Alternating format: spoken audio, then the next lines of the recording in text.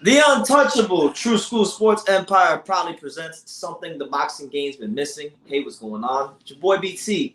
And I came here to talk some boxing with the thousands of True School Sports subscribers. Now, this is the official live fight reaction extravaganza for Evander Holyfield versus Vitor Belfort. I'm your host, Brendan Taylor, BT, the untouchable True School Sports Empire. And to my left, we have a man that really needs no introduction, for he is known the world over. It's the one. It's the only. It's Pops. Yeah, man. Welcome to tonight. Today we got the Triller from Manila here, the show over here, the Fight Club out here. We're gonna have some good.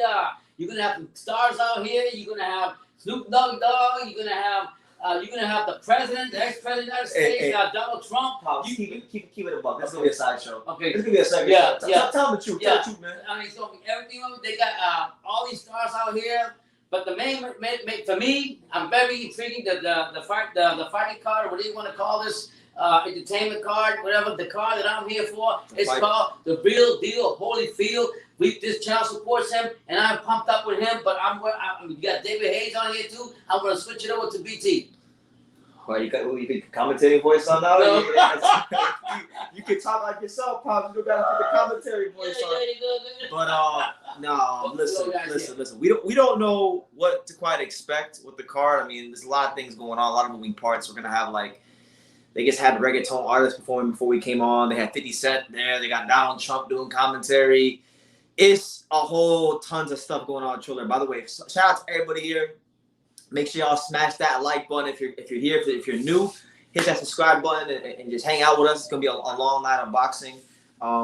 Let us know where you're watching from, what city, what state, what continent. You know, we've got David Hayes versus Joe Fournier, which to me is a ridiculously hilarious fight because I know the history of those two. They both used to train at Fifth Street Gym, and they're they're literally buddies. They spar, they spar together all the time. Yeah. You got Tito Ortiz versus Anderson Silva, two MMA fighters boxing. Yeah. You've got who else am I missing? Andy Ventus versus Jonah Carroll, which is actually a legit fight. Yeah, and then you got Holyfield versus Vitor Belfort. So make of that card what you will. We don't know what to make of it, but we're gonna be here to see how it all unfolds. And with Thriller Fight Club, you got to see with them. They're actually intermission boxing with entertainment, with cross fighters from different sports coming here to make it happen. So it's a whole mission of a lot of things, and we just have to enjoy it. Let's get into some comments because the first fight's about to start. But shout out to my guy Slugfest. He says, "I'm not paying for this fight. I'm fighting an illegal stream." Damn right, champ. And we done this. Good choice. We done the same thing. Yeah. Bet all fighters with V in their names. So, hey, that's a strategy. That's a strategy. They got what's the name of the Jesus. They got Sean Porter, Ray Flores. They got a whole Michael Buffer. What the fuck, man? They got the A-list out there. The A-list and the A-list. Well, yeah. Not quite, because I'm not there, but you know. And let's get it right, man. They say that Florida is a twin state of California. They got it twisted. They got it motherfucking twisted. Florida is the #1 state over California. Let's get it right. And that's what we're talking about tonight. Okay. Ordinary P said, "What's up, everyone?" He says, "Haha, yeah, Pops."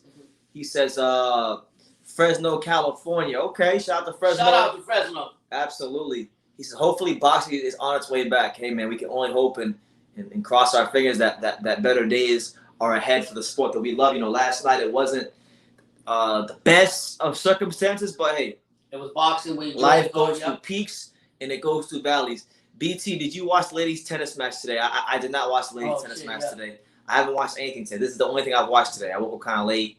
Then slow dragging day today. It's been one of those slow dragging days today. So we're here. I didn't really see it. Who played and who won? But yeah, man, it's the untouchable True School Sports Empire. Jesus wants to know how's the attendance. I don't know. I'm not there, but it looks like there's a couple people there. You know, I know the tickets were really, really expensive because I looked into it myself. Yeah. I was thinking about buying a ticket to go. The cheapest ticket was $137 plus tax. So I said I'll sit my ass right here on this couch. Yeah. And I'll go live because I'll have a better time doing that than blowing money I don't have. Remember 2 weeks ago, I told you guys that Tyrone was going to lose because of the humiliation ritual. And then look, everyone has been saying that Tyrone looked weird and should be embarrassed. That was you? Okay, that was I remember. I do remember that comment. What are you talking about? Ordinary Pete went. Ordinary Pete went on this long rant about how you know, the Tyron Woodley fight was a humiliation ritual with the Illuminati and the world, like all that kind of stuff. Yeah. So yeah, he did look weird. He had Jake hurt. He didn't try to hurt him, so it's not far fetched. Shout out to my guy Antonio. Antonio says I appreciate Sub Pops and the Sun. That's it. Welcome here. Thank you. These dudes I've been following on IG have been spreading weird truth on sports lately, but they're showing it to be right. Yeah, there's a lot of things a lot of weird truths in sports that are being shared, and I know a lot of them to be true as well, so I'm very familiar with that as well. But listen, man, we're going to turn our attention over to the fight. Shout out to everybody here. Shout out to my guy, Brendan Smith. Shout out to everybody here. Make sure y'all smash that like button. We'll be here all night long. Hey, I see right now we're at 9 likes, so hey, don't be stingy. Run it up. Don't run it up. First fight of the card is David Haye versus the British nightclub owner Joe Fournier. So, oh shit, that's what he is? Yeah, he's a nightclub owner. Here he is. Here's Joe Fournier. How are you doing tonight, Joe? Feeling good, feeling fresh, ready to go. I've interviewed him. Okay, so now I gotta talk about it. This is a friendship fight, but are you guys still gonna be friends after this? As much as friends are gonna be after I knock him out in the first round. Yeah, my friends out. I just gotta say that. Yeah, well, you know, he made a decision to sign the contract. I gotta do my job. All right, so you gonna win? Absolutely. First round knockout. Make that money. 100 to 1. All right. That's it. Michael Buffer, we're going to you now. Live in the ring. All right. Well, thank you very much. Well, ladies and gentlemen, good evening and welcome to the Summer Hard Rock Hotel Casino here. All right, so here we go, man. Here we go. Where tonight, True Fight Club is proud to present an evening you'll never forget in the history of boxing. And it's all streamed live and exclusive on Fight TV pay-per-view. Let's get things going with our first major contest. I remember that. He was also the guy that said Michael Ross and Steve Weisfeld. Yeah, he had that meatloaf joke a couple weeks ago. And now this BT, do you know an illegal stream link? Yes, I do. I'm not gonna drop it though, because that would kind of be the way to do that. All you gotta do is just go to.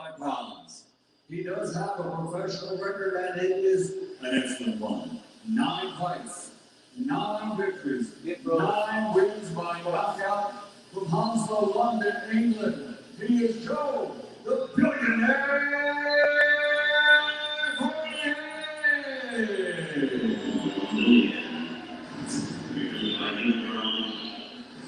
Just go to vipro.me. I'm not gonna do it right now. Vipro.me. They saying hurry. I'm not doing that shit right now. I gotta focus on the fight. In a few days, Joe Fournier states, Sean, he's gonna knock out David Haye in 1 round. You can get paid on it because it's 100 to 1 odds. There was a tough interest into the ring. I got a feeling he's gonna have a tough weight in the ring, but if it happens for him. Shout out to you, Mark. Shout out to you. Yeah, the first fight on the card is David Haye versus Joe Fournier. So we'll see how this goes. We'll see how it goes. Mr. Freeze says, yo, BT and Pops. I used to be 7 Oceans. You know, I'm a day oneer. Yeah, 7 Oceans. I know exactly who you are, champ. Good to see you under a new alias. We appreciate you, champ. We appreciate all the viewers, both new and old. God bless everyone for taking the time to join the stream. You know, what's that song Pop you like? Let the sideshow begin. Because this is a sideshow. I mean, there's a lot of really. David Haye's talking about he gonna have a big fight if he wins this fight. I mean, this boxing has really become the wild west. Let me see. Hold on. There you go. I just dropped the link, so I'm only doing it once. Don't ask me again. It's right there. I just dropped the link. It should be there. Yeah.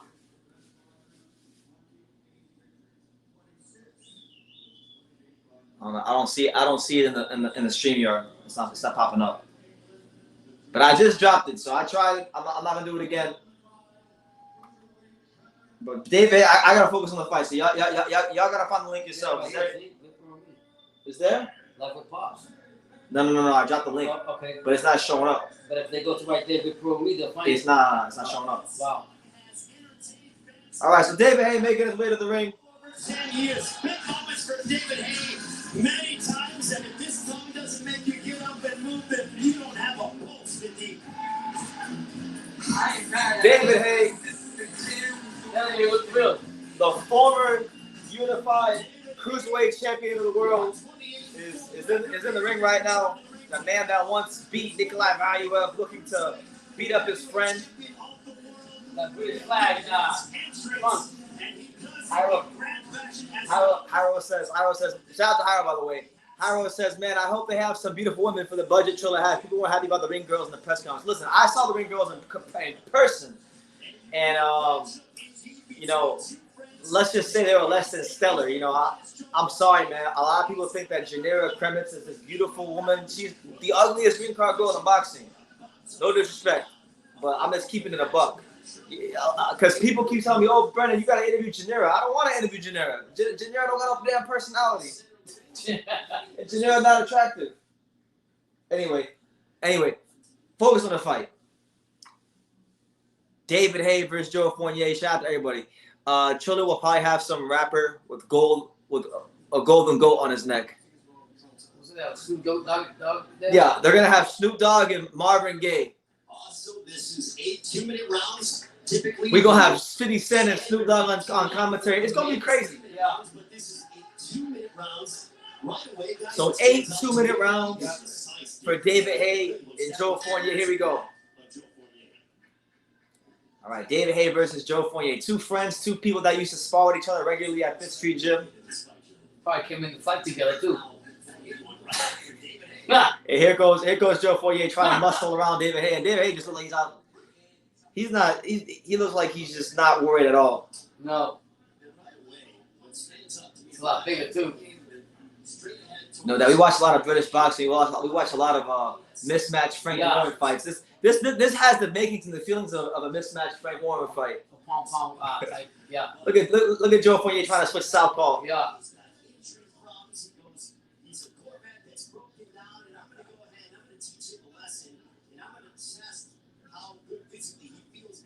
That is funny. Oh my God. Yeah, it's your boy BT. We're here. Yeah. Make sure y'all smash that like button. Right now we're watching David Haye versus Joe Fournier. Oh, Nice shot. good right hand from Joe Fournier. Yeah, he's going wow.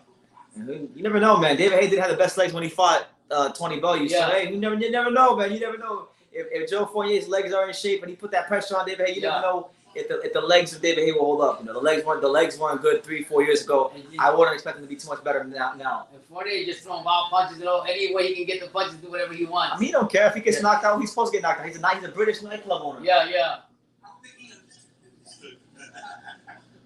Here we go. Joe Fournier, Yeah. David Haye. The fight. This is probably the fight that I really wanted to get over with. Like I want to get it over with, man. Because I know I've seen Joe Fournier spar. I know what he brings to the table when it ain't Nothing a whole lot. exciting. But I respect Joe because Joe has a lot. Joe has I mean, he has a lot of money. I mean, a lot. Yeah, He don't gotta be in the ring boxing. right. He's doing it. Yeah, he slipped. Yeah. The slip. Oh, it's a knockdown. David Haye just dropped Joe Fournier, so Joe Fournier's been put on his ass. That was no knockdown. It was a slip. Look, a slip. The referee called it a knockdown. Yeah, he's a rookie referee. But look, I was saying that Joe Fournier, believe it or not, he's been in there with some name fighters. Yeah. He's been in there with James DeGale, DeGale, a couple guys. Oh, there's Dino from Fifth Street Gym. Yeah. Oh, man, you can't make this up. I can't make this up. This is legal robbery right now. Yeah. I didn't pay for this fight, but this is definitely legal robbery. Yeah, everybody.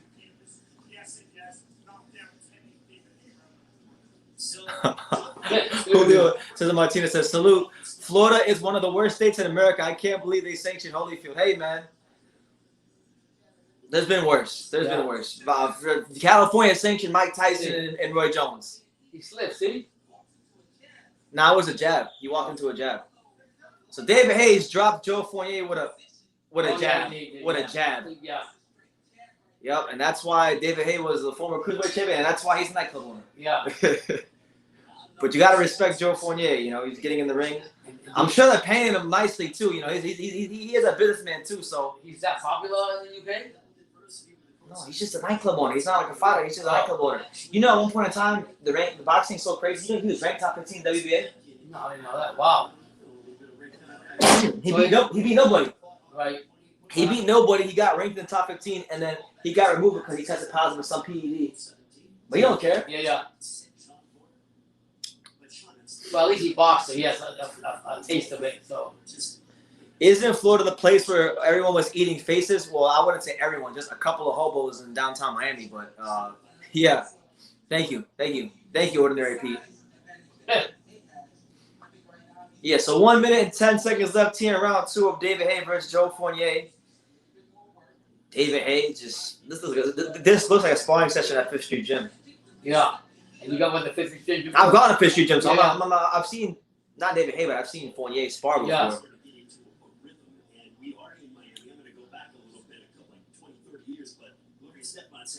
You're not in Miami, you're in Hollywood, Florida. Yeah, they're not in Miami, in Hollywood. Yeah. Haye versus Chisora next. Yeah, make it happen. Easy. Honestly, like with the way boxing is these days, anything is permissible. So you guys are joking about that. That might actually wind up happening. Haye versus Chisora. You just never know these days. Yeah.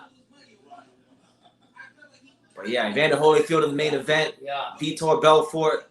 That's what Pacey waiting for, and I'm kind of intrigued to see the Snoop Dogg versus Marvin Gaye performance. Yeah. Everybody seems to be gassed about that.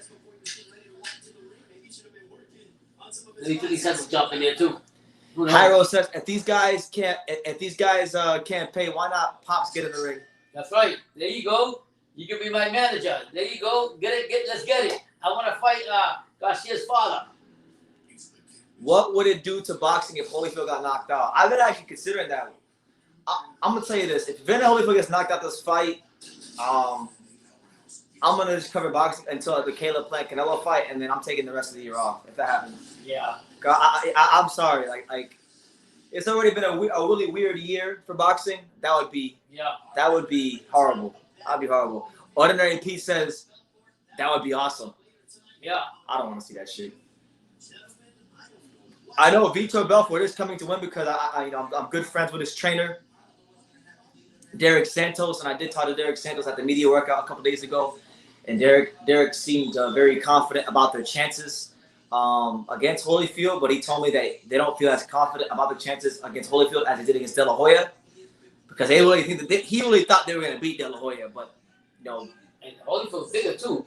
Holyfield's much bigger. Yeah, so that's a big difference if you think about it. Yeah, if Vitor wins, I'm blaming it on PEDs. What else will do, huh? Yeah. Man, I would have loved to see. You said that he was not fighting for Triller. I thought he was gonna fight on another Triller show. I thought Billy Bo was gonna fight on the Triller show. No. But you told me some other company. Just being on a car with Holyfield would have been nice. Yeah.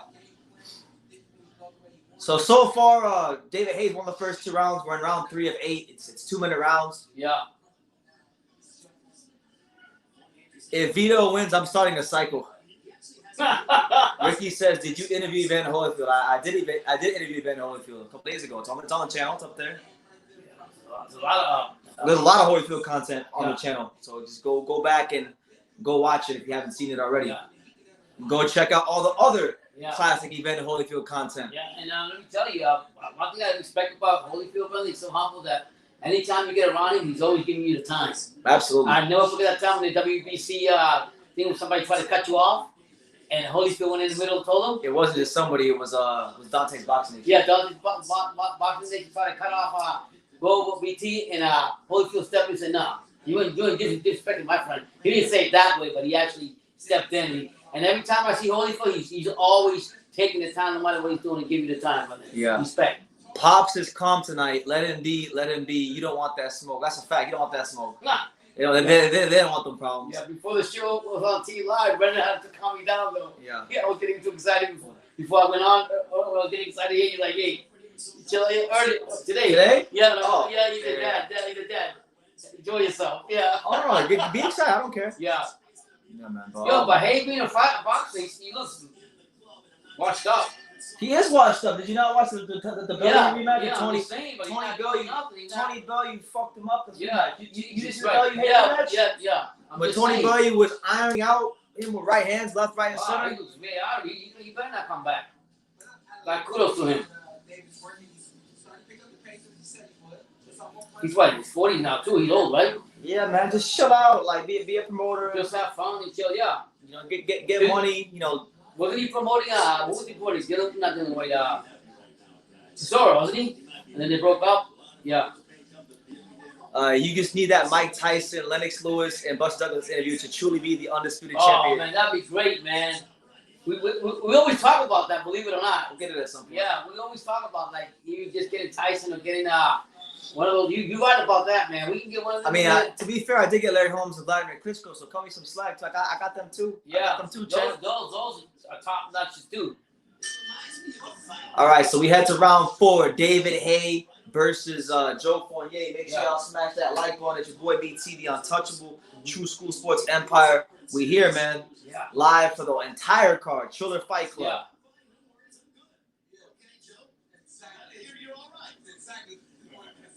Yeah. David Haye trying to find his range right now on Fournier.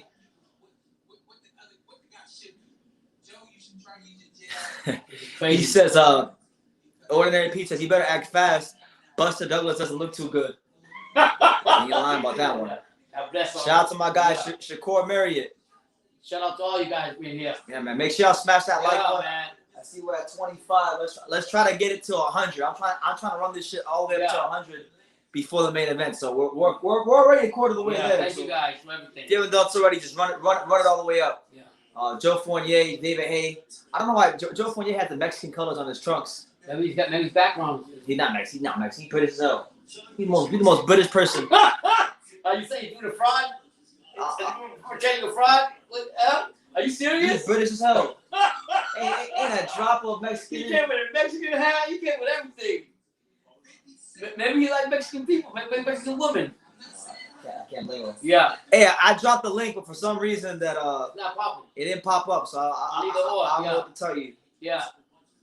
Somebody else got another link that on your own to put it out there for. We can't. I can't do it right now. I gotta focus. Yeah. So you think in the future they're gonna have? It's probably a crazy question, Brandon. You probably say hell no, but no hell no. Any women boxers you think that gonna watch stuff and these boxers that? Nah, they're not famous enough. No. No tennis stars from the back of the day. No basketball stars. No nothing. Oh, I'm good, man. Yeah. It's enough with this, you saying? Have you heard about Figueroa and Fulton getting canceled? Yes, I heard about it days ago. It's unfortunate that we're not going to get that fight. That was a fight that I was looking forward to. I did see the live of Omar Figueroa's or Brandon Figueroa's sister talking about it. You know, the lovely, I can't say her first name, but his sister, the beautiful sister that he has, she was talking about it on her Instagram. So it's unfortunate, you know. Hopefully that fight happens sooner rather than later.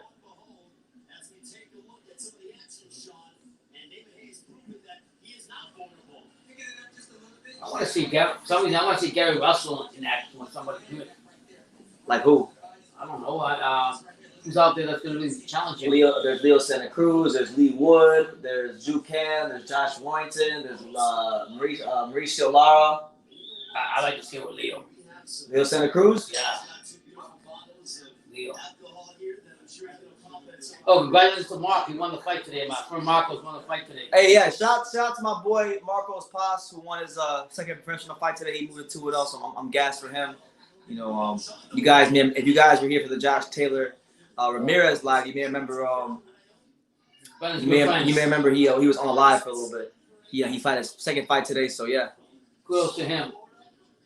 But yeah, I don't know why. I tried to drop the link. It didn't go through. Is that on my phone? You tried to drop it I got on the computer. Oh, it still didn't do it. Wow, it's crazy. The guy hates winning 40-35. he said, screw Lee Wood. This is Evander Holyfield's night. That's damn right. That's right. You damn right. Real deal. That's right. You got that right.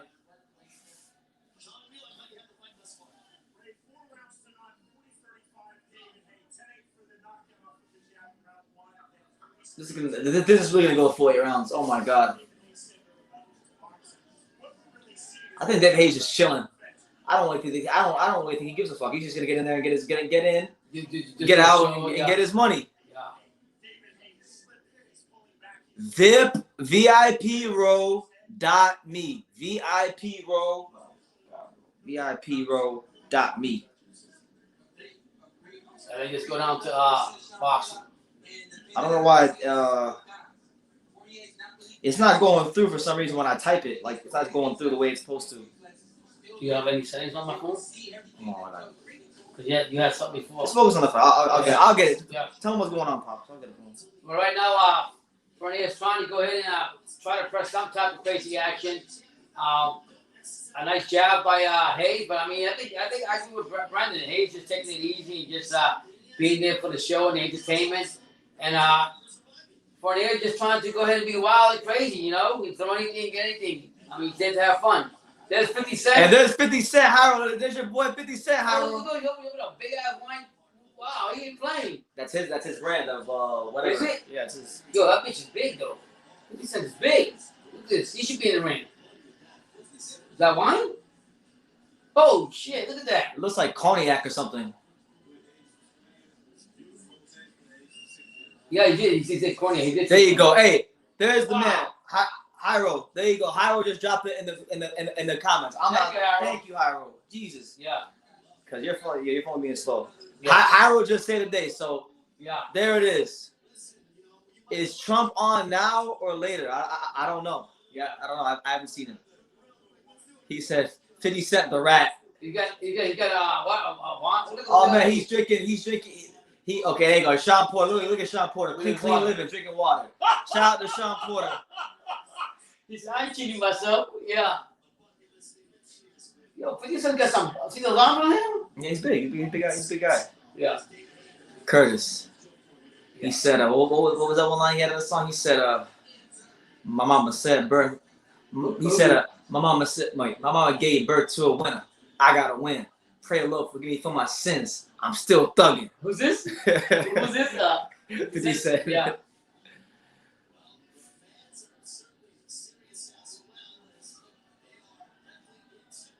All right, so round 6 of David Hayes versus Joe Fournier. Would like to see Mayweather and 50 Cent in the ring? Did they have all the beef and everything? They should do that. That would sell out. That would do a lot. That would do Like crazy. Jake Paul cards. 50 and Cent.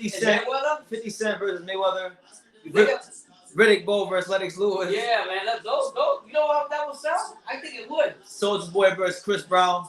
That's the one I wanted to Who's see. he? I wanted to see Soulja Boy versus Chris Brown because Oh yeah, no, that was supposed to they happen. were talking about that a while ago. Did it ever happen?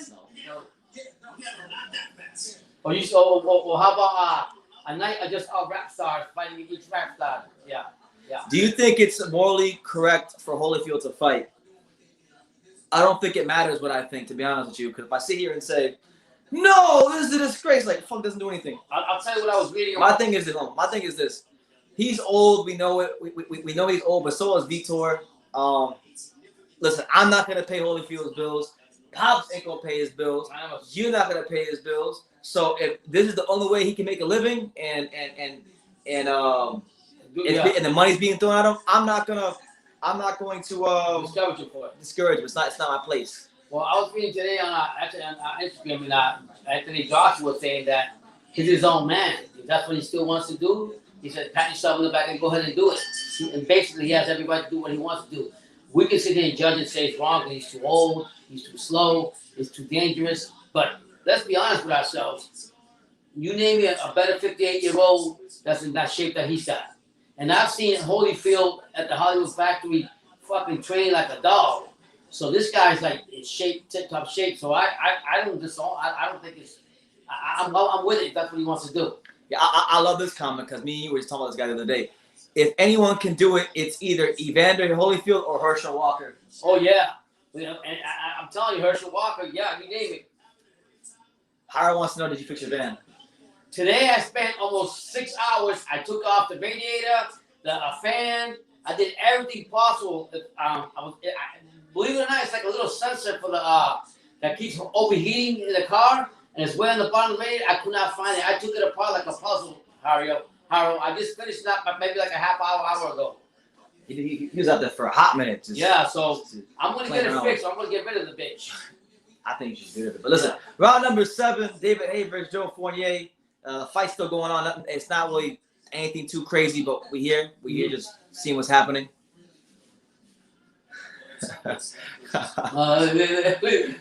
People are funny. This dude said, this dude is the bootleg version of Ariel Helwani. Just kidding, bro. Yeah. Ariel Helwani is too ugly to be compared to me. But he's good. He's great at what he does, though. I got respect for him. So shout out to you.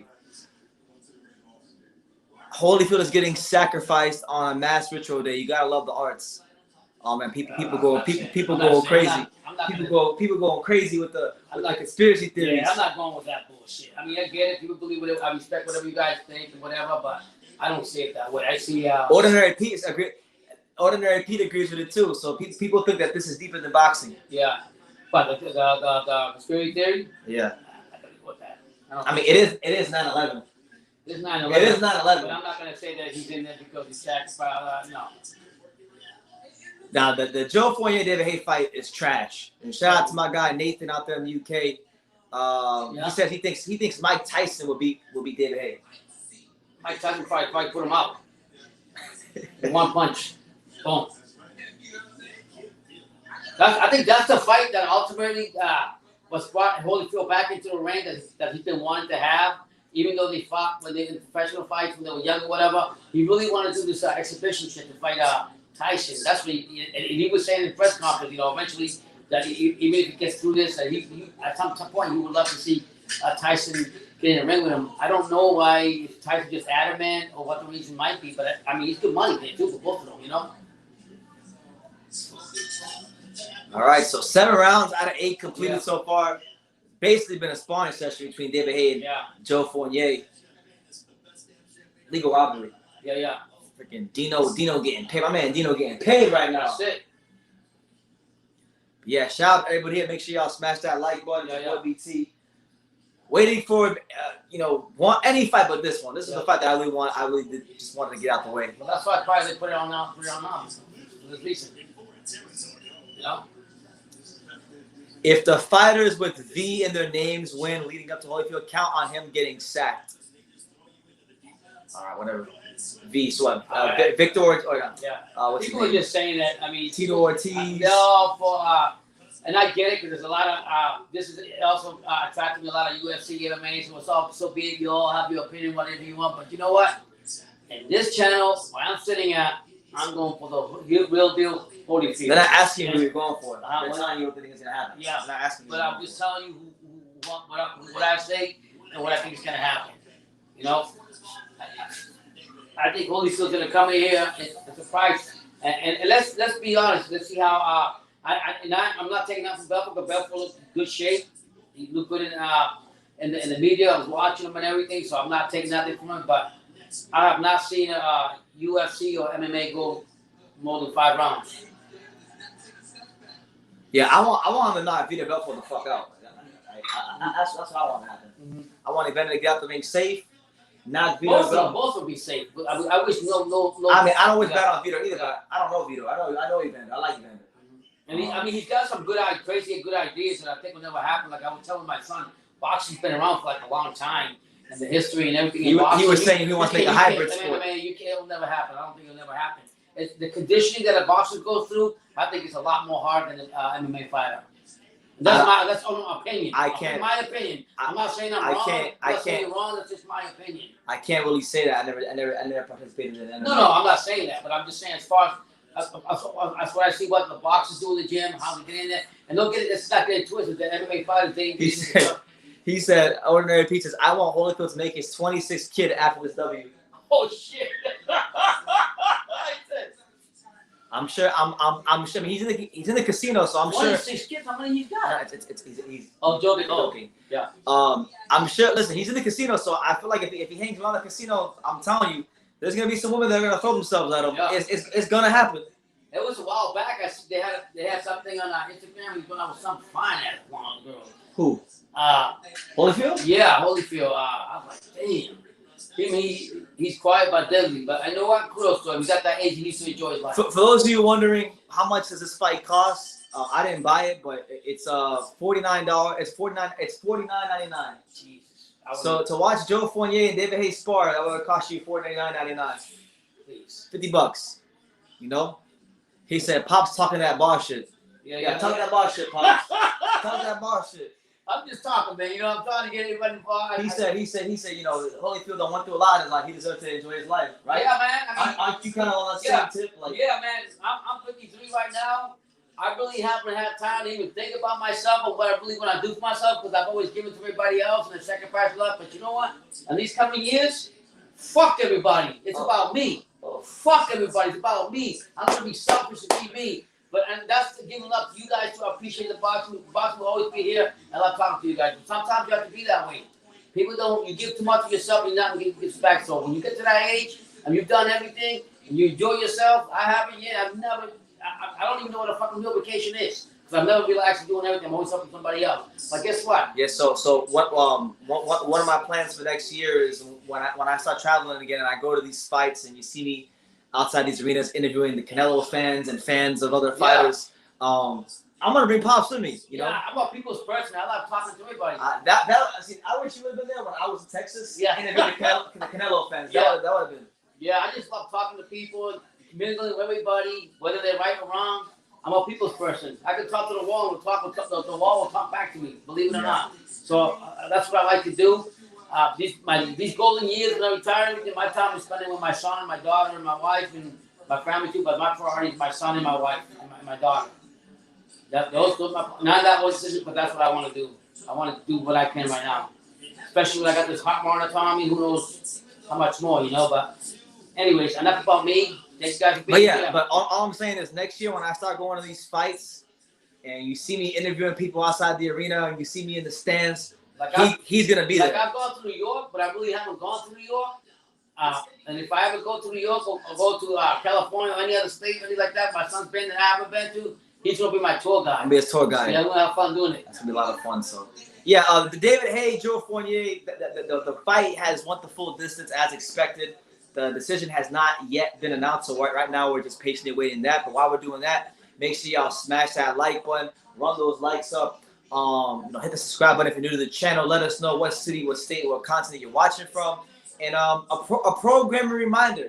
There will be no live fight reaction next weekend, but the following weekend we'll be live for Anthony Joshua versus Usyk. So make sure you guys join us for that one. That's gonna be big on the 25th. Yeah. Here comes the decision. Steve Weisfeld, 80-71, and 79-72 from James O'Connor. All to the winner by unanimous decision. The Haymaker, David Haye. But this don't count a professional fight, though, right? Only the Holyfield fight. It does. Huh? It does. No, man, hold on a second. It counts, yeah. You're gonna tell me if Holyfield wins or loses, it's on his record. Wait a minute.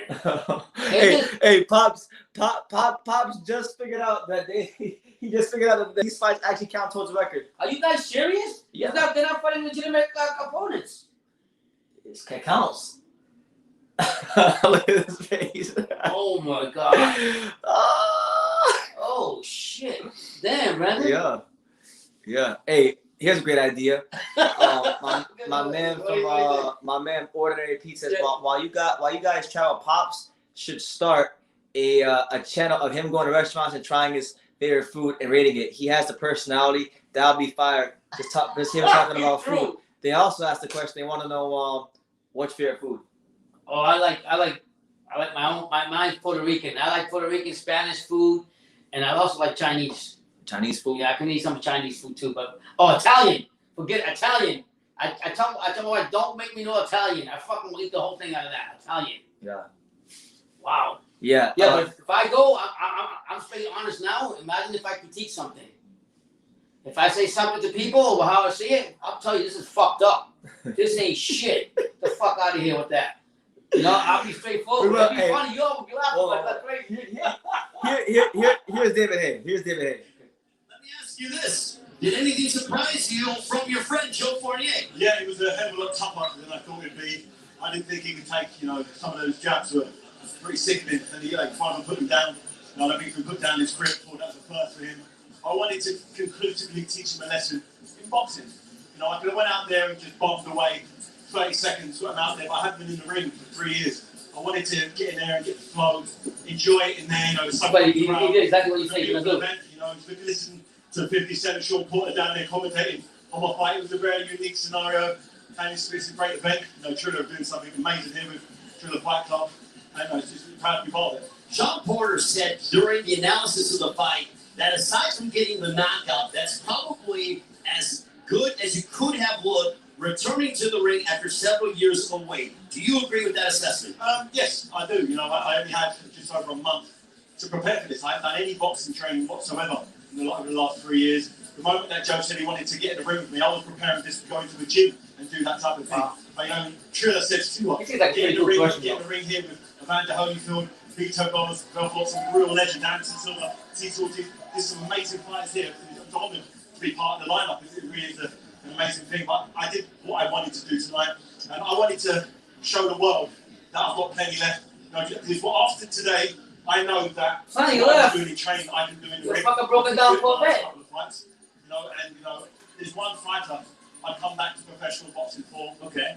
That's Tyson Fury. Tyson Fury. Oh my God. Tyson That's Fury. what you're saying. That big, Right now. that big fat gosser. I know his kryptonite. I know what he can't handle. What did you call him? He's a gosser. Okay. It's his word. It's his word. He's a gosser. And I know his kryptonite. I'm his kryptonite. And I know he knows it. His dad knows it. His uncle knows it. My overhand right, which I didn't even show him there tonight. I didn't want to scare him away. Did you do that on purpose? Of course I did. If I let my right hand go, he won't be taking the fight. But I know he thinks I'm 40 years old. He thinks I'm finished. I've been at him. This guy serious? Oh, this a play? This a soap opera? Or comedy album? I know he's dodging Anthony Joshua. I know he's trying to put him on the back burner because he doesn't want that work. I'll give it to him. I'll give him that work. He wants to fight. The haymaker will come to him. Yo, Belly fucked him up. That was even Tyson Fury. I got cut. I had shoulder surgery. I can't make this shit up, bro. I can't make this up. Are you serious? What did he drink? What did he eat? Who can knock him out? Who can put down my weight light punches in myself? Cunningham, for instance, nearly had him out. Yeah, I put him down several times. Don Jamal's a different character. He's a big guy. Smaller guys will put him over. And I know what his kryptonite. I know what his kryptonite is. Oh my God, bro. Well, David, oh my back God. to the ring. Congratulations on All right, the hold on. victory. Sound off. Listen, man. So if y'all didn't hear that, first of all, it's your boy BT Brennan Taylor with props. Make sure y'all smash that like button. Please run that like button up. Yeah. We're trying to get to 100 before the main event. Wow, Listen, this is crazy.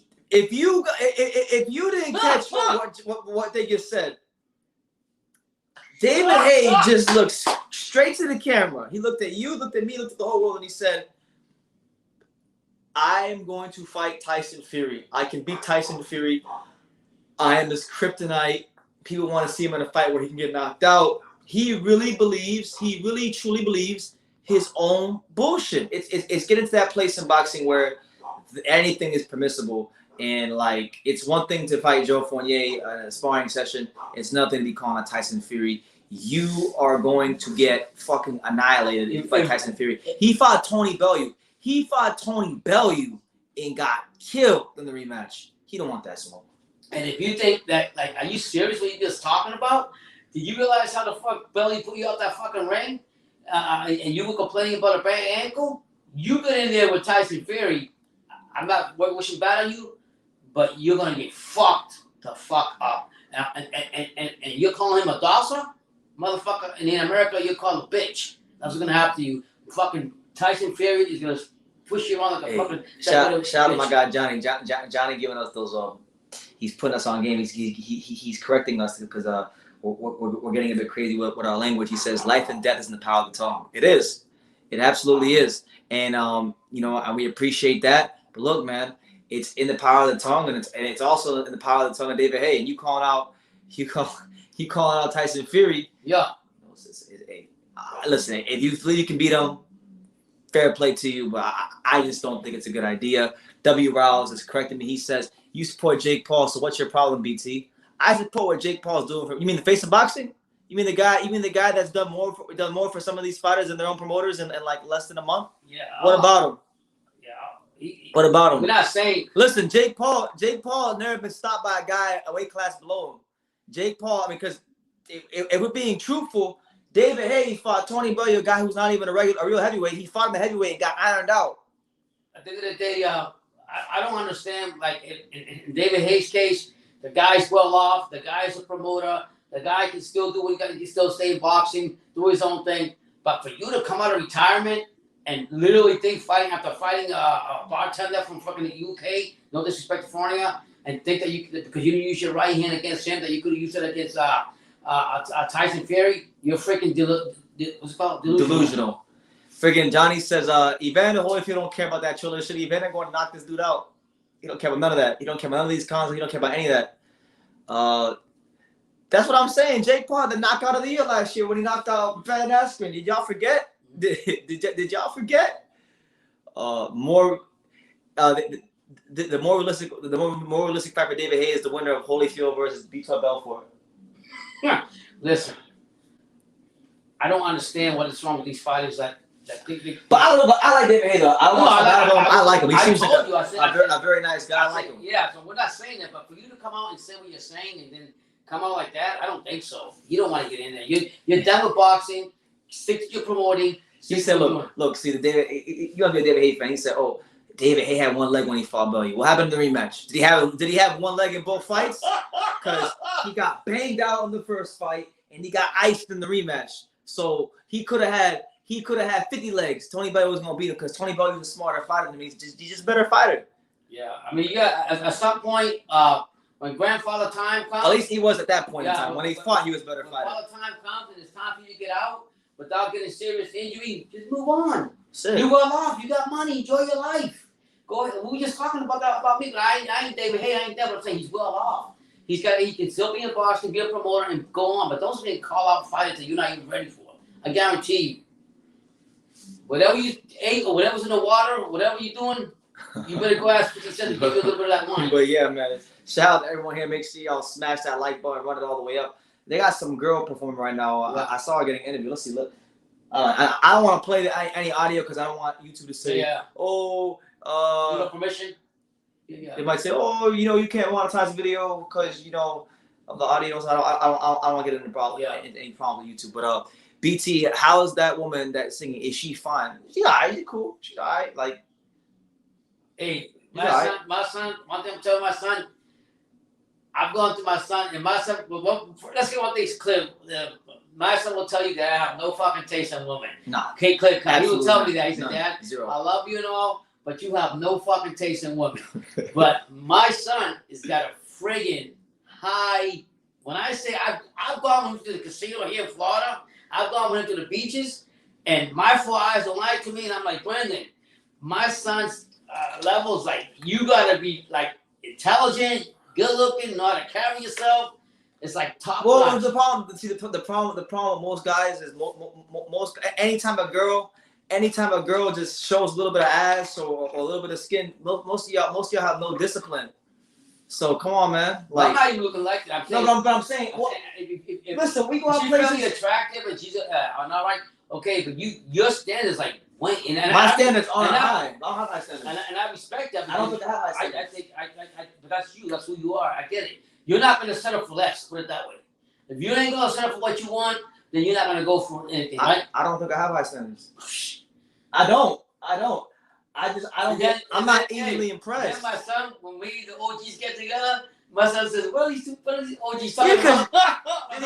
Average looking girl. Father got a pretty boy back in the day. He still thinks he's a pretty boy, and he started pointing out the girls. My son said, "Not even fine." I like some of these girls you guys think are fine. They look like they got hit by a truck. Yeah, listen, you guys just the girl before now, she not bad. She's cool, but it ain't anything special. Like I mean, you could have. I grew up. Listen, I grew up in Miami. I grew up in South Florida. So like, all I'm saying is the first decent looking woman that I see, I'm not gonna go crazy over it. It's just when you grew up where I grew up, it's just a little bit different. Yeah, the thing is, and I get it because you also, and I'll be honest with you, you can have the most beautiful woman, but she's fucking dumb as a fucking rock. Mm-hmm. I mean, you can have no conversation. I've gone through my son to some boxing.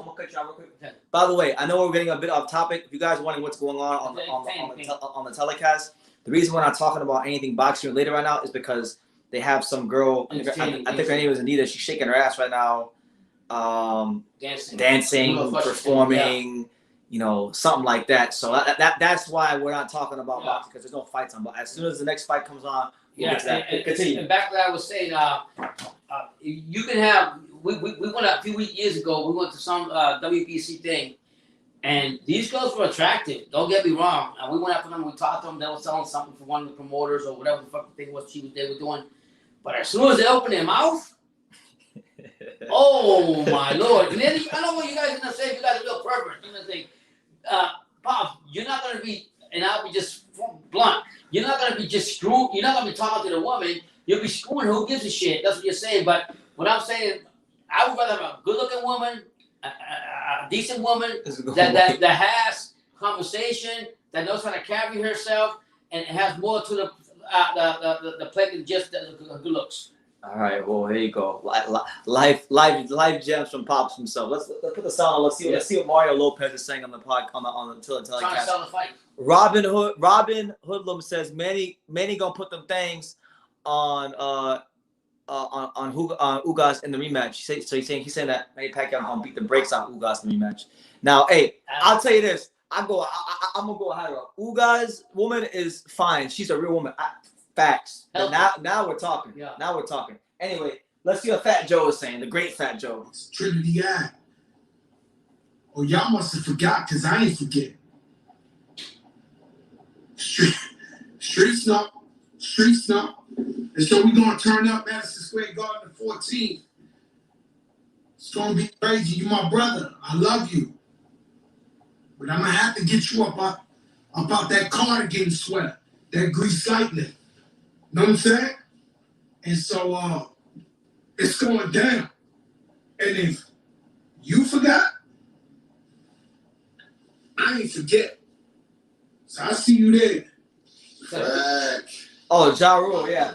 They're promoting the whole Ja Rule versus Fat Joe versus, I think it's August 14th. Fat Joe versus Ja Rule on Triller, the versus. Cool. Ja Rule in his 50s now? What? They're both old. Ja Rule, Fat Joe, all the guys are old. Yeah. But I did enjoy. Fat Joe's classic though. I like Fat Joe. You like Fat Joe? Yeah. And Ja Rule been around, so I remember him too. So what is it? They promoted their own little show? No. There's this thing called, you ever heard? It's called a versus battle. They basically play a bunch of songs from their catalog and they just perform them, and it's like a big thing. But yeah, it's actually they just had one for the Lox and Dipset, which are two very popular rap groups. Yeah. And it was like one of the biggest things of the year. I watched it actually. Plus in New York, places. Johnny wants to know: are we getting a rematch between Pacquiao or Ugas? I have not heard anything about Pacquiao or Ugas. Personally, I think Pacquiao should hang it up. And I think Pacquiao made a lot of excuses. So I mean, I don't know. And I'm gonna chime in on that one. I don't think if Pacquiao couldn't get through that defensive gem, Cuban defensive style that Ugas had on this fight right here, he's definitely not gonna get through the second time. And if he thinks he's gonna, and I love Pacquiao, he's a legend. And if he thinks he's gonna be very disappointed, he was disappointed in the first fight, and he comes to this fight, he's gonna be twice as much disappointed. And what's gonna be his excuse? God bless him. So for those of you wondering, the next fight on the card is going to be an interesting one. Okay, you're going to have Anderson Silva versus Tito Ortiz in a boxing match. So for the MMA fans out there, I know Jairo, you should be pretty gassed about this. It should be a really, really interesting fight. Mm-hmm. I'm not the biggest MMA guy. I know Anderson Silva is. I know he's a legend. I know Anderson Silva. He kicked Vitor Belfort across the face and knocked him out. Yeah, Shane Mosley. Yeah. Let's see what Shane Mosley and Mario Lopez are doing a breakdown. So let's see what they're saying. That gas tank could catch him, but I see Holyfield being savvy, the experience taking his way, just kind of finding the speed, let himself gas out, and then once he gets his timing and his distance a little bit, then he'll start catching with shots and start breaking him out. That's how I see it. You're exactly right. I think that Holyfield's gonna, use the jab a little bit, see where he's coming from, so his punches are, how they feel on the shoulders and the body, and then be tired, like he said, go for the kid who covered by the shots. Yeah, it's gonna be good. It's gonna be good. Yeah. I'm fired up. I wanna get your picks, who wins and how, between Anderson Silva and Tito Ortiz. Bottom line, I think Anderson Silva wins, and I believe by knockout. He's gonna use that jab. There's probably hit with the overhand right. I think Anderson Silva wins. I agree with you 100%. I also think Silva will win. Now, as far as the main event, I've got Evander Holyfield versus Shout out to my boy John, Wacky Movie Clips. He says, Tito Ortiz has some of the worst stand-up ever in MMA. Him boxing is comical. I have no idea why this is happening. Silva is going to beat the living piss out of him right now. Silva just beat Chavez. I mean, I know Chavez isn't like a great, he's not in best form right now, but he's still a professional fighter, and he actually wound up beating a Chavez. So, I mean, listen, I don't know shit about MMA. So. They're both legends in their own sport. They did what they had to do when they were young. But this, years that they're fighting for right now, what does it really fucking mean? Unless you're like an avid MMA, just like we are in boxing, and you just want to watch it. One SSS says, do y'all still believe Manny can beat Spence? It doesn't matter what we think, because that fight's probably never, ever going to happen. Personally, no, I don't think Manny could beat Spence anymore. I don't know. You know, I don't even know. I don't know. It's possible. I don't know. Just because Ugas beat Manny and made it look easy doesn't mean Spence would. Everybody like to say it. Yeah, and the reality is... Because Earl didn't beat Manny. Yeah. Ugas beat Manny. And the reality is, this is all just talk and speculation. We don't even know if Spence is going to come back from the injury. Yeah, we don't even know, so it's all... So, I mean, until they both get in the ring, then we can talk about it. If I ever get me, I'll let you know what I think. I have watched quite a bit of MMA. Yeah, I've only played like the UFC games. Yeah. That's about as much. Uriah Faber was one of my favorites. I don't know if that's MMA, UFC when he fought. I like him a lot. He actually lost his fight over here in Hollywood against I forgot some guy named Brown. Uriah Faber, whatever his name is. California kid. Yeah, California kid. I like him a lot. I liked what's that Spanish guy? Lightweight. He's real good. He got his ass whooped though. My memory's gone. Not having been boxed. Thank God. Yeah. Thank God. Yeah. But yeah, man, shout out to everyone here. Make sure y'all smash that like button. I see we're at 45 likes. Thank you guys. Appreciate that. Just run it up. 45 likes, just run it up. We're trying to get to 100 for the main event. You know, we're almost halfway there, so do that, and it'll be much appreciated. Let's see what Sean Porter and Ray Flores are saying right now. Or is it advantageous for Vitor? If anything, I got a feeling it's advantageous for Belfort because he's used to 5-minute rounds. So he's had to pace himself for a long time for 5-minute rounds. Now he's trained for 2-minute rounds. He understands the Holyfield fight. He needs to maintain. How many rounds the Holyfield fight? 8. It's the same. It's 8 2-minute rounds. Okay. Hyro says he lost to Matt Brown. Uriah was the truth. Yeah. The best representation of Cali. Exactly. And Uriah Faber lost to Matt Brown, and Matt Brown lost to Miguel Baeza, who's from South Florida. So South Florida wins again. Yeah. There you go. Yeah. Ready to put South Florida up there. BT, you know Trump is doing commentary. I do know he's doing commentary. Oh yeah. I think it's the alternate commentary. I don't think he's doing. Hey, listen, he's only doing that commentary for the main event. No. He's doing commentary right now. Oh yeah. It's an alternate commentary. Oh wow, but you know what? I'm happy. Hey Hyro. You didn't be a president's gonna come up. Hyro, do you have the link to the alternate commentary? If you can get me the link to the alternate commentary, that would be lovely. This is gonna be a good fight right here. I want to hear Donald Trump. What did Andy Garcia say at the press conference? What Donald Trump at? Trump. Hey man, that president, you gotta look at it this way. He's come out. He's out here talking, doing this thing. Look at this fight, Jonah Kerr versus Andy Vences. Yeah, I think Vences gonna win this one. He could win, but this Irish kid can come over here to lose. He's serious. I want Jonah Kerr to win. Did this fight ever happen in Brandon, or they're doing the first bit still? They're saying they're gonna announce it next week. They're saying that Bob Arum said he's gonna announce it next week and the date is gonna be November the 20th. Okay. I don't know why they wait until next week, but next week ain't so far away, so I'm not gonna complain. Yeah. Oh, shout out to my guy Fernando Barbosa out there, right there in the background. Yeah, right there, the guy. Who don't you know fuck with, brother? You know everybody. I just know people in Florida. Yeah. Listen, man. I used to be very social when it came to boxing. I'm becoming antisocial when it comes to boxing. I don't like talking to nobody. You talk to who you talk to people that are close to you. What Trump to David Hay. David Hay, you're fired. Yeah. Oh no. In my Vince McMahon voice. David Hay, you're fired. What was that show you used to have, man? Where you fired people? The Apprentice. Yeah, The Apprentice. He didn't play around, man. You know? All right, so the next fight is actually probably maybe the only legit fight on the card. It's Andy Vences against Jonah Carroll, a good crossroads fight. This fight was actually supposed to be on the Teofimo Lopez Cambo's undercard when it was scheduled to happen. Didn't something happen? The fight didn't happen in the beginning. they were supposed to fight? Yes, they're supposed to fight on the Team Lopez Cambo's card. Now I gotta tell you, Andy has said. And there you go, another fighter with a Mexican thing. I don't know why they keep wanting Mexican shit. There ain't no Mexicans in Florida. I know he compared him to an Olympic porn star with Hathori's mustache. That's brilliant. That's brilliant. All right, well, since you brought up mustache, I gotta talk about the amazing beard you have. I mean, is there anyone in boxing with a better beard than you? Now this white girl, she get it. I think she's attractive, the white girl. In that boxing beard, for sure, 100%. You talk Name one person that's better than me with this beard. I don't know. I can't think off the top of my head. And is this bearded man gonna win tonight? I'm a Catholic warrior. We're going in there, we're gonna go to war. It doesn't matter about the beard, it doesn't matter about anything. I'm gonna eat this man's heart. I like that. Jonah Carroll talking that cash shit right now. He ready to go. Yeah, but Benson's not a good fighter too, man. He upset because he lost the fight to Maxie Hughes that he feels he should have lost last year. And that's what it is. This black who's this black ring card girl? I didn't see her at the media workout. I didn't see her at the media workout. I was at the media workout. She wasn't there. I actually know one of the judges in this fight. Fernando Barbosa, shout out to him. And the legendary referee, Samuel Burgos. We see you, Sam.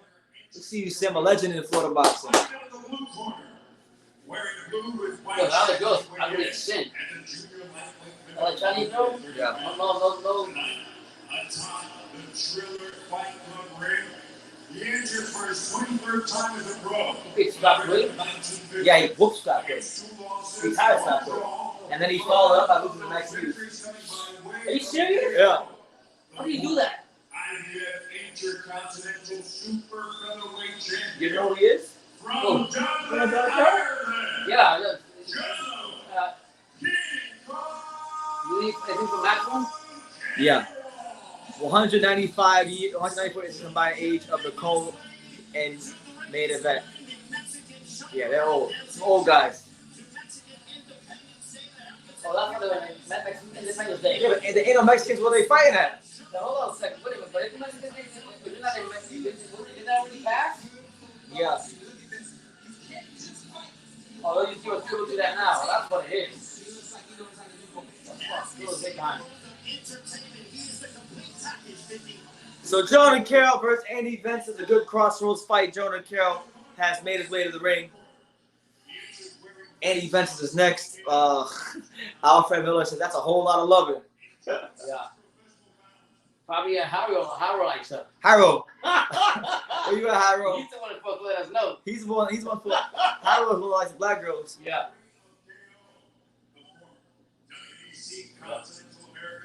Where's my man Freddie at? Box Talk 101. I know he's a big fan of he's friends with Andy Vences. I like him. The shark.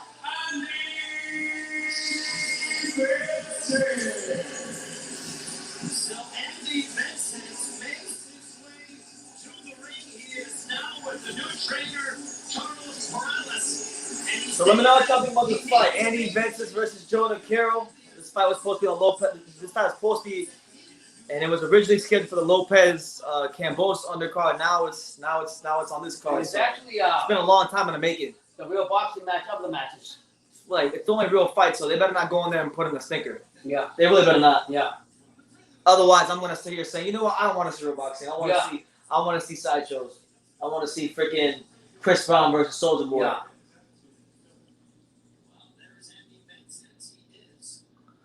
He says, why is no one streaming the fight?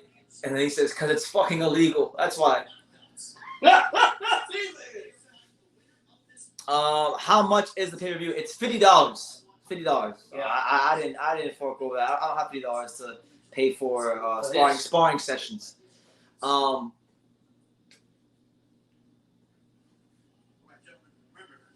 the back, go back, come here, protect yourself all the time. Right here. Yeah, he ain't looking at him. Any questions? Touch him if you like. Come on to the best. That's what he even looking at him. Iro says he has the links to the Donald Trump commentary. Yeah, I want to hear. Harold, drop that link. I want to hear the Donald Trump commentary. Hey, Harold don't be playing, huh? I need that Donald Trump commentary. I don't want to hear Ray Flores. I heard that nigga in person. I don't want to hear no more. I don't want to hear no more Ray Flores. I've heard enough Ray Flores the last 15 lifetimes. All right, so Jordan Carroll versus Andy Vences, the Orthodox versus Southpaw matchup. Nah, don't send it on Instagram. Send it here. I can't go on Instagram right now. These guys are in the ring for title eliminator. Both guys have gotten prepared for this. You can tell right now that they know exactly what the other can do and wants to do. And the lack of action right now is because they're both trying to find the openings and create success. Hold on. We gonna switch. Hold on, cause I'm trying to hear that Donald Trump commentary. I'm trying to hear what that's like. You know, I can hear Sean Porter and Ray Flores whenever I want, but you know, Donald Trump commentating, that's only like that don't happen. 1 in a million, yeah. So we want. If they're giving us a side show, then gosh darn it, I want the whole thing. Yeah, you want the whole works. I want the whole damn side show. I want the whole circus. Don't give me half the circus. Give me the full circus. You see. All right. But yeah, shout out to everyone here, man. We appreciate all the love and support and all joining us for the live today. He might be doing better commentating. I want to hear it. I want to hear the Donald Trump commentary. Yeah. He dropped the link for you? Yeah, he did. I'm waiting for this to load so I can click on it. Come on. Oh, he's getting commercials.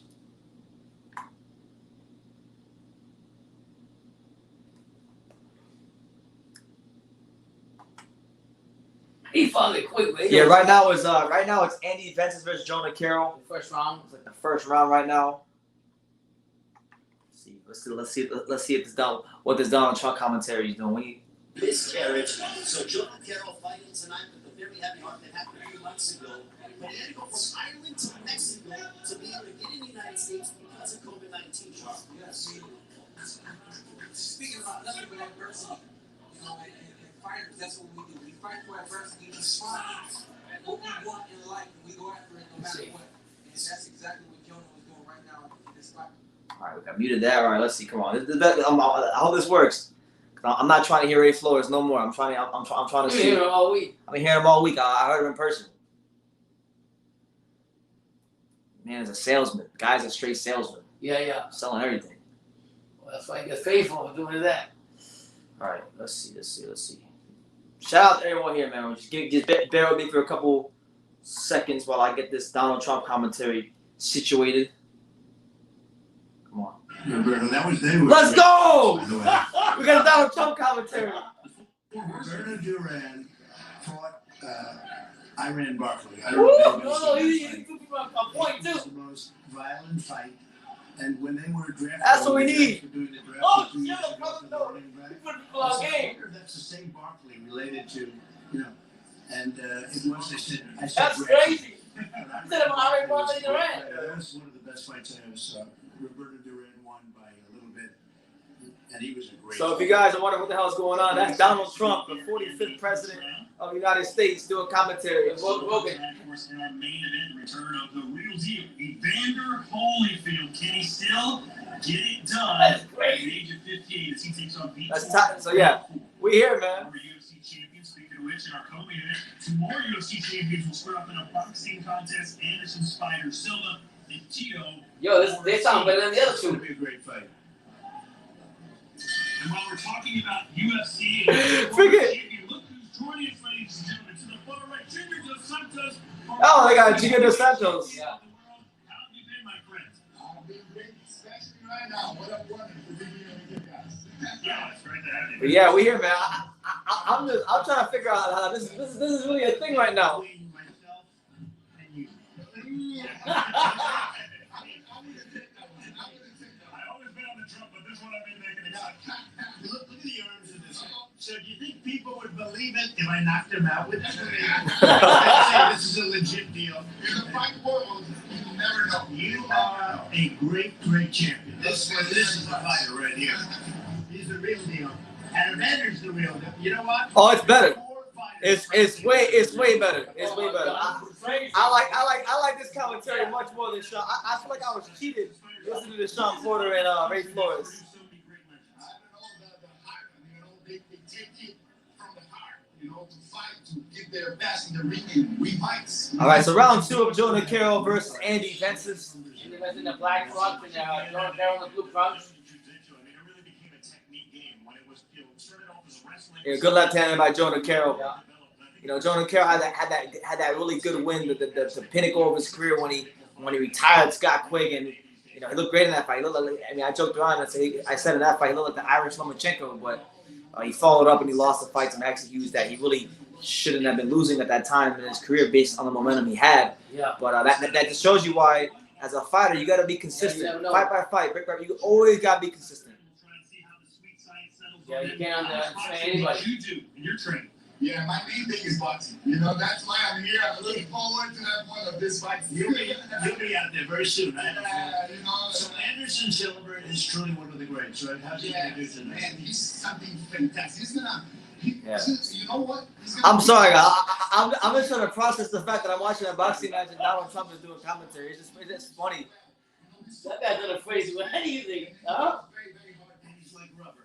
Right? Yeah, that's true. He doesn't have your build. You know, you look, he doesn't, but he was just one of the really great fighters. I'm looking forward to that fight. Yeah. We just beat Julio Cesar Chavez Jr., right? It's amazing, you know. Chavez Jr. Oh, there you go. Good left hand by Jonah Carroll. There you go. Jonah Carroll with the steak knife, sharp, straight right left hand. Yeah, a little head clash there. Things starting to get a little physical between Jonah Carroll and Andy Vences. This is only boxing. Yeah, it's much more, let's say, it's better. The preparation's kind of easier, you know, than MMA. MMA is too hard right now. Yeah. There's this fluidity that, you know, he's the fighter, right? He's that help in boxing, just lose. There you go. Good uppercut to the stomach there by Jonah Carroll. He moves so well, and he's like... Yeah, shout out to everyone here, man. Wow. Well, we're live. This truly is quite the spectacle that Cholo has put on. MMA fighters, boxing, former presidents, commentating. And everything here, rappers. One of these guys, you know, for me would be, I just fought. They fighting. That would be a great fight for me. You know what? There you go. Good right hand to the stomach there by Andy Vences. Andy Vences looking good so far. I'll face them, and I'll beat them. We may have to put together the MMA versus boxing, but do it as an MMA fight. How long would those last? I don't think that's very funny. It wouldn't take very much. And that would be a whole different deal, wouldn't it? Yeah, of course. You know, Randy Couture fought James Tony. You're right. And that was easy. That was he didn't have much a hard job, you know, on that fight. Man, Junior DeSantis need to shut his bitch ass up talking down on boxing. He's like, Randy Couture fought James Tony, and it was an easy fight for him. About the one time Ray Mercer fought the UFC heavyweight champion and knocked his bitch ass out in 15 seconds. Have you seen that one? Ray Mercer was old. He's like 45. Yeah. And I forgot the guy's name. Knocked the shit out of him? He knocked the shit out of him. Wow. I believe Ray Mercer, another heavyweight champion prior back in the day. Hyro said, I had to give you the link, BT. Ray Flores is a bandwagon, and he ain't PBC. He's a freelancer. Oh, shit. You know, Hyro going to defend that PBC to the death of him. Yeah. And then he took the fight with Randy Couture, and James had a lot of attitude, and he went to sleep. Damn. It's fun to feel on top of the shit, man. CJ said, I hope to see a death in the ring tonight. Holyfield, Belfort fans, everyone is fair game. That's on you, champ. That's on you. Yeah. Cameroon, what's good, champ? Just checking in, fam. Hope. What up to you and Papi Chulo? Shout to you, Cameroon. God bless.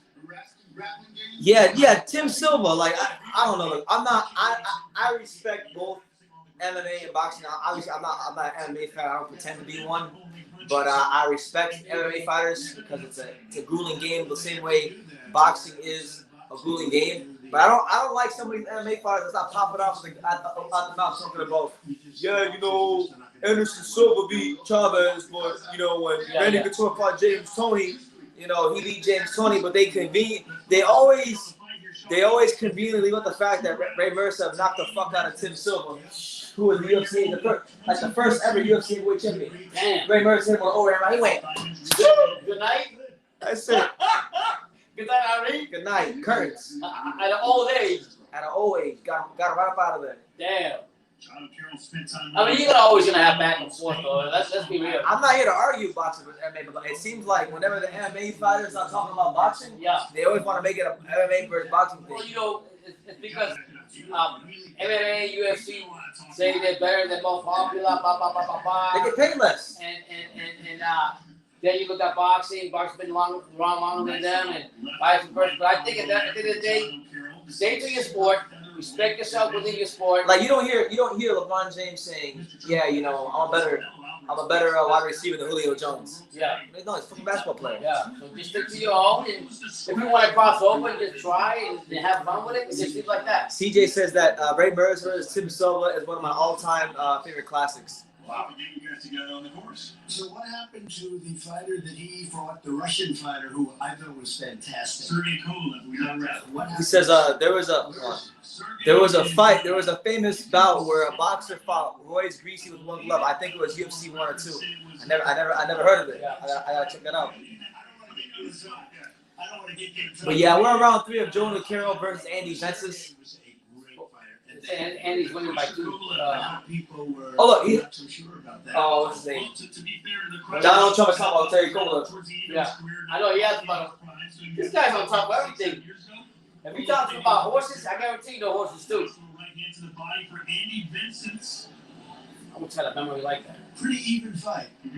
It's crazy. The smaller weight divisions back in the 80s and 90s had some great fighters. Of course, I remember Michael Carnival back in that day. Yeah. No, I've seen some fights. It was nothing. Good left hand for Carroll. Yeah, she's seen a lot of great fights. Atlantic City was his. Talking about Trump. Right now, perhaps two of the best. Shout out to one of my guys, one of my main men out there in the UK, my man Trevor Biddy. Says, "Hey BT, loving the content and commentary. Keep up the good work. Watching you from England. Big up and respect from the busy West Midlands. Yeah, shout out to the West Midlands, the Black Country. I'm talking about Birmingham. I'm talking about freaking was it Birmingham? They have different names. Birmingham, West Brom.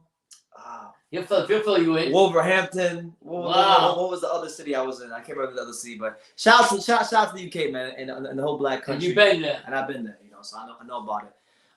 Yeah, man. So Jonah Carroll versus Andy Vences is an even fight so far. I think Jonah Carroll starting to find a bit of a home for the straight left hand.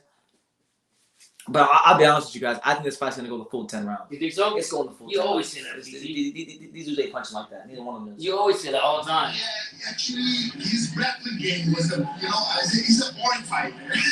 He's always grabbing.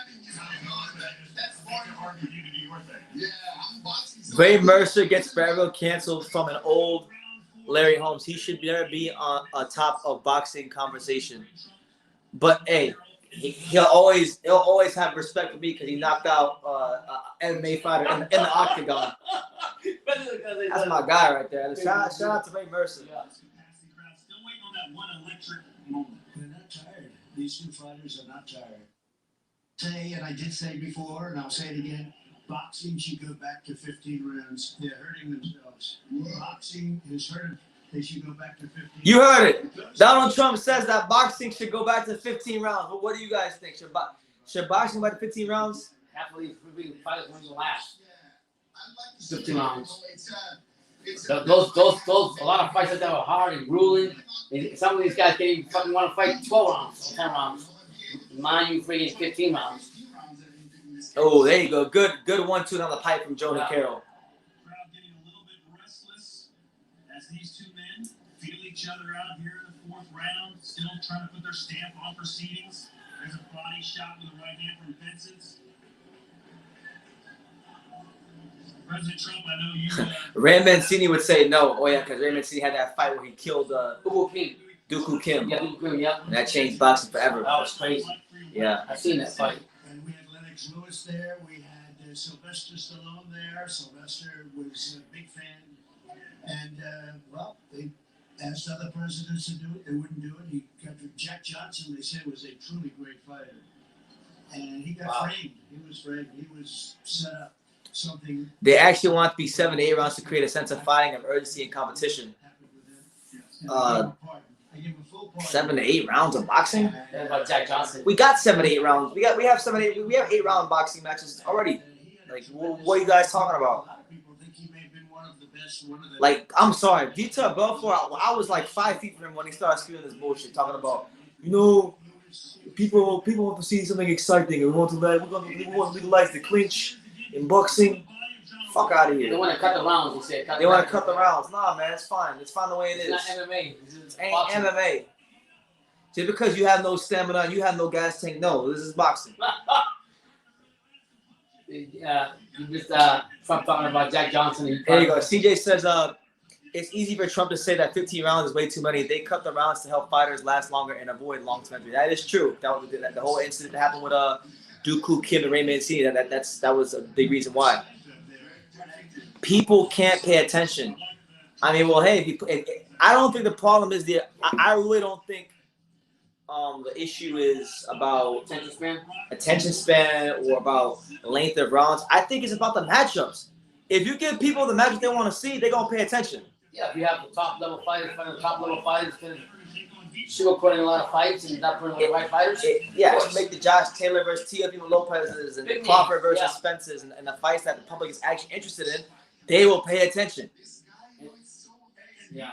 Vitor is a good boxer. He's a great boxer. He has great skills, and he's fast. He's southpaw. Southpaw is always a lot younger. But he's also smaller.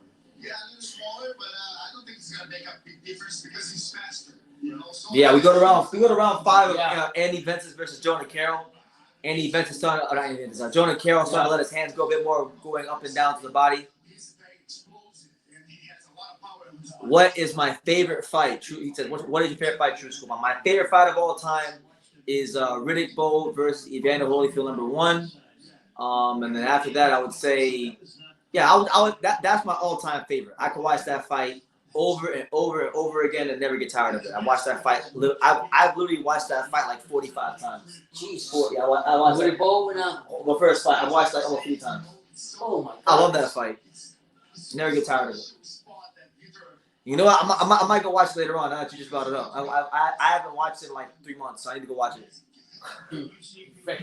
I always watch it whenever I get depressed about boxing. I watch that fight to remind me why I love boxing. Yeah, that's why I watch it so many times. Because I've been depressed about boxing so many different times. But I had to go back and have to watch that fight. Just This is actually a close fight here. I'm not scoring it. Is anybody out there scoring this fight? I'm not scoring. I'm just watching. Entertainment. Just entertainment, man. This is listen, if y'all got any questions, comments, concerns about this card, anything else in boxing, you drop it down below. Smash the like button. The heavyweight champion right now looks pretty tough, right? Really tough, yeah. This guy American political clips. Turn off the volume. Hey, what is talking? Castillo versus Krause was great. Yeah, that was a hell of a fight. That's one of the all-time classics. The thrill from Manila with Ali and great fight. I like that fight. Rocky Marciano. Oh, another fight I like is Rocky Marciano versus Jersey Joe Walcott. Bob Satterfield versus Ezra Charles is another fight I like. Tyrone Trice versus Simon Brown. Marlon Starling versus Mark Breland, #1 is a good fight. Yeah. Absolutely, Trevor. Absolutely. Let me know where you guys are watching from. Let me know what city, what state, what continent, what country, and I'll give you a shout out. Right now, we're here in the last 30 seconds of Andy Vences versus Jonah Carroll. Prior was Royal. That was a great fight. CJ says, I personally believe that Riddick Bowe in shape is the most underrated fighter from the 90s era. In his prime, in shape, Bowe beats Tyson, Holyfield, Lewis, everyone. I agree, and I've always said that. Nobody really beat Riddick Bowe. He beat himself. Yeah. I think he would have. I mean, he beat Holyfield 2 out of 3 times, and the second fight that Holyfield won was close. Yeah. I think he would have absolutely starched Mike Tyson. Prime Riddick Bowe would have starched Mike Tyson. You think so? Yeah. He was bigger than Tyson. And I think in the Lewis fight, he would have found a way to get it done in the pros. Wow. Shout out to my guy Wexford DJ from Ireland. Shout out to the whole country of Ireland. Jonah Carroll right now flying the flag high for Ireland right now in the ring.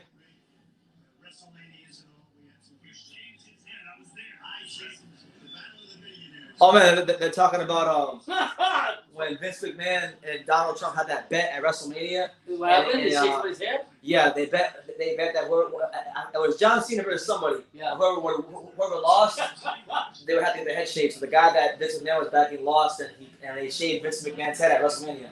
I watched it. Me and Paulo watched it. Wow, that's crazy. Yo, Trump does a lot of stuff. Yeah. Hello, BT and Pops. Be fair, I'm enjoying the boxing banter from Josh Taylor's country, the Scotland. Yeah, shout out to Scotland. Right. Tornado. Man said Donald Trump is awesome. I mean, hey, he's a great ambassador for boxing. I have no problems with him. I like him. Ooh, we're going to come down here, sit down, and do BT, we rewatched Valdez versus Consensial. The top-ranked team had a close fight, but they said Robinson had to fight step away from him. I'll watch it again. I was gonna watch it again anyway tomorrow, but yeah, I'll watch it again because I wanna see if maybe I'll see something different because I really think the fight was easy to score and that Robinson Consensial won that fight extremely easy. I had it 8-4. 8-4 Consensial. I had it wide. I had it 11-1. I gave Valdez a round. Yeah. Maybe 3 at max. Yeah. But I gotta watch it again. You see, when you watch fights back, you always see different things. Yeah. Jonah Carroll right now, pressing forward, picking his shots real nicely. He's actually winning the fight, I think. Jonah Carroll? I think so. Yeah. Let's just slow down. Like they're not even paying attention to any. No, they've been commentating. They've been talking about MMA the whole time. MMA, boxing. Jack Johnson from Trump, 15 rounds of boxing.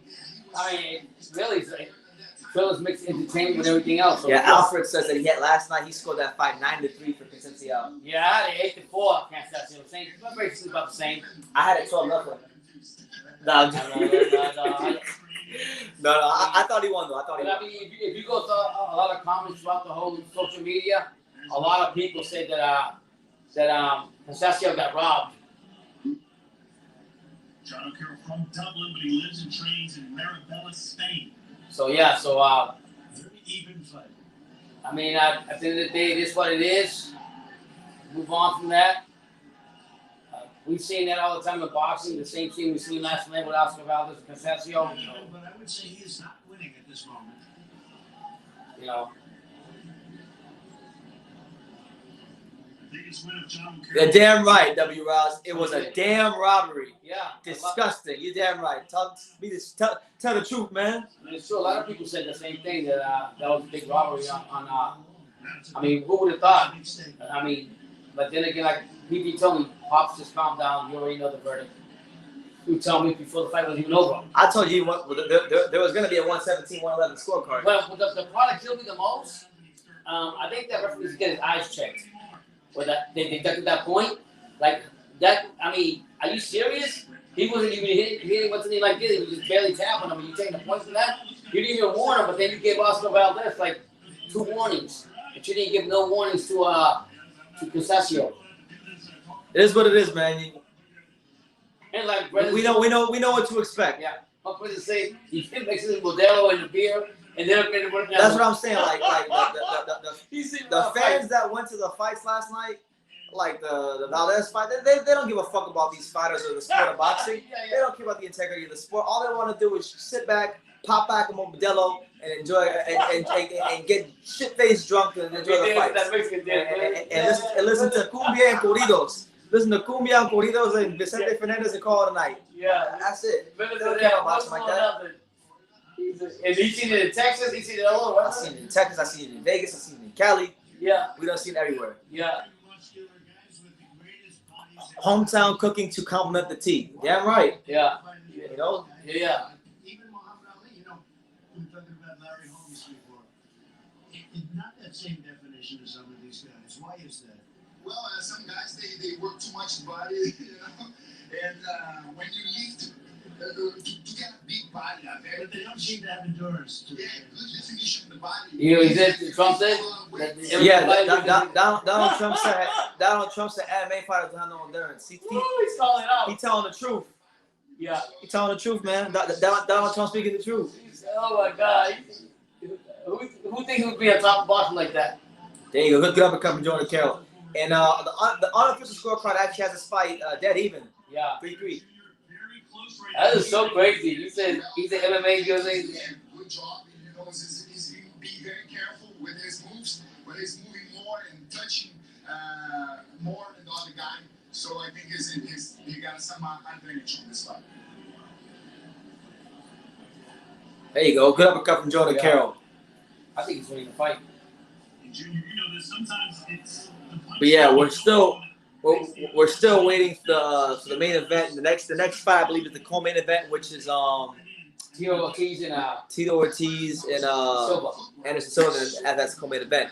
We got my man Johnny's Combat Talk and News. Make sure you guys go subscribe to my boy Johnny Boy. He says, BT, how did you score the fight with the PED abuser last night? Now, Johnny, I had the fight extremely wide, probably a little bit wider than most people. I thought Robinson Concepcion won 11 rounds. I had 8-4. But I can see 9-3. I think 9-3 would probably be more reasonable. 8-4. I'm not gonna lie. I gave Robinson some rounds because I don't like Oscar Valdez. Yeah. 8-4. But no, it was a clear win for him. I think 9-3 scorecard. You know, like a 118, 109. That would have been okay. Yeah. 117, 111 in favor of Concepcion. I think that's okay. And I mean, you go through.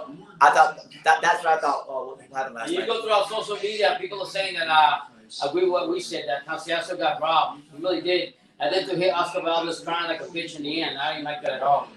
He was feeling sorry to him. Johnny Boy had it. He said he gave 8 rounds to Concepcion, 3 rounds to Valdez, and he had 1 round even. So he pretty much had it. Yeah. Cool. He went. Oscar Valdez wanted to feel sorry for himself. Someone said, "Did Marvin Gaye show up?" Yo, isn't Marvin Gaye dead? One of them is. I don't know which one it is. Yo, isn't Marvin Gaye dead? Because apparently Marvin Gaye's point was, Marvin Gaye's dead, right? I don't know if his son or his father. I'm gonna pull it up. I'm looking that shit up. But anyways, I just didn't appreciate Oscar Valdez feeling sorry for himself, talking about, oh well, I had a bad week and I had a week. Hey man, you put yourself in that predicament. You put yourself. That's why I gotta get Canelo. I mean, we're not big here on Canelo, but one thing I gotta get Canelo props for, he wouldn't have got a hair follicle test. Yeah, someone said Marvin Gaye passed it like 40 years ago. Yeah. So apparently Snoop Dogg is gonna perform with Marvin Gaye. Or his song, or Look Alike or something. Yeah. Apparently Marvin Gaye's father murdered him. Yeah, one of them. Yeah, one of them. I forgot his son. I don't remember. It's been so long. So it's gonna be a hologram like Tupac. Yeah. I think Marvin Gaye hologram. Is it? Yeah. So you know, like Tupac. They had a Tupac hologram. They do? You never seen that? No. Like 10 years ago, this shit happened. Like 9-10 years ago, or 5-7 years ago, this happened. Yeah, like they did a concert of a Tupac hologram. So he come out and he starts singing "Ain't Nothing But a Gangster's Party." Yeah. And it's like a real hologram. You would think it was wow. You think it was real? Oh no shit. Maybe 57 Snoop Dogg will get up there. I'm pushing for the Mayweather and 50 Cent fight. So who do you got in the trilogy? It's supposed to happen next month. Tyson Fury or Deontay Wilder? Well, it's supposed to happen next month. Wow. And right now, you can't imagine it, but Fury's a really good fighter. What do you think? Tell me. You've seen. I think Fury's gonna win. He's gonna win because his game is so good, you know, and like he's huge. And he puts a lot of pressure. That is so great. It was Dante. He was never even slightly wounded. I mean, he had an unbelievable, like 30-0 or something. Yeah, but he didn't do well. Yeah, but he really didn't do well in the second. The biggest thing on Dante is power. He has knockout power that nobody has. It's like something really special. But we'll listen to the Donald Trump analysis of Wilder Fury 3. He looked like he was out cold. The Undertaker from WWE. No, but on the 9th second, he jumped up. I've never seen that. That was impressive. Right? It's all fun shit, man. You know he loves him, boy. Tom Fowler's, yo. People think he's like a real dick as a boss. I don't think he really. I think he's a good person down the road. And before that, the other heavyweight champion, you know how we are now with all these titles. That is so crazy. Joshua fighting later this month over in England sold-out stadium at Tottenham Hotspur's football stadium as he takes on Alexander Usyk fighting out of the Ukraine. And how are they? Usyk, very good. He's like Evander Holyfield moving up from cruiserweight to heavyweight division. He's challenging one of the biggest, baddest men on the planet. Yo, I thought Pettis was fight, but he's not doing nothing, man. Right now, very close punch statistics between these two. Yeah, so interesting analysis from Donald Trump on Wilder versus Fury 3. He said Fury the better. He said Fury gonna he basically said Fury gonna beat the brakes off Wilder. Talk your shit, number 45. Number 45 put him on game.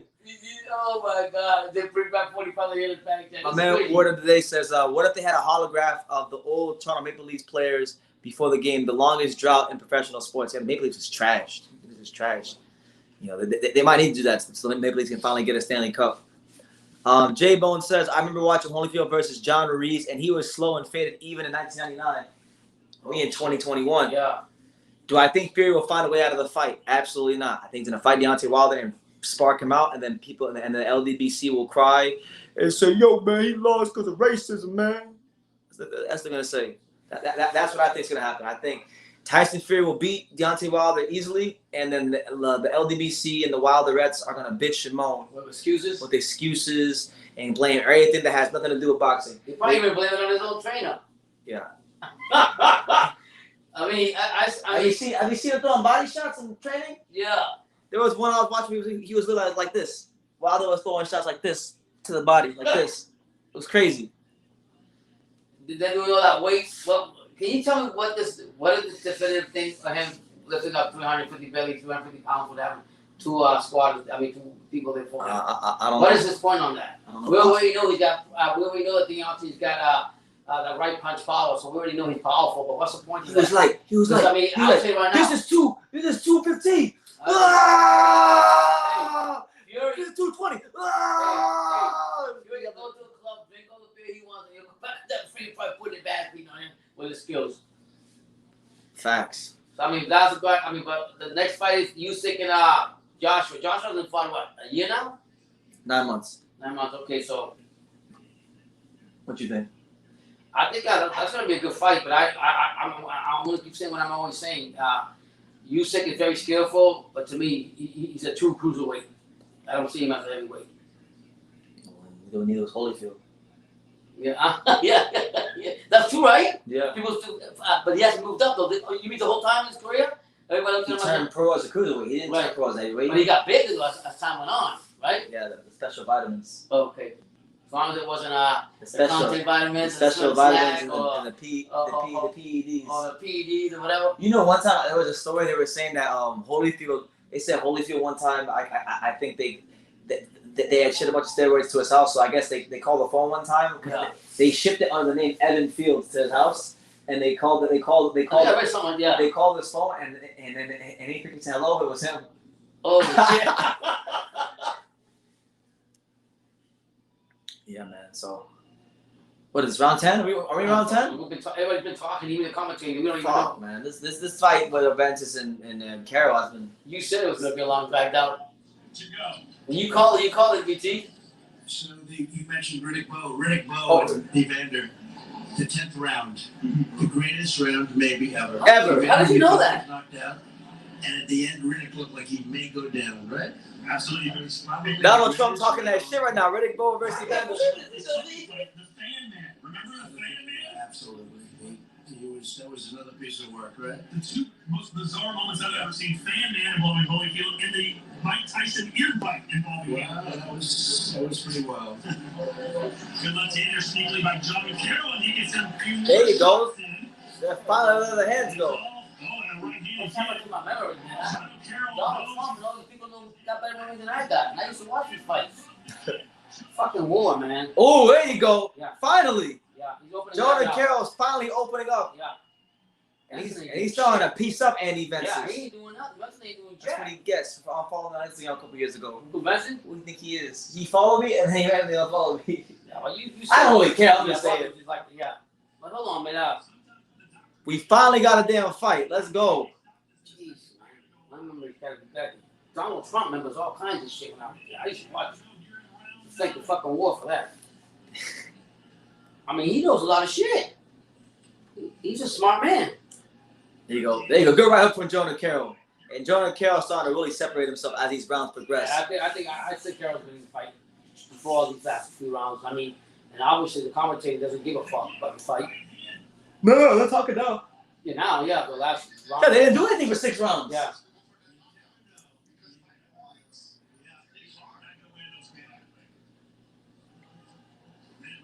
There you go. Good body shot. You ever watch midget wrestling? Nah. You like that? I've seen midget boxing. That's what I mean. The midget wrestling, though. You used to have that. I never seen midget wrestling. That is so cool. I've seen midget boxing. I mean, people that Midget boxing is amazing. Yeah. I love midget boxing. Ask Riddick Bowe about the fan man. Already have. Go look it up. Go look it up. I've asked Riddick Bowe and Holyfield about that together on the channel. There's almost like legit when it comes to Bowe and Holyfield. There's almost nothing that I haven't asked them. You're off speed talking about all kinds of stuff. I'm talking on camera. Yeah. There's almost nothing I haven't asked them about. Anything. And they're willing to answer them too. They'll answer it too, yeah. Kudos to both of them. Respect to Bowe, respect to him. Matter of fact, I was telling my son, if I ever get this band fixed up, I really want to go to Tampa. I want to go see Bowe. Yeah. There you go. Good double jab from Jonah Carroll. And I want to go to North Carolina and go see John Turner. John Turner. I don't know why I'm big on him. I saw a midget fight a kangaroo in Las Vegas at the circus in 1989. I'll never forget it. It sounds like a hell of a spectacle. It is. You love it. You love it. Who won, the midget or the kangaroo? You're so super. I'm serious. I want to know who won. He jumped in on fat. I would say 1 round. It's been pretty close, but you have to go with Vince's. But then the last round was fairly dominant. I've seen more dominant. Apparently, the kangaroo beat his ass. Okay. Oh my God! Look. We're gonna see. Yo, he was talking the whole time. He's talking about the fight. Huh? Donald Trump watching the fight. He said fairly close. This is that. Anyway, guys. So we head to the 10th and final round between Jonah Carroll and Andy Vences. But again, in boxing, you don't know. There's no open scoring. The fighters don't know how they're doing. We don't know how they're doing. So far, the judges have been very good, right? So far. Yeah, because you're in Florida. The Florida judges are they're one of the better commissions out there. As far as I know, people are going to say no, they're not because they sanctioned this Holyfield fight. But as far as judging is concerned, the Are they better than Nevada? way better. Joke. Yeah, the fan man got his ass whooped. When that fan man landed, they started teeing off on the fan man. Came out, yeah.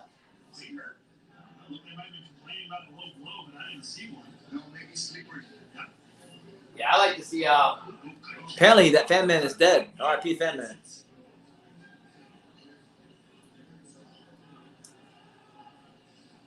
Man, I can't lie to that. I can't. The only fight I look forward to is the main event. Yeah, I say it. That's all I'm waiting for. Because this fight has been it. No, you said it's gonna be dragged down anyhow. I knew Joe Fournier or David Hay was gonna be. Oh my God! I could not believe he was telling me that Canelo fought in Florida, that Mayweather fought in Florida. At the Miccosukee? Yeah, that's oh, crazy. Yeah. All the stuff. I'm like, man, how you know all this shit? Like, that didn't even back in the day. Pacquiao fought down in Florida before? Never? No, that's a Pacquiao. And much of it in the last round and a half. The fan man was the thrill seeker. He was. We can't argue on that. Sometimes though, you just look at the two fighters in the fight. I Swallow Cum. Shout out to my guy I Swallow Cum. He says, hey. Jesus, what a name. I Swallow. What are they? Hey bro, keep up the good work. Can I get a shout out? Shout out to you, champ. God bless. Shout out to you, man. Bless you. I never thought I'd say this, but Trump and Junior have great chemistry. Commentating. What is your opinion on Troy? Do you think boxing needs more entertainment between fights? No, I'm not against it, but I really think that all this can be solved if you just give the public the fights they want to see. Like everybody's making boxing promotion sound so fucking hard. It's not. Give the public the fights they want to see. And with the entertainment, it probably turns out to be a better now, if show. you want to give them some entertainment in between, then fair play to you. Go ahead and do that. But I honestly, if I'm an avid boxing fan, I would just rather see the big fights and go home and enjoy that. You know what I'm saying? That's just me. Yo, BT, boxing media is like Keith Idec is saying that the former president of Showtime be something else on 9/11. What are you talking about? Yo, BT, media is like Keith Idec are saying that the former president of Showtime. I have no clue what you're saying. You might need to clarify what you mean. Is he like cutting down the firemen that give it a lie? Is what speculate or what the fight's over? I got Carl winning this fight. Yeah, I didn't score. I think Jonah Carroll won. Yeah. I'm just glad it's over. Yeah. This is a matchup that I didn't really care much for when it was made, and my initial thoughts about the fight were confirmed. I'm glad they're making money. That's the main thing. And it's filling up, man. It's freaking full in there. Yeah. It's full in there. They won't boom fuck. Yeah. Maybe a little stored ammunition. I don't know. He probably went a few more rounds. Wow. This is crazy, man. I can't believe it. The media, like Keith Idec, Lance Quagmire, is saying that Trump should be a disgrace. That he should be somewhere else on 9/11. Well, you know what? With all due disrespect, He actually was. fuck Keith Idec and Lance Quagmire. They don't have any right to tell another man what he should be doing. You know, he was before all this happened. I don't know if you've seen him. He was at the 9/11 at the groundwork with the firemen and everything. Memorial? I've been there. Yeah, no, I'm saying, but he was in there. Was it Tom? Was he really? Yeah, he talked to all the firemen and everything. Go to IG, you'll see all kinds of shit on Instagram about him. Yeah. Trump is all over that. So for all those liberal haters, I'm sorry. I'm just saying, don't hate on somebody who's actually been there. Biden, Obama, Clinton. Like get the live shut down. No, I'm just saying in jail. They all at the thing, the memorial with the mask on. Not one of them stopped to talk to anybody. Guess who did? Trump. Trump was always there for boxing, man. Trump was at ground zero the day after 9/11. Yeah, exactly. I mean, you gotta look at the reality of it. I'm not taking sides for anybody, but this government right here that we got right now, if you tell me that they're going the right way, you just delusional some of these boxers talk. Because I pray for everything to get better, but shut up to Trump, man. He gets respect to all the people he's done. He's gonna get more respect. Absolutely. But what Biden did in Afghanistan is fucking sickening. Yeah, I'm not gonna get into it no more. Yeah. You ready to start political channel? Yeah. But I'm just saying, like, that's not the food vlogging / political channel for pops. You can hate whatever you want, but at the end of the day, this man right here, totally the opposite of what people thought of him. 1. Oh, here come the score. Here come the scorecards. The score about 97-93 in favor of the winner by way of majority decision. From Ireland. I told you Carol won. Jonah Carroll. I told you that. I told you he was winning the fight. I told you he was winning the fight.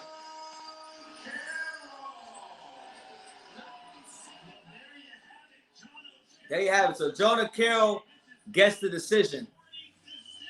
Andy won that? He didn't do enough to win that fight. Donald Trump thought Andy Ventus won. You think so? That's what he's saying. Donald Trump thought Andy Ventus won. Yeah. Oh, you did? Oh, you did? Yeah. No, I think. So Jonah Carroll proves a 21-2-1 with 5 knockouts and gets back in the win column against the veteran Andy Ventus. Andy Ventus is beside himself. He about to cry right now. Donald Trump thinks Andy Ventus won this fight. Let's hear him. Very disappointed Andy Ventus. Maybe, like you said, Mr. Trump, if he closed stronger, he wins the fight. You know what they call it? What have you done for me lately? It's what have you done for me lately? But he didn't show the guy in the fight. Yeah, but I think you That's didn't show the guy in the fight. I think you're right, but you said you were really trouble respect either way. We've seen this where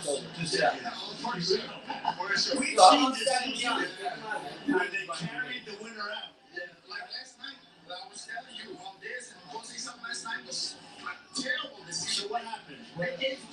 He's talking about Valdez. Oh, wow. It was much better. In my opinion, and actually everybody's opinion, that Minnesota So what did the crowd do? The crowd was with Valdez, but it's in the city of Valdez, you know? So he's a Mexican guy. That's amazing. Everybody was there for him. And were they, okay, did they treat it fairly? Were they okay with it? No. They weren't believe it?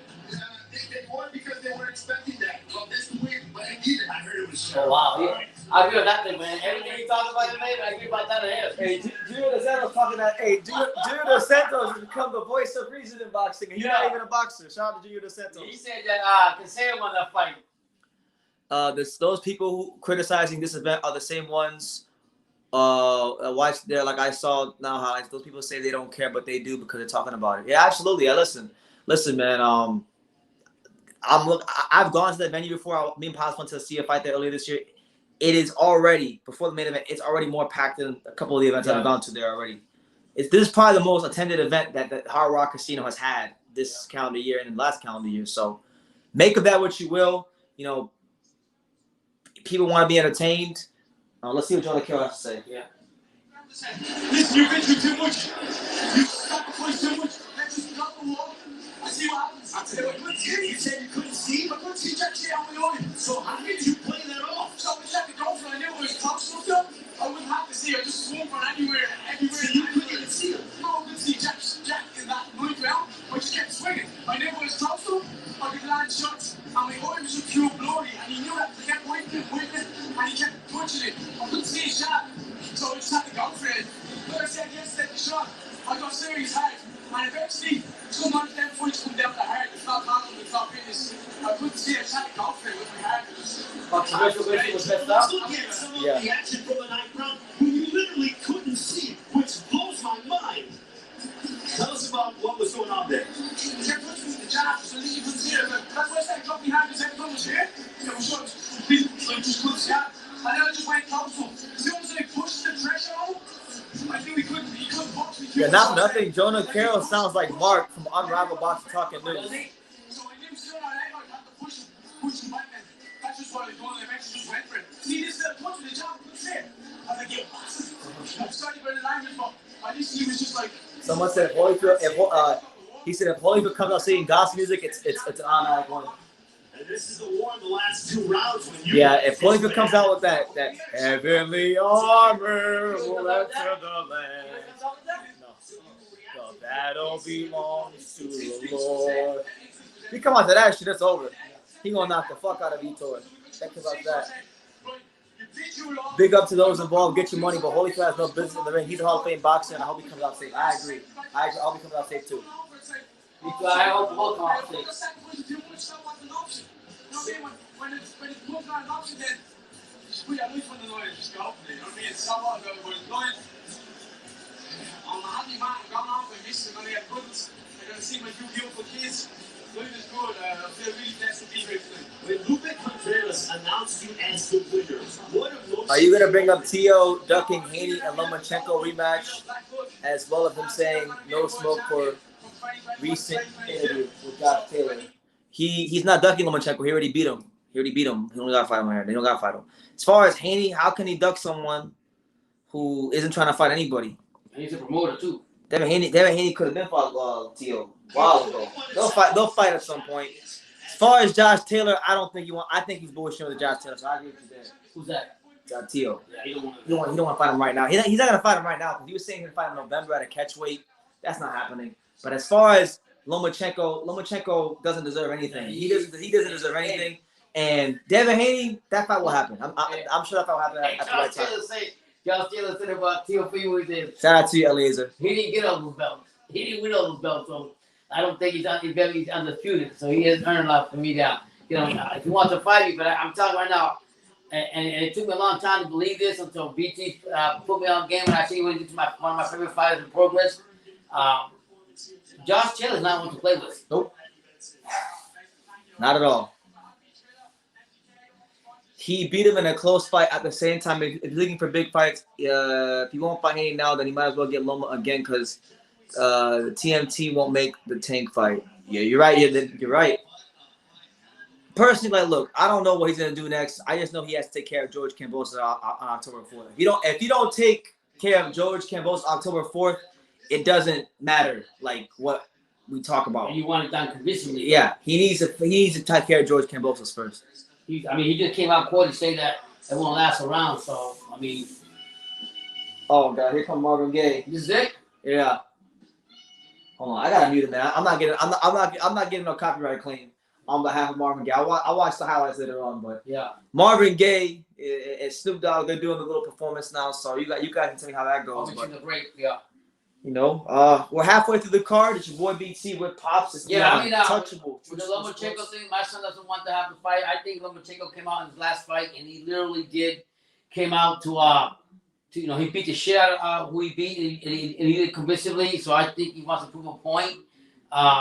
So I would like to see that fight, but on the other side of the coin, I think what Teofimo says, listen, Lomachenko, you were a diva. You didn't give me a rematch clause, so why the fuck should I give you one? When you were the A side, why didn't you give me one? So basically, what Teofimo was doing to him, what Lomachenko did to him in the beginning. So it karma's a motherfucker. And right now, I guarantee you, Lomachenko wished that he gave him the rematch and gave him the respect that he gave, but he never gave Teofimo any kind of respect. That's what I'm saying. That's why, like, I'm not like, it's not even about, because people say, oh, see, you just don't want Teo to fight Loma because he might lose. No, first of all, why would I think he's gonna lose to a guy that he already beat easily? That's first and foremost. Second of all, Lomachenko didn't put anything in rematch clause. So legit, he wanted to be arrogant. They wanted to stick their chests out. He's talking a lot of shit before the fight. He didn't perform. He didn't hold his end of the bargain. So with all due respect, fuck Lomachenko. He can go kick rocks. If Teo, it's one thing if Teo didn't beat Lomachenko and didn't earn the right. He beat him fair and square. And if you remember before that, every time Teofimo called him out something, freaking Lomachenko gave him some kind of stipulation or something. You're not ready yet. You're not ready. Yeah, remember. You don't want this. You don't got a belt. You got your man. Teofimo did everything. Where Lomachenko messed up was his fucking conceited-ness. Him and his cleanness. And his diva-ness, where he actually didn't give a rematch to Teofimo. So he just thought, you know what, to Teofimo in that fight, and he didn't. So what happens now is he's wishing that he did it. But too late now.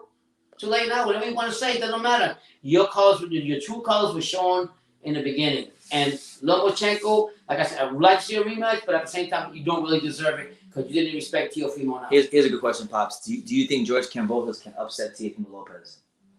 In my heart, no. No? No, I don't. But that being said, what the training that Kambosos has put in and done everything, I honestly don't think that Teofimo is going to finish him off in the first round, like he's saying, all this and that. I think he'll go more than that. But at the end of the day, I just think that Teofimo's a lot stronger, a lot bigger. I think he'll prevail. Someone said people are laughing at this whole Marvin Gaye and Snoop Dogg thing. Yeah, man, I'm not listening to it right now, but it is kind of funny. Everybody's like, "Yo, I thought Marvin Gaye was dead." Yeah. And they see Snoop Dogg in there just like doing this. Yeah. Yeah. So at the end of the day, that's the reality of that. So that's not going to happen. And I don't think Teofimo is ready for Josh Taylor. Legend of Sheet says that's my name. He says, I agree. Personally, I think Loma's good but overrated as fuck. I just wanted your thoughts on it. I'd like to see Teo in another super fight after Kimbo. Absolutely. We want to see him in there with the Josh Taylors of the world, with the Devin Haney. Look, I'm not against Devin Haney fight. They can make it happen. Devin Haney, Josh Taylor, make it happen. I whatever. But Lomachenko, fuck that guy. Disrespectfully, like. Someone said it's ironic how straight Marvin Gaye was. Yeah. Anyway.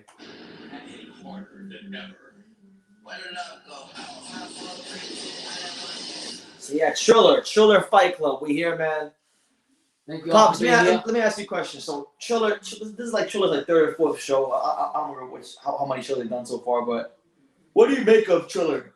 Well, and these shows in boxing. I think that's this entrepreneurship. Like they opened up basically a new venue by putting in and trying to incorporate entertainment with boxing and through the program and everything. But honestly, fuck Triller. Right? Triller has not. They've got a bad thing, that? They don't pay half the fucking people that they're supposed to have. They already got a bad perception of that.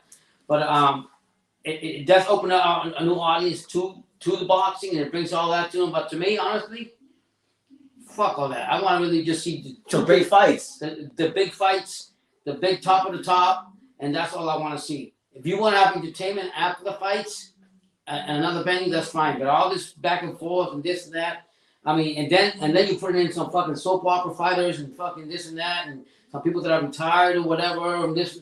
It's okay, but at the end of the day, it doesn't really toot my horn that well. But I mean, kudos to whoever likes it. If you're open to liking this, you like into this new venture, to go in for it. I'm not saying, I'm just telling my Shout out to my guy Marco. He says Regis program would kill all these boys at 140. Easy. Shit. Well, everyone not named Josh Taylor, but yeah, everyone not named Josh Taylor. I think Regis. Mikey Garcia was supposed to fight, and I don't know what happened there. Mikey Garcia probably put on some tape and said, "Hell no." You think so? Yeah. BT addressed the Gabe Flores Jr. beating. That was legit. Well, I was here last night for it. I was gassed because personally, I don't really see what all the hype is with Gabe Flores. I never thought he was that good to begin with. A lot of people, like I had multiple people in boxing tell me that Gabe Flores is a top 5 pound for pound star in the future. I said, get the fuck out of here. Gabe Flores ain't that nice. I went back and I watched this interview on Fight Hype with my boy Sean Zattel. Shout out to Sean Zattel doing great work. But I watched the interview and he was just hella arrogant. Like he's hella arrogant talking about, oh, he's in the elite level now and I'm gonna punch him. Yes. Sometimes I'm gonna punch him. He's in the elite level. When you go ahead and you talk about somebody before you actually you actually do the talking, and I think they would say got beat up by a 26 pounder. Yeah, and he came up to 130 to fight Flores, and he outshot him every way. Kudos to Lopez, but the only thing that I will say is on his father's behalf, when you get your son get a beat down like that, as much as you want your son to continue, you gotta make a serious decision and say, you know what. My son's health, you're always going to be, I'm going to continue on. It could have got worse and he could have got a serious injury just for the fact that you took the words out of Flores, your son's mouth, and didn't let him go. But what I will give him credit because Chris Eubanks Sr. talks about this. Yeah. A lot of boxing isn't just boxing is not just about winning titles. It's not just about winning fights and glory. Boxing also is, when you're in tough and someone's the other man across the ring, he's beating you up and he's better than you. Can you take your beating like a man and press forward? And I feel like, that's an underrated part of boxing people don't talk about. And Gabe Flores, for good, bad, or indifferent, he took his beating like a man. And I respect him for that much. He didn't quit. And to go on to that point, even though like I said about his father thing, you gotta give him respect because he manned it up and he actually Flores manned it up and went up to the front and gave Lopez a shake and said, you know what? You beat me fair and squarely. I took the beating. Look what you did to me. I give you kudos, and you deserve a title shot when you're 126. So I agree to in that behalf what you said, Ben. Absolutely, you're right about what you're saying. Absolutely. I'm not, and that's why, like, okay, I'm telling you, I never thought he was as good as advertised. You don't really see me shitting on Gabe Flores, because he took his beating like a man, and hopefully, as his career progresses, he can rebuild. I don't wish bad on him. I just think that for people like the way some people were gassing him up, I just thought it was ridiculous. I never saw it. But sometimes we will have discussions off the camera, you and I, about that when you gas up a lot of fighters and you get the head like that.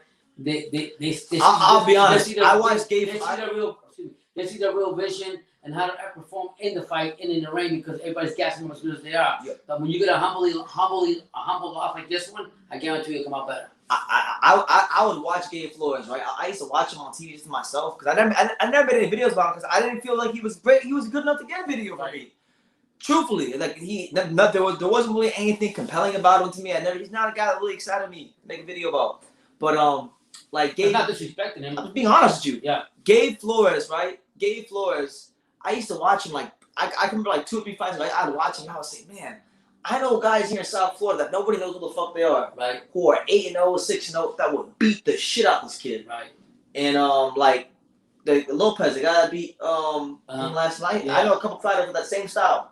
They'll come right forward. That actually bigger and stronger than him. Right. That would have really beat him here in South Florida. So I'm just saying, best wishes to him, but he got exposed for what he was, and that was a very, very, very overrated. Yeah, I think one of the things I see you, BT, when you see all these promotion companies try to hype up the hype train to be something that they're not. Take for instance, another fight that we talk about a lot here that Golden Boy wanted to bring up was Munguia.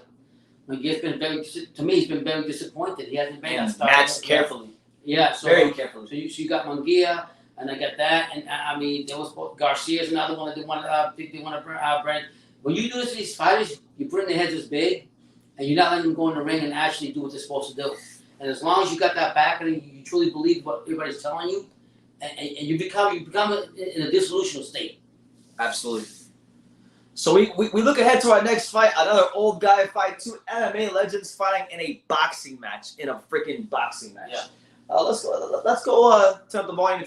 Anderson Silva, fresh off of his monstrous win over Julio Cesar Chavez, you're taking on Tito Ortiz. It will be 8 2-minute rounds, 10-point must system, 3 knockdown. You know the rules. Yeah. Last question, then we'll turn our attention to the fight. Jay Bones asked, do you think the same thing will happen with Edgar Berlanga? No. As far as you mean he get hyped up like that? Him getting exposed like Gabe Flores, No. on that level. No. Berlanga's come out and he's shown from the beginning how he fought. Berlanga's actually earned. I mean, I know he hasn't fought the best fighters out there, but he's actually earned a little bit of his hype. Like, yeah, he's going in there, he's finding these no names, and he's treating him as like he's knocking him out. I don't think he's a hype job. I think he did get humble. He was surprised. We were at the last fight when he fought Desmond Nicholson, and they took him through all the rounds or whatever. But he still dominated. He still dominated that fight. Right, and he came back. So no, it's a different level. You can see two guys who are going to be good, who's going to actually back it up. And we're not saying that Flores is not talented. We're not to the point where top was putting him. Anyway, we move ahead to but before we go, I wouldn't be surprised though if Edgar Berlanga gets the shit kicked out of him soon though, because I've been talking about that. He doesn't faint. He doesn't know what a faint is. They were talking about him fighting Jesse Hart. I think that would have been a dangerous fight for him. Anyway, let's get to the card. The 3 judges assigned for this contest. Marco says Eric Saluma was beating him in sparring, so yeah. But Eric Saluma sucks, so it doesn't matter. Eric Saluma can't do that under the lights, so it doesn't really matter. And now, you know he's promoting now too. Yeah, it sucks. Eric Saluma beats everybody in sparring, but he can't do shit in the lights.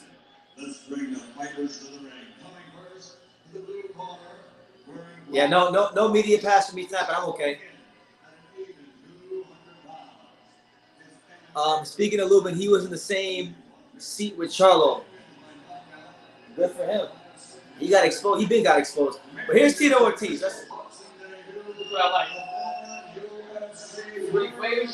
The American flag. America.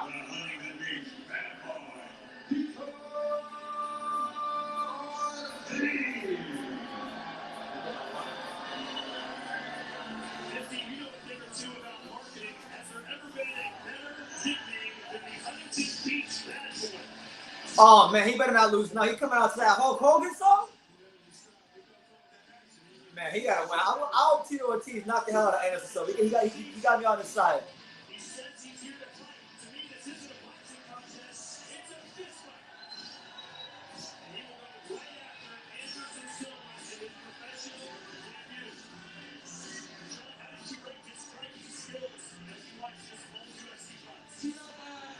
I am a real American. Fight for the rights of every man. The technique is what's going to be the difference in this fight. So, I don't know if the wide shots are going to work, but if he finds a way to make them effective, he can land something in there. Nah. They're definitely doping, and no, I don't think that fight should happen last time. I think he lost too.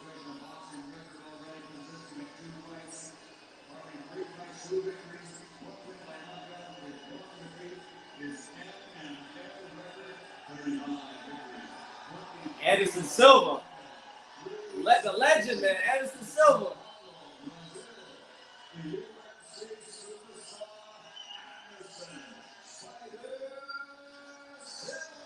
Hulkamania is running wild, brother. Say your prayers and eat your vitamins. Let's go, Chad. We here. This is a great fighter. This is a great fighter. But you know, we have another great fighter here. And Jorge Masvidal, who's my friend, who's a guy I know very well, and you don't want to fight him. And it's an honor to have you with us. Oh, so they got Jorge Masvidal down there now.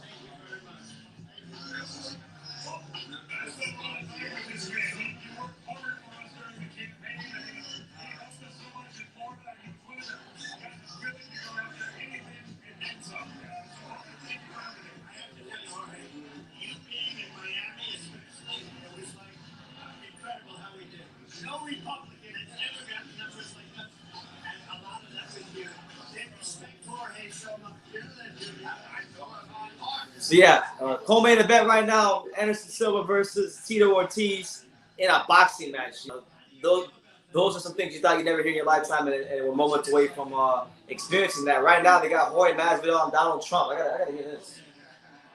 Well, Dana loves you. Dana loves you. Listen, he loves me to a certain extent when it comes to the numbers. I went to a fight that he was fighting somebody very tough, very good.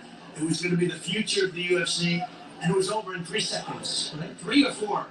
He ran across the ring, and then he hit him in the face, and it was over. I said, that wasn't good, but that was, you have the record, I think. That's the record fastest knockout. Shout out to my man Azar MK with the $5 super chat. He says Anderson might knock him out, and Tito and Anderson are the homies, but Tito can't take him down tonight. No, he can't. He can't. None of that takedown. So we're gonna see who can do well, who can do better, and produce more results within this in the sweet science of boxing. You know, it is the debut professionally for Tito Ortiz. Yeah. Still has had a couple fights as a professional fighter, so it's a bit different. But thank you for the super chat. I appreciate you, champ. We'll see what happens. You know, hoping for a good fight and some good They're both the entertainment. same age. Yeah, well, 46 years old. 2 old guys. Oh, a nice old guy fight. Ain't nothing like the old guy fights. All right, so round 1 of Anderson Silva and Tito Ortiz. Anderson Silva comes from that Muay Thai. He knows how to box a little bit. You kind of see him. He got a nice little boxing stance. Anderson Silva. He's coming up. He's coming off that big win for him against Julio Cesar Chavez, which is really an indictment of how bad Chavez has gotten at boxing. That is so crazy. That's sick. That's embarrassing. That's embarrassing. Here comes Tito Ortiz trying to slow motion punches.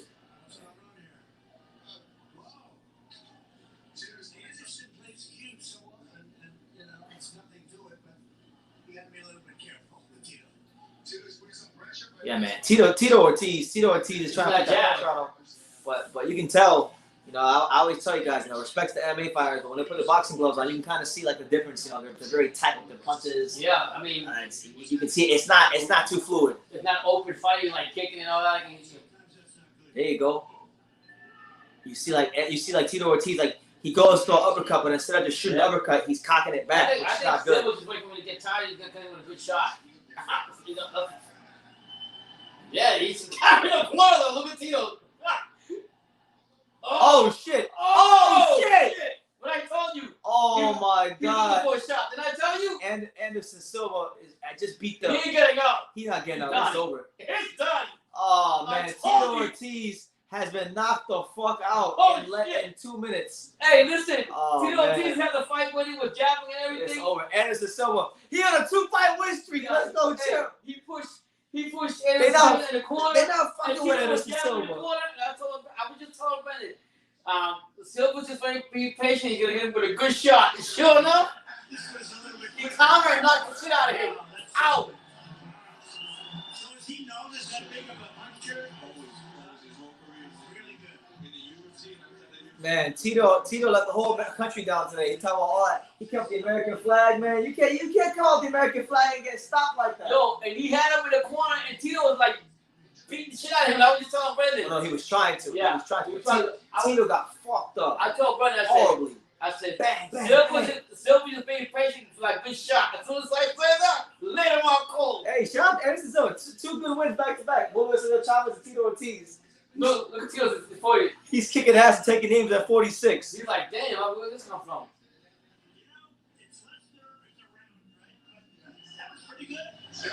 Yeah, that's one of the best rounds we've seen. That was the best round of the whole night. Yeah. Yeah, man. Tito got killed right in front of Trump. Yeah, and I said, watch. He came out with the damn American flag, all that stuff. He's not from America no more. I said, Silva's gonna get him with a good shot. Tito Ortiz ain't an American citizen no more.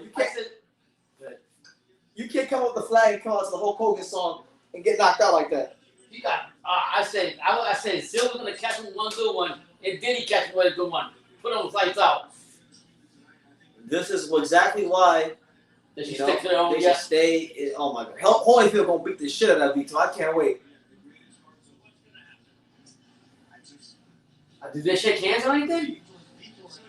I never liked Tito. I only like his patriotism. I I'm not saying picture. Did they shake hands or anything? Yeah, now they shook hands. Yeah. So the legend of Anderson Silva continued. You thought he was just gonna be one of the best UFC fighters? No, that's 2 quality wins in the sport of boxing on the spin form. First against Chavez Jr., a former world champion. Then he ruins the boxing career of Tito Ortiz before he even gets going. He not playing with you, man. Anderson Silva come and put you guys in body bags. I told you, I said. He not playing with you. He gonna wait for that shot and he gonna knock the fuck out of here. We let Tito jab and do all this other stuff. Oh, that was great. I enjoyed that. Yeah, that was better than the last fight. That's the thing to see. Make sure y'all smash that like button. Wow. Hit the subscribe button. You know, I see we're at 66 likes. Make sure you guys run it up if you haven't done so already. Who would have thought, you did? Jorge said it.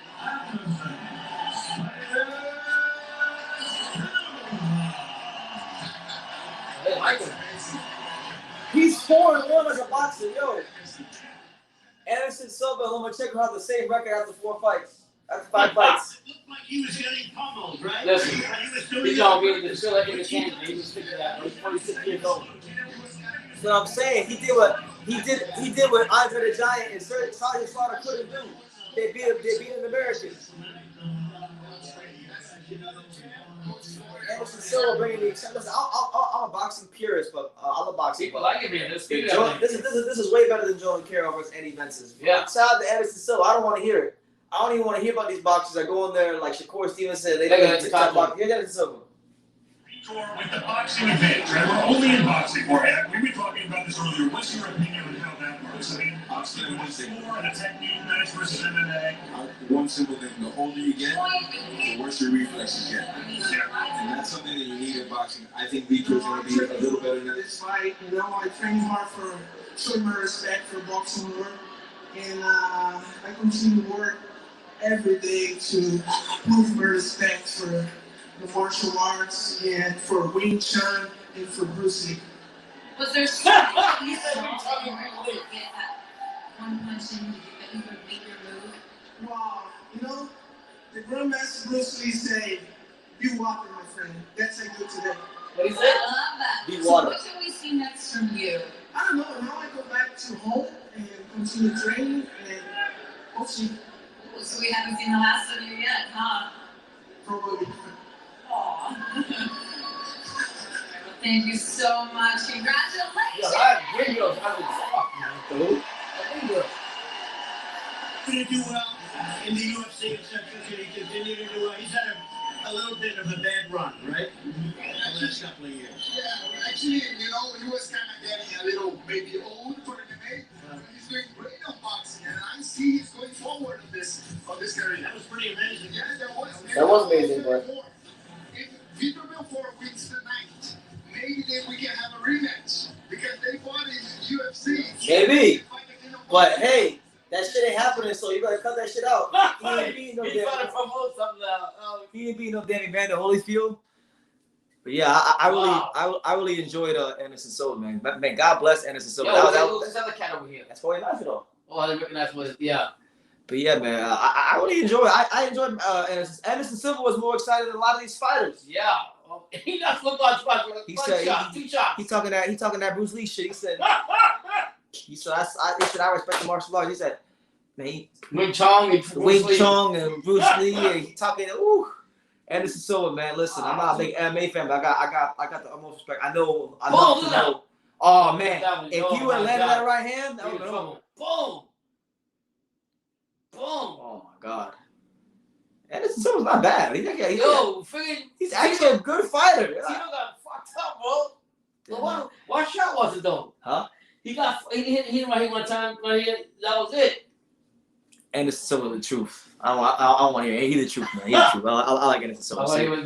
So hold on. That concludes the undercard. So we await the main event. The main event, man. Should be a fun one.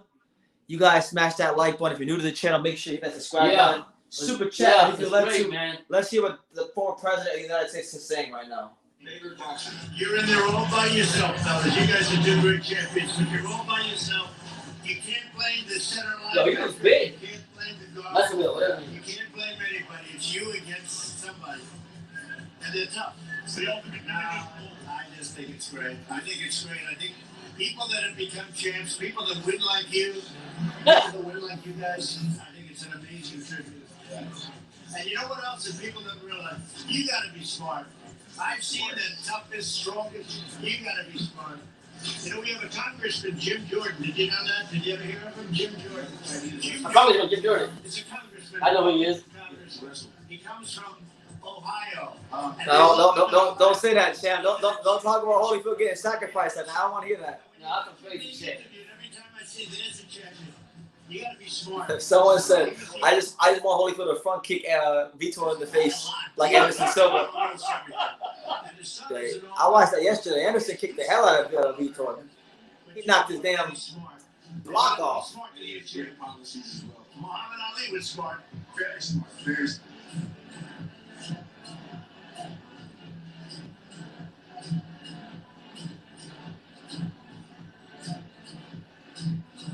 So yeah, getting close to that main event. It's your boy BT, Brennan Taylor, the untouchable True School Sports Empire.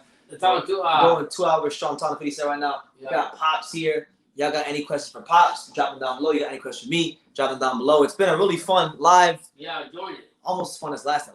Last time was really fun. I enjoy it any time to sit down and talk. Jay Blunt says, I'm seriously concerned for Holyfield. I really hope to. I pray to God that he can just win this fight, get out the ring safely. That's what I'm hoping. Yeah, just the last thing boxing needs right now, with all the shit that's going on, is for Evander Holyfield to get knocked out by an MMA fighter. We don't need that right now. We don't need that right now, champ. He's a legend in his own way. Belfort is a legend in his own way. I just hope they both come out safely. I am pulling for Holyfield. If he wins the fight, cashes in, move on, that's it. I'm ready to go right now. Yeah. Anyway, Ordinary P says these lives have. He says these lives have been fire. I love these. Thank you for going live. Absolutely, and we love it. You guys being here. We're not going live for any fights until the Joshua fight. So this will be the last live fight reaction for a while. I'll still go live during the week. Yeah, talk boxing and the topic and things like that. But as far as the live fight reaction, there's really not many fights going on because Fulton vs. Figueroa got canceled. So yeah, you probably won't see anything until the 25th. Like you'll see, like you say, like live on other boxing. That's right. Listen, man, the body of Christ, the Christians are congregating right now. AMX 1357 says, "Glory, honor, power, and strength to the Lord." That's right. Shout out to my main man, Jesus Christ. 100,050,000 grams, Jesus Christ. You know. Look at Holyfield. Ordinary Pete. Shout out to Ordinary Pete with the $4.99 super chat. God bless. Let's go, real deal. Don't get sacrificed. Yeah, don't get sacrificed, champ. Don't get. There he is. Yeah, with John David Jackson. Yeah, come on, Evander. Let's go, champ. We're not playing with these niggas. Look at Harold in the background. We're not playing with these Harold in the fools. background. Listen. Look, see him? Gerardo. Listen. Yeah. Gerardo. Charlie said, shout out to Charlie. He says, why aren't you at the fight? Because they didn't give me a press pass, so I'm not gonna sit here and. You know, they didn't give it to me, so it is what it is. I applied for it. They said no.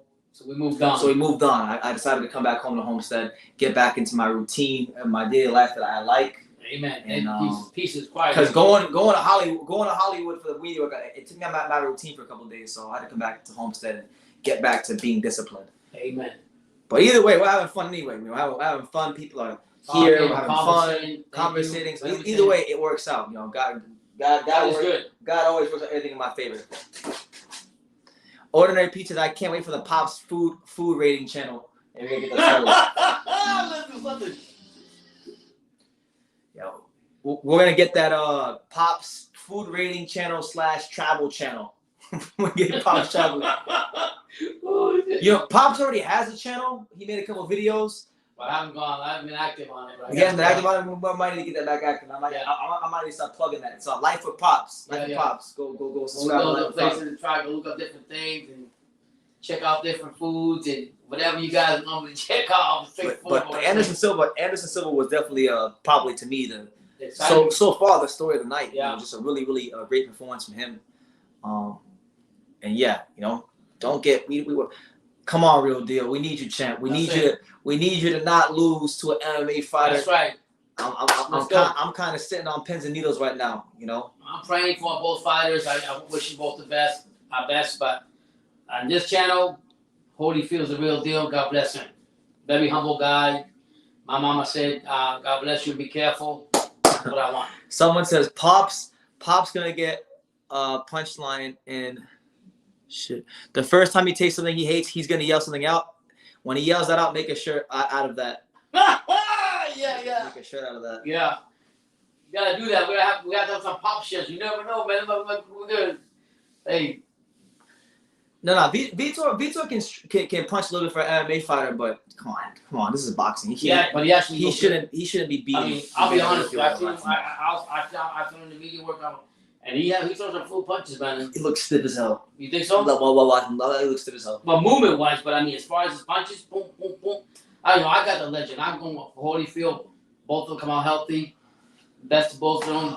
Come on, Holyfield. Come on, Evander. I don't know. I'm sitting here. I don't know why. I'm getting nervous. I'm getting anxiety about Evander losing this fight. You can't look at it that way. You gotta believe and have faith, just like he has faith in the Lord. I have faith, but you know, hey, I can have all faith in the world. But he's not gonna change the outcome. He's 58 years old.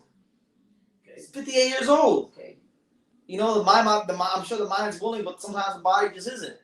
Well, I'll put it to you this way: if he goes through 5 rounds and Belfort gets tired, it's his fight to win. We'll see, man. We'll see. And like I said, as long as both fighters come out healthy, I wish them the best. But in this channel, we'll Holyfield. Yeah. Ordinary Pete says, "Don't make me have to rush home to see YouTube and see a video of him getting knocked out." Yeah, we don't want. Prayers to Holyfield. Yeah. Dear God, dear God, don't let Evander Holyfield become a meme. That's the last thing we need in 20. Yeah. I'm saying right now, if he gets knocked out, he'll become a meme. Like Nate Robinson. Yeah. Remember when Nate Robinson got knocked out against Jake Paul? Yeah. Still a meme to this day. People don't even know him as a basketball player anymore. I'll tell you right now, if Evander Holyfield gets knocked, if he gets knocked out in this fight, to people that don't know anything about him, they're just gonna know him as the guy that got knocked out by Vitor Belfort. Jeez. I'm serious. I won't know him as that, but people who don't watch boxing. I know what you're saying in the first. Yeah. Yeah, man. So I think he's got the experience. He knows. I think if he's smart, uses his ring generals, use all that, and just gradually just let Belfort use all that energy. He'll win the fight. My man Verdon LaShawn Media. What a name, Verdon LaShawn Media. He said, "You guys are awesome. Thank you, Verdon." Thank you. God bless, man. Thank you for being here with us. Remember the 70-year-old who killed the thieves in martial arts? Yeah, it's possible. I'm just saying, man. I just don't want, like, it's bad enough. Like, boxing right now is in a really weird place without Holyfield losing, without him getting knocked out. We don't need that to happen. That's the last thing we need. I got. Here you go, Renato Johnson looks fat as shit in the picture. He said, you need to stop talking like MMA is some secondary activity. It is a more complete combative system, and Vitor was looking good in training. If you don't think he can destroy Holyfield, he can. Okay. I'm not saying that. I never said MMA was second rate. Yeah. What I said was MMA fighters when they box are stiff as fuck and they lose a lot of stamina. Yeah. And that's not a statement I'm making out of inexperience or hatred. I've watched enough MMA fighters on TV. I've sparred multiple MMA fighters, not like big name MMA fighters, but local MMA fighters.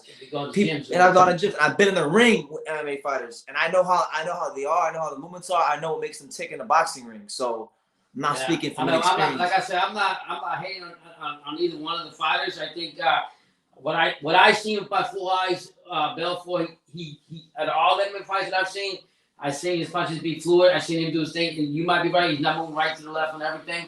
But I think, and I've always said one of my favorite words, one of my favorite phrases, Brandon, you know what it is? Experience. Holyfield's got a lot of that. He knows his movement. Vitor got a lot of experience. They both got a lot of experience. No, they both experience, but it's a different type of a different end. There's 2 different ends with 2 different sports. Yeah. Let's put it that way. 2 different legends with 2 different sports. I'm going to go with the Holyfield factor. I think Holyfield will be smarter than what people think. People are criticizing because he's too slow. He's not the same. Of course, he's not fucking Holyfield of 22 or 32 years old. He's fucking 58 years old. We all know that. But at the same time, you don't think that Holyfield's he's in great shape and he's got more movement. He's going to be smarter than what you think. I think Belfort does not doesn't. I think he's going to tire out. I think at the end of the day, I think Belfort's going to tire. He looks good. He looked good doing the thing. I think he's gonna tire off. Black Magic Genetics. He's always got funny comments. I love this guy. He says, there's not one woman on stage while this guy is singing. Yeah, it's a bit suspect, Holmes. It's a bit suspect. Yeah, no, you might be his lady sucks. That's why there's nobody there. But that's not exactly true. MMA has different styles of combat compared to boxing. I will fight anyone that's boxing as an evolution of thousands of years of techniques. Well, listen, man, I'm not going to argue with you. I just know that MMA fighters do not have stamina. You can argue it. It's a fact. Freaking Tyron Woodley fought Jake Paul. You saw that worked out. He had him hurt, couldn't follow him up, had no gas tank. You know, same thing goes for Conor when he fought Floyd. It's just different. They have different. It's like comparing tennis. It's like comparing, you know, Novak Djokovic and swimming to Michael Phelps. You know, you're not gonna. You gotta understand that it's a different. Both sports are different. Both the training is different, and you gotta respect each sport for what it is. You know what I mean? Just getting MMA fighter getting into the ring with a boxer. I respect them. It's a lot. Just for a boxer to go to MMA, it's a lot. You just don't know. But what I'm saying about MMA, about 5-minute rounds. How many rounds they fight? 5 or something like that, whatever it is. Mm-hmm. But they're going there for the kill right off the bat. It's two pitbulls that go MMA. Whereas boxing, everything is skill, is technique. And I'm sorry. Like, because there's more things to prepare for MMA, what winds up happening is you get guys that are very good at a lot of things or good at a lot of things, and they're men of many things but masters of nothing. As to where in boxing, these guys, like a guy like Holyfield, master in boxing. Floyd Mayweather, master in boxing. You know, these guys they actually mastered it at the highest level. So, hey, yeah, it is what it is. We'll see what happens. God forbid, Holyfield get knocked out.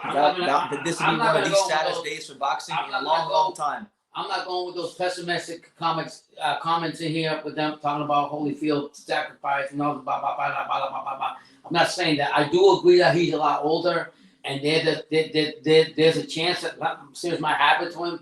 But the physical shape that he has for his age, I think it has a lot to do with it, and I think that's going to help him as his fight goes along. Let me hear what he's saying right now. You cannot let nothing make you quit. You gotta be alert. You gotta be ready. You gotta keep your hands up. You gotta bring your A game against advantage. That's what we signed for. We're not here running away from anyone. We want to face it back. That's what Vitor Belfort did his whole career. My strategy is to always win. To be aggressive. So Vitor Belfort, Evander Holyfield, we're just moments away from that. Make sure y'all hit that like button. Take the time to subscribe. You know, if you're new to the channel, check out all the content on the channel. Only on Go to the Guitar Hotel. Oh snap, we got another super chat. Shout out to my guy. God bless you guys. Will Lynch with a $4.99 super chat. Much love, Will. He says, I'm always going to love Evander Holyfield, but the man was born with too much dog in him. He's like Tommy Hearns, Warriors till the end. Exactly. I'm going to tell you this. And he just said that. I never quit. I'm going to tell you this. for $10,000 tonight. Vitor Belfort will have a chance to win this fight until Evander Holyfield remembers anything that his mama told him. Yeah. Once he starts thinking about something his mama told him, it's curtains. And that's not being disrespectful. We're not being disrespectful. Holyfield loves his mama. You didn't know. So if Mama said don't back down. my mama said, you gotta hit him before he hit you. Yeah. So I realized that the whole big thing is I gotta hit him before he hit me. Because my mama told me that. yeah, my My mama mama. told me this. I hit you back. Remember that one day at the gym where Riddick Bowe was talking about Holyfield's mama? He was like, man, Holyfield always talking about mama this, mama this. What did he say? What did he say? He said, my mama was it. My mama this, my mama that. What did he say? I forgot what he did. He said, fuck your mama. Yeah, this was Bo. And they're great champions. They have fun in the gym. But I think Bo just got tired and say, basically he say, no disrespect to Holyfield. We just talking. He said, motherfucker. Bro, he didn't say that. That shit was funny. He's like, man, he said my mama this, man, fuck you, man. It was disrespectful, but he said it. It was crazy. But then I think that's if you actually sat there like I sat there with Brandon and then when they talk forever and you will love them talking and how they get along and everything. I mean, he said, yeah, that Riddick Bowe pressure. Yeah, Riddick Bowe was like, he's like, man, I'm gonna jam. He said, yeah, he said, So somebody walking in the gym that he don't like. this motherfucker. Yeah, and remember that time he said when Holyfield went up there, see what I'm talking? Was he talking about Bo? You don't know if you're from Brooklyn? You don't know whatever he was going off on the channel about. You don't know if you're from Brooklyn? You know where you from? You don't know where you from. You say first you're from Brooklyn, then you say you from here. I'm from Alabama. I know where I come from. I'm from Alabama. I don't know if you seen they were talking about that. That's on the channel too. Oh, I love that. Yeah. I think he said, hi, this is Riddick Bowe, and you're watching Cool True Sports. Yeah. And I'm like, True School Sports. And I was like, yeah, there you go, champ. Thank you. Yeah. That's like the legendary intro that everybody remembers. So for those of you wondering, the fight has not happened yet. We're still patiently waiting for the ring entrances. I remember one time, and that's another story. I was in the gym, and Bo was like, Holyfield's like, see, Bo, you gotta start working out. You gotta start doing stuff for yourself, and you gotta dedicate yourself and start doing it, right? So Bo's like, yeah, I'm ready to go do it. I'm ready, BT. I'm ready to go to school. Yeah, I'm ready to go do it. Fall guy go in there. Riddick Bowe is in the fucking gym with a soda and on the bike wheel, with drinking soda, with a soda pop, with doing his exercise machine. Yeah. Charlie asked, have we heard from Marcos yet? Yeah, Charlie, Marcos fought this afternoon. I had a chance to watch his fight. It was 4 rounds. Bless him. He won. He wound up winning a unanimous decision, so he improves his record to 2-0 with 1 knockout. So good. Big shout out to my good friend Marcos Paz. You know, upcoming lightweight prospect. 2-0. You know, good for him. Get the win column. And your other friend Ponce. And Paul Ponce, you know, he won his pro debut yesterday. So a good week. Isaac Chamberlain won. Yeah. All our friends won. Everybody that I'm cool with, they won this week. So I'm pretty gassed. So back to the B.O. Bo story. So Bo's all serious about working out. The following week, I see Bo on a bike thing, and he's got a soda pop in front of him. What did Holyfield say? Holyfield said, "There's a picture here. There's water here. Bo, you be drinking this. No, I need my caffeine." Yeah. I remember that. Yeah. He's still my man AMX. He says, Bo said, give me 2 months. Evander said, if you were a boxer, you would just be ready. Now we have Holyfield taking this fight on 5 days' notice. This is true. I remember 2019, there was a lot of talk going on about Bo and Holyfield doing a celebrity, like kind of like what's going on tonight. And all Bo had to do was lose the weight, and he didn't want to do it. You know, but he's still fighting. He's gonna fight October the 2nd in Miami. He's fighting Lamar Odom in an exhibition, a basketball player. So make of that what you will. Yeah. I mean, like you said, brother, if Bo would, speaking to, we love Bo on this channel. If he had just disciplined himself more, Bo could have gone a long way. Jay Bone says, I swear, this is nothing more than a glorified sparring session. And when it's over, we are all going to be bored to death. And when it's over, we'll feel robbed. Well, I didn't pay any money. But he did say American boxing is dead. And honestly, at this point, I'd be feeling like that sometimes. It would be feeling that way sometimes. But listen, anyway, Michael Butler is doing the introduction. So here we go. Put that sound on. Make sure y'all smash that like. Go hit the subscribe button. Here we go. Please remain silent for the national anthem for Brazil. Brazil. Shout out to Brazil.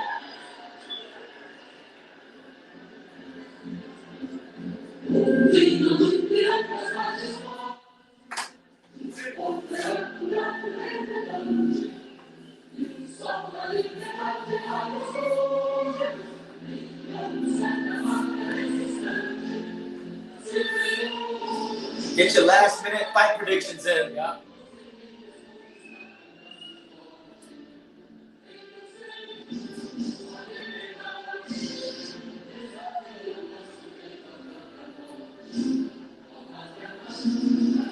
I got Evander Holyfield by 6th round knockout. Holyfield winning this. How? If it goes past 5, I got him with 7th round knockout.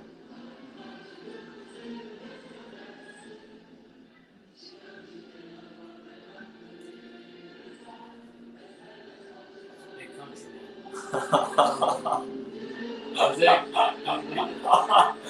Man, Black Magic said, my God, that Chinese girl is ugly. I've seen pretty girls. I never said it the whole time. I was whispering that to the whole time. I saw her at the gym. Get the ugly girl out of there. I saw her at the gym. I saw her at the gym. I mean, no disrespect, but I mean, there's a lot of people good at that. I was telling brother the same thing the whole time. What is she doing behind the camera? Well, Janera's ugly too. The Mexican girl, she like orange. She ugly too. No, she ugly too. The Chinese girl like butt ugly. The only girl that right there. That was nice. I like it. Like it nice. 2001. At this time, on behalf of the Seminole Hard Rock Hotel Casino, Children's Fight Club, the Florida State Boxing Commission, and our special guest in attendance here tonight, the 45th President of the United States, Donald Trump. The crowd loves him. Yep. Yeah, you got to ask Harry about that black one right there. He loves it. Look at his smile. He goes, yeah. The list goes on, and in many cases made the ultimate sacrifice. Now, in the tradition of the sport of boxing, we will honor the memory of all those who lost their lives. Yeah. Holyfield's out here. You gotta remember, Holyfield's out here representing for his mama. And shout out to all 73 of you that are here. Make sure you guys smash that like button. If you're new to the channel, hit the subscribe button and definitely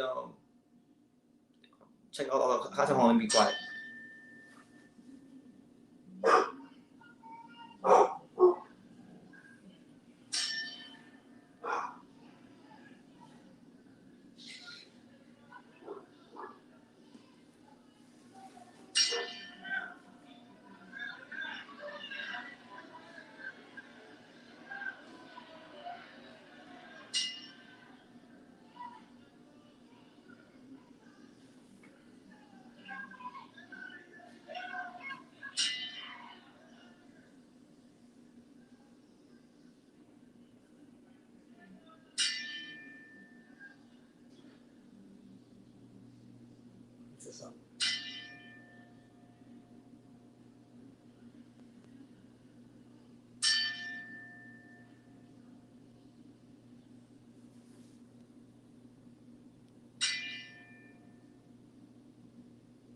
Rest in peace and never be forgotten. All right. So there was 13 belts for the 13 fallen soldiers in Afghanistan. And Alpha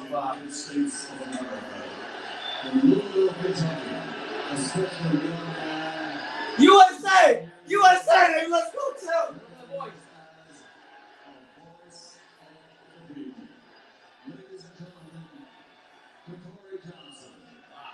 That's right. That kid got a fresh haircut. And look, they got that beautiful girl. They got the finest girl holding the American flag. That's right. Can you see what I shouldn't make you sit down. I gotta show respect to the country. You can sit down because you fought for the country. No, I didn't take it away. But the president standing up.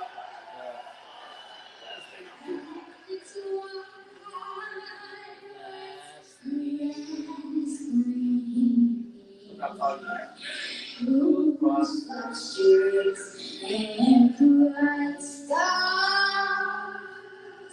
through the perilous fight over the ramparts we watch, where the Soviets we stream.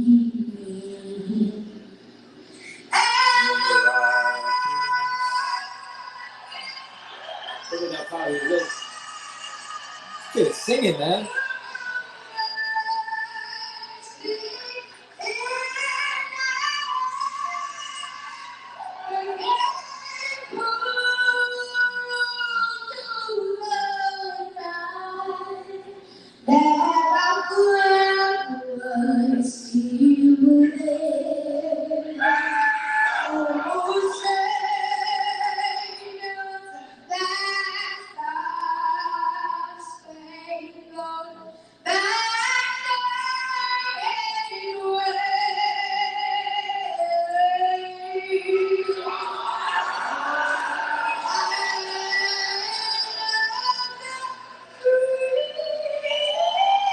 He's going crazy right now.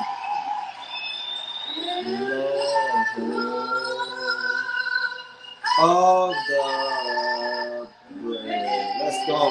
Let's go. Let's go. Evander ain't losing now. God bless America. God bless and God bless everybody else out there in the world. Yes. Nice job on the kid. USA. Oh, that's beautiful. That is beautiful. You don't hear this at boxing matches too often. You can make it. You don't USA like you used to. You know why, right? You know why. That was a fantastic job by a really great young man. There you go. People getting very patriotic in the comments. 2020. We want Trump. Oh shit, they say we want Trump.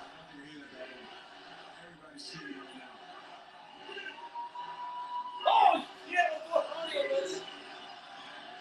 look. Let's go, champ. Wow, that's crazy. I mean, anything would be better than what we have now. But that's that's another topic for another day. Yeah.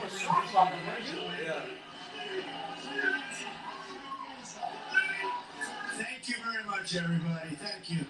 This is an honor to be with you, and what a great evening. And I think you're going to see an incredible fight. And Jorge, it's great, Junior. It's great to be with you guys and champions. We love you, man. Special people, special warriors. Wow. Look at the Buffalo, man. That's crazy. It's still going on for you, huh? That's right. Guys, look at this.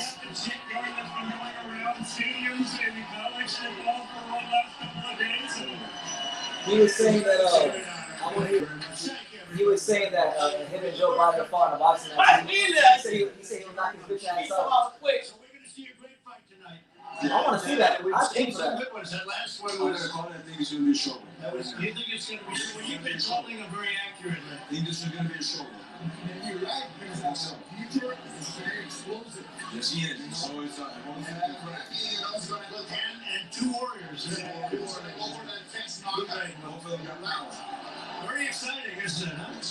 Very exciting. Now, two great fighters. So yeah, we're getting really close to.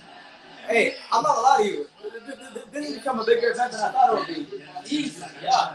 Everybody's expecting Vitor to win, but if the opposite happens, Well, man, are they expecting Vitor to win? I believe so. Because Cool. Age, maybe. Ryan Holyfield. It's a big difference in age. All these guys, what, UFC fighters? They're all going for a whole pizza because they're all UFC fighters. Let's see what Trump goes for. Wow. But shout out to everybody in the comments. Thank you, guys. God bless everybody around the world. We're here. It's the Untouchable True School Sports Empire. Wow. Waiting for the Holyfield Vitor Belfort. Who would have thought this fight would be that big as it is? Yeah. So Vitor Belfort is 14 years younger than Evander Holyfield. He's slightly shorter at 5'11" to Evander 6'2.5". Yeah.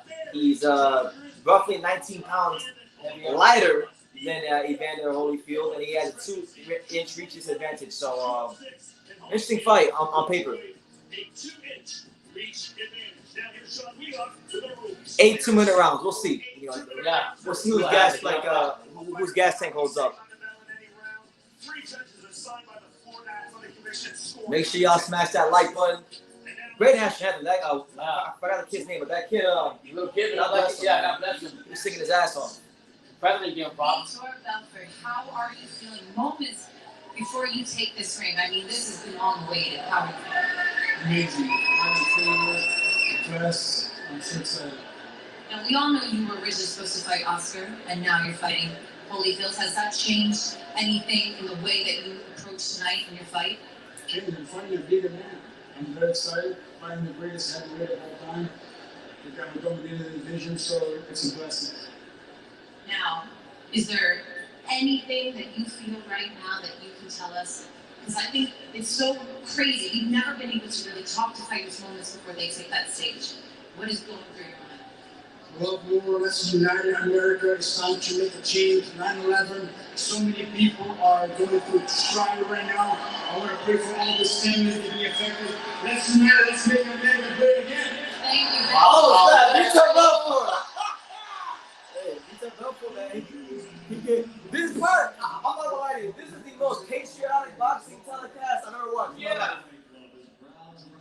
That's great. Oh man, Vitor might catch a body tonight. Yeah. Talking about God bless America. Unite America. I'm talking that American shit. God bless you.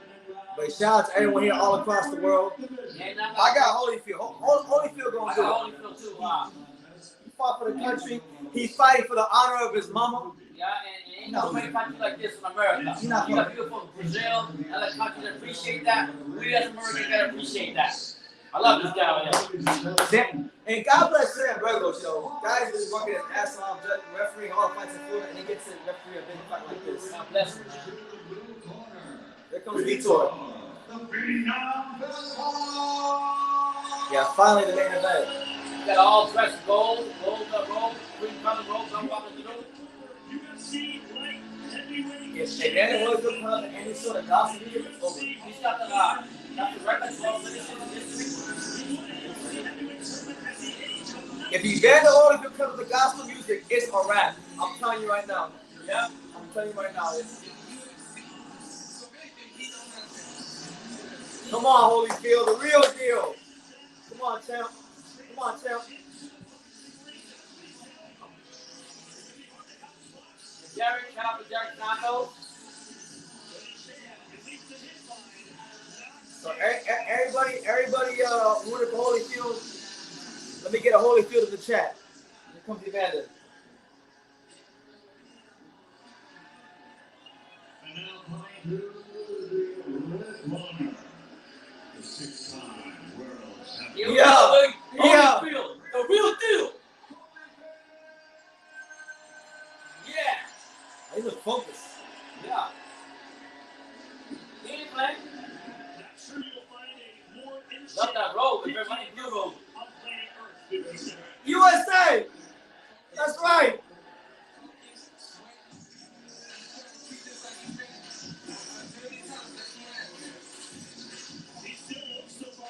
No God. Oh, hey man, I'm worried now. No gospel music. Nah, man, he gotta have that. He gotta have that gospel music. One more. Yeah, he got He's coming out to rap. He can't come on. This is only. He can't come out to rap. Come on. I mean, it's not that. No. Forget all that. We need the gospel music. Okay. Where the gospel music at, champ? He probably asked his son. I don't know, but it wasn't a gospel song. It wasn't a rap song.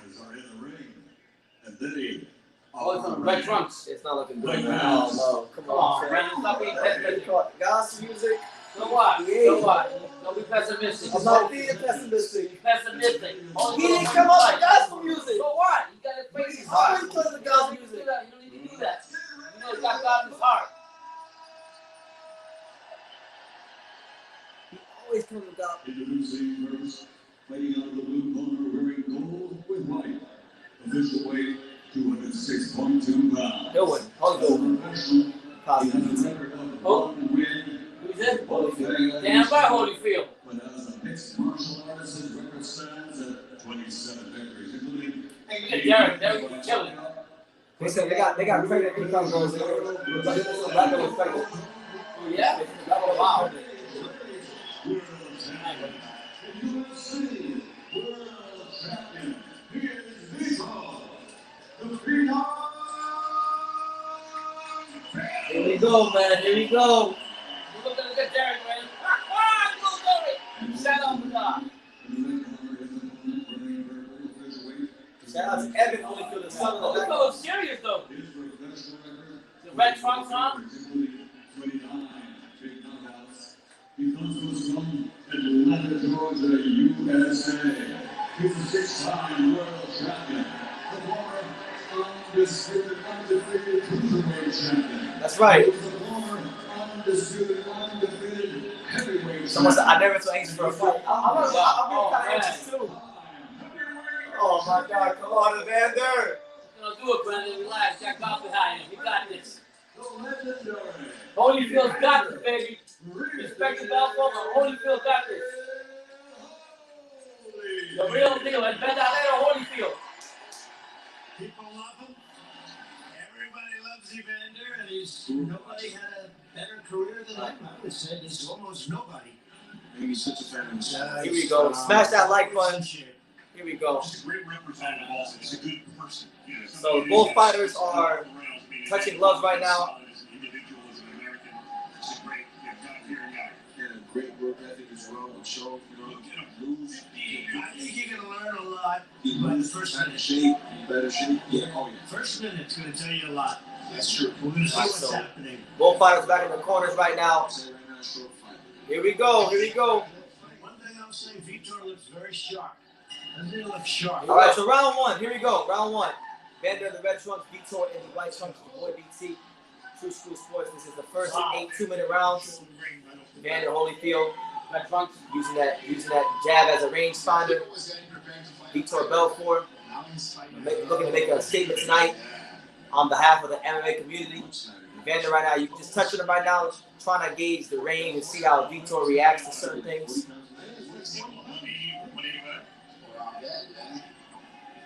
Vitor Belfort goes to commit to a punch but doesn't punch.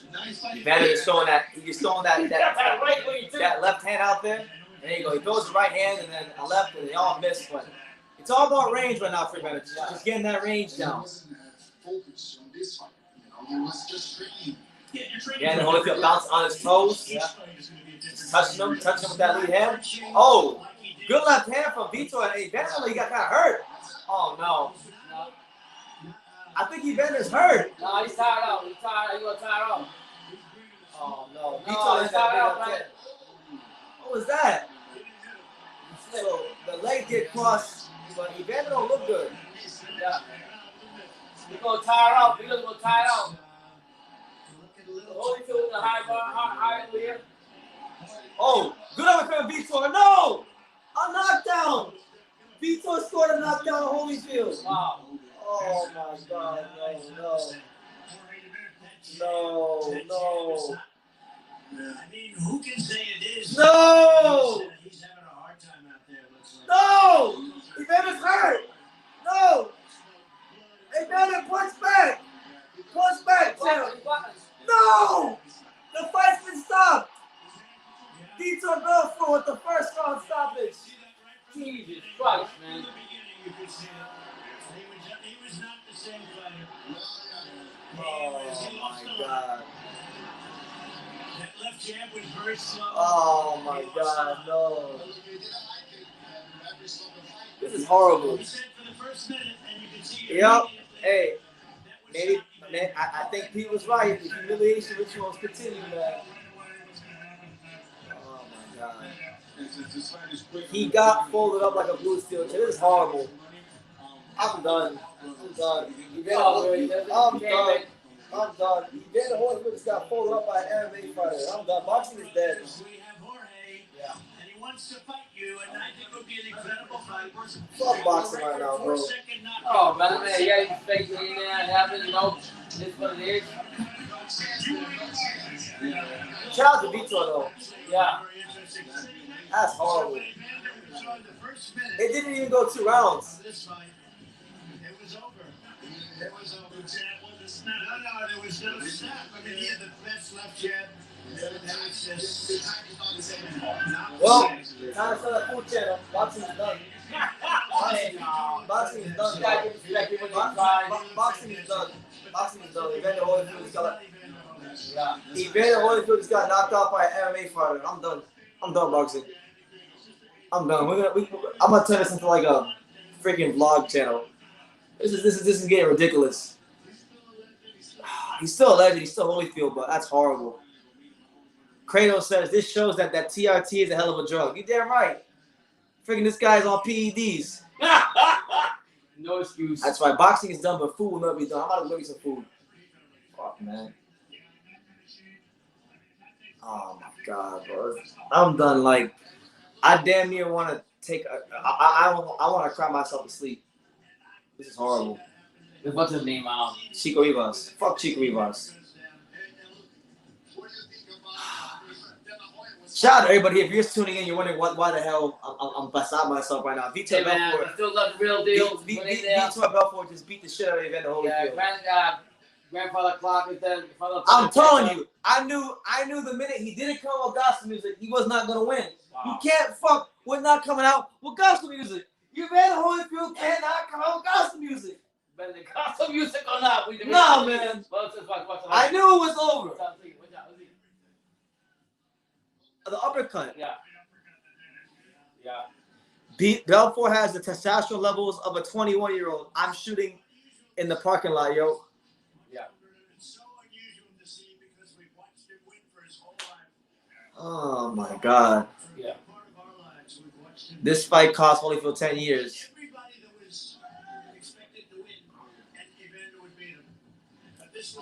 Oh my God. Big uppercut. Yeah. Hey, Derek Santos, trainer of the year. He can score the biggest. Respect to Holyfield. I'm not gonna downgrade him, whatever. It's not good, man. Kudos to him coming in there. Follow time, caught up to him, respect to him. He's still a legitimate champion, and that's it. Yeah. The just wins And again. respect to Belfort too. So hey. This fight got Holyfield out of debt. Well, it's the positives and negatives of everything, right? He got paid. Yeah.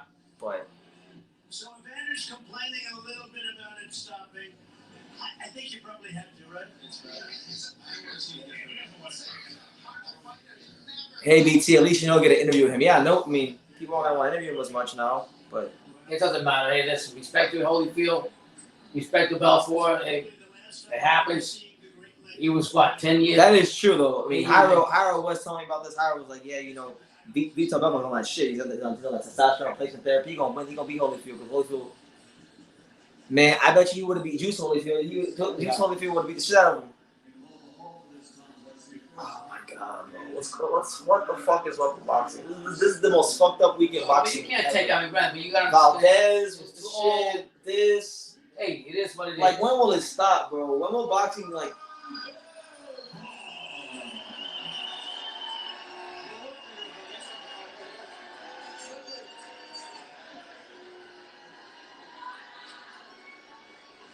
At least Derek Santos, you know, he didn't get paid and Holyfield got paid and everything, but nah, man.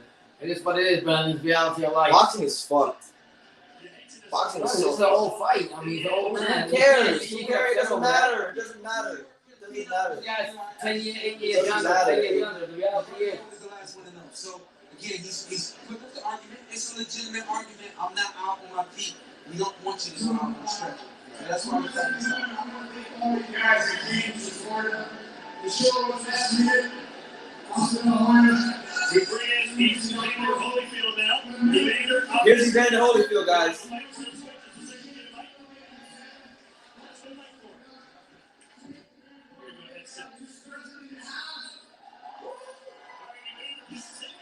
The president.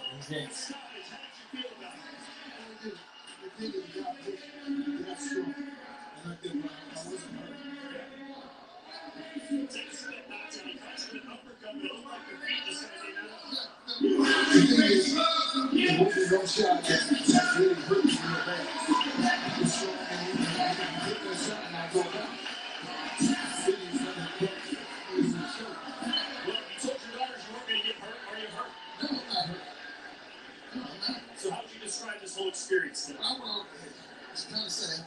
You know, it is what it is. What are you going to say to all your fans watching right now who tuned in to see it? Wow. One more time. God bless you. No more than I think it was a bad call. I think the referee should allow. I'm thinking he stopped the fight that quick. I think the guy pushed him. The guy was strong and all that. And you know, and the fact of the matter when people got fast hands like that. The only thing I'm trying to do. You don't look like you're hurt. I'm not. Would you be interested in maybe you and Mike doing something a little later? I'm doing something. Maybe that's what's next.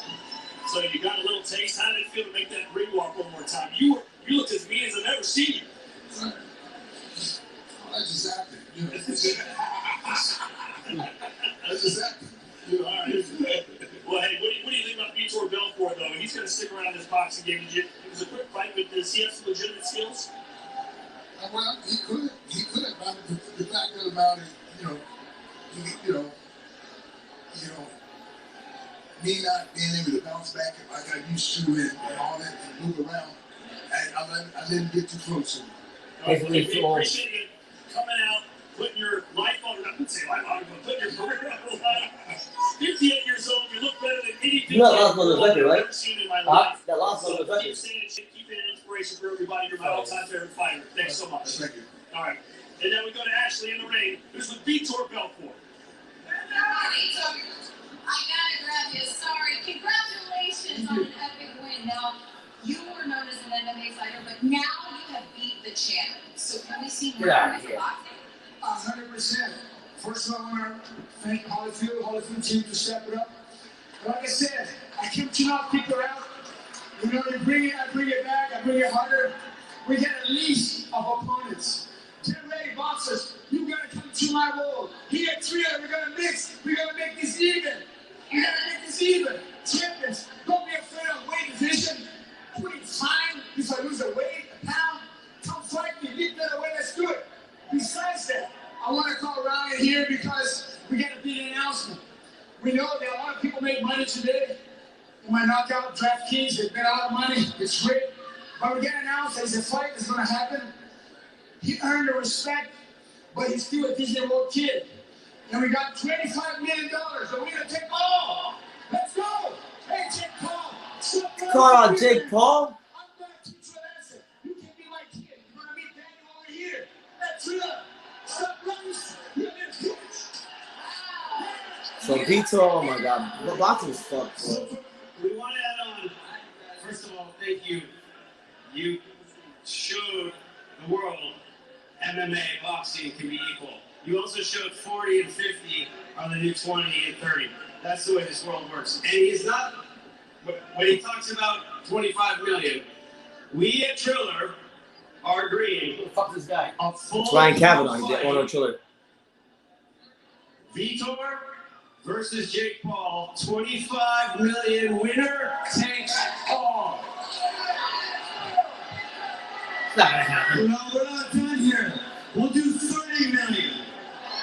Fucking Vitor versus Jake all fucking day. That's what I'm talking about. And we won it on Thanksgiving Day at the 1 year anniversary. Thanksgiving Saturday. $30 million. Winner takes all. Jake says no. We know why. Hey, Jake, you got my respect, but I'm teaching you, man. I'm gonna put you in my lap. You're gonna see like a baby. I promise. You better start training. And listen, man, all your little fans, they're gonna be Vitor Belfort fans. You know what? I got this. I got family, bro. I got family. You don't have family. I got family. America needs me, not you. $40 million motherfucking now. That's the best snap Jake Paul's ever gonna get. Yes! Okay. Holyfield, thank you. Vitor, thank you to the President of the United States. Thank you to all of you in the room, Patriots, on this important day. Thank you, everybody, for being here. Let's all celebrate how great America is. This man shows what is possible in America. Thank you. And it's time to meet. It's time for boxers to let the clinch. If you can grab you.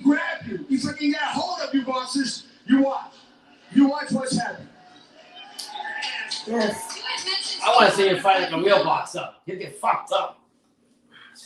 I promise you, he will not have the balls to come. I promise you. If he does, we got 30 million. I love it. All right. That's what we've got. Back to you guys. Hell Thank no. you. He's coming out the boxing like he's gonna do something on the boxers. These are old fighters. Fight a real fighter. All right, so Oh shit. So I don't even know where to begin. I'm trying. I'm really trying to maintain positivity. Huh? Okay. I'm trying to maintain positivity. I'm trying to maintain my love for boxing, but it's really being tested this week. This has been one of the fucking worst weeks of boxing ever. Ever. From the Fentermine to last night's decision to this by itself is enough. He's an old man. This is enough. Like, Yo, Evander Holyfield lost a fucking he's older, Brennan. He's older. dumbass Vitor Belfort. 8 years old. And then now we gotta hear all the fucking dumbass MMA people say that MMA is taking over boxing because Vitor be the old man and when he was jacked up on TRT and all that shit. I mean, oh my God. And now he's talking about, he's going on off that same bullshit that's going on with Media Workout, talking about, if I can get you in the clinch, you'll see what I do to all you boxers. I swear, I'll listen. Whoever fights him, I don't care who it is. I'm done. This guy, look, you want, listen, this is talking about bitch ass, that punk ass. He one of the reasons boxing is picking him in the first place. Fuck that guy. I don't want to hear about Canelo right now. He blocked. I don't want to hear about Canelo. You come here talk about Canelo right now, you getting blocked. This is the wrong time to talk about Canelo right now. I don't even want to hear about him right now. Like right now, boxing is. I can't even believe I'm saying this. Like boxing is literally dead. Like it's dead. Boxing is dead. Boxing is fucking dead. Boxing is dead. You can't say that, man. I can say that. This is a shit show tonight. Okay, this is a shit show. You're getting upset. Valdez is a shit show. Okay, you're getting upset because. I hope somebody pops that nigga in his mouth. Hey, Fuck Vitor Belfort. The reality is. It's dead. It's dead. No, Brandon. This is entertainment. This is no. He didn't get in a fight of real boxing first. He fought Holyfield for the older past. Doesn't matter. Past his prime. Doesn't okay? matter. So you can't sit there. I know right now. It's the symbolism of what it represents. It's the symbolism. Right, but it's your emotions getting into it. It's not my emotions. I know what I'm watching. Okay, I'm properly interpreting what's going on. Right, but let him get in there with a real fighter in there and see what happens to him. He's not gonna do that. He want to fight Jake Paul. He's not gonna do that. He's not an idiot. Yeah. You think if he's gonna get in there with fucking Golovkin? No, what I'm saying. So that's what he's saying doesn't mean shit. You know what I mean? And you can't take like just because people go, they're gonna get in your head, get in your. And you're scared because you're gonna sit there. You're gonna you don't, okay? Don't. This is literally. I've been on YouTube for a long time. Yeah. This is the saddest day since I've been on YouTube ever. Okay. This is worse than when Cholatito got knocked out against Rungbasad. Okay, I get all that. This is worse. This is worse than like a lot of stuff. Right, but you gotta be open minded and realistic and understand. Holyfield was an older guy coming in. You knew that already, so he already had the upper hand. No, we know. At 58 years old, he wasn't the same. I get it. You got him with a good shot, like anything that happens in boxing, and that shit happens. He got him with a good fucking uppercut, and that's what that was the ending right there. Evander Holyfield stopped him around by Vitor Belfort. Okay, you can't look at it like that. You gotta look at. That's what happened. Right. What do you mean? That's what happened. Okay, but he got stopped with a good upper shot that he could a good uppercut, and that's it. And he got knocked down, and that was it. And he couldn't recuperate in time because he was not fighting back. He was not fighting back when Belfort was had him in the corner. If he had fought back, why is this even a thing? So don't. I knew it. I knew when he didn't come out with gospel music. I knew he lost his fight. Okay. I knew it. Okay. Well, how do we want to look at it? The reality is, Holyfield he's 46. Holyfield was 58. The older guy got him with a good uppercut. Holyfield didn't react right on time. When he did get up, and he was up in the high guard. Belfort just kept pounding shit on him, and he didn't even try to get away, wiggle out of the way. He just stood there like this. Had he thrown a few punches here and there, maybe the fight wouldn't have got stopped, but he was not fighting back. That's the reality of it, okay? But you can't sit here. This is one of the saddest days of my life. Right, okay. This is one of the saddest days of my entire life, seeing Evander Holyfield lose to fucking Vitor Belfort. How you want to look at it? Boxing's got to the point now where they want to sit here and put boxing's record online for some entertainment bullshit, which I don't like anyways. I was never a fan of this shit like this the way it is. If it was just an exhibition without against his record, okay, so be it. Okay? But that being said, Holyfield took the grab, did what he had to do as a man. He didn't win the fight. We don't know his finances. At least he got paid. Right. We got getting that. We don't know the whole thing, but I'm not gonna sit here and take it so personal and say, you know what? Now I'm gonna hear about all these MMA it's not about and UFC, but you are. It's about listen. It's literally about like we've had so much shit going through in boxing.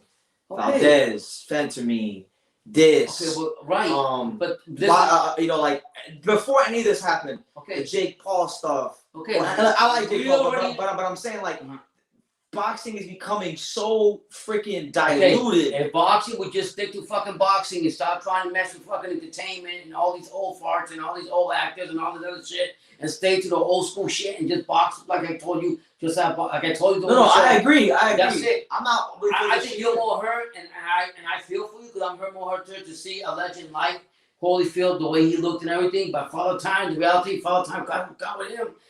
Belfort, the reality is Belfort was a stronger guy, and he beat the fuck out of him, and that's the reality. Accept it, and we have to move on. I mean, it is what it is. It was sad and depressing. A 6-year-old man. shouldn't be fighting anymore. Right, it was that period, but you can't like take it to that level. You can't. You're getting yourself worked up because I'm not getting myself worked up. I understand what's happening right now. I'm not getting myself worked up. I understand that, but what I'm saying to you, I'm not getting myself worked up at all. It happened to a legend. It is what it is. He'll move on from this. We'll move on from this and continue talking boxing. You just can't let the crazy what do we call it, trollers or whatever they have from UFC get in your skin and argue the fight. It's not even about them getting on my skin. It's just about like it's just another bad day for boxing. That's all. Okay. Like boxing has had no good days in a long time. It's been a long time since boxing. It's been a long time since I've had a good week of boxing. Okay, well that's what we're facing now. We're facing that in life anyways here in the U.S. and all over the world right now. Nothing's good for everybody. But you know what? We got to put our head up, enjoy our time, and look at a negativity or positivity or whatever it is and try to make it a positive and say, you know what? Thank you, Jesus, for being here. Thank you for being able to be happy. He didn't come out the God. He didn't come out the gospel. But I knew he wasn't going to win. But you're taking that to a different level. He's always come with the gospel. Okay, gospel music, whatever. You don't mess with your routine. Okay, as a fighter, you don't do that. Okay, but you don't know personally. You don't know if his wish was to talk to his kids, and maybe he asked his kids, "What would you like me to come out to?" Hold on, gospel, and that's what you say. Not what, but maybe if that's why he lost. Okay, how are we going to say it? You don't know the importance of his life. His kids are his life. You don't know if that what motivated him to go do what he did because maybe his kids told him, "Dad, why don't you try this? Change it up a little bit." You know what I mean? His kids did tell him, "You know what, Dad? I don't want to see you get hit." And what happened? He fucking got hit. Whatever cut, and that was it. I'll be honest. I know you don't go agree with the conspiracy. I actually agree with it. No. I agree with it. I agree with it. No. I agree. That's just a cheap excuse. That's not an excuse. I agree with it. Accepting the fact that Holyfield lost the fight and got his ass whooped. That's what it is. Do you understand that this is gonna be a lot of people's only memory of Evander Holyfield? Him getting losing to fucking Vitor Belfort. He understands Is that okay? Does that sit right with you? No, it doesn't. But I also have to be a realist and accept the fact that it happened. It happened. For argument's sake, if somebody says to you, "Okay, Belfort beat this legend," okay, he beat him. But at what age did he beat him? Did he beat him in his prime? Did he beat him at this time? No. So you can't go to that level like that. You can't argue this point. Okay? You don't understand. You're not I am understanding, but I'm not gonna make no excuses. For a lot of people that are like younger than me, they don't know anything about Holyfield's fight with Tyson and Foreman and these guys. And guess what? They're not gonna take the time to learn about that. They're just say, "Oh, he's the old guy that got knocked out against Vitor Belfort." That's however they do. If they don't do his homework and find out what Holyfield's all about, then that's how they're gonna see it until they do their homework. Same thing with Nate Robinson. Nate Robinson was a fantastic bench player. Won dunk contests, all this stuff. 5'9". Nobody knows him as a basketball player. They know him as the guy who got ironed out by Jake Paul. That's what they know him for. Holyfield is gonna be a legend no matter how you look at it. For argument's sake, all this is gonna do is start arguments between the UFC, MMA, and boxing. And if you're an idiot to compare a past his prime Holyfield with Belfort and justify that UFC and MMA is better because of what happened with that, then you're a fucking idiot. Because the bottom line is you gotta be open-minded and understand that that they didn't fight. It wasn't two-level fighters in reality. Two-level fight. Hold on, in the boxing game, the top of the level. I don't understand how you can sit here and just like be okay with this. I'm accepting the fact that why I sit here and use my energy to get upset with what's happened when the reality is that's what's gonna really eat you up inside. When people come in here and troll you and they tell you, "Hey, I don't care about the trolling. You're gonna get mad because they're gonna bring this fight out."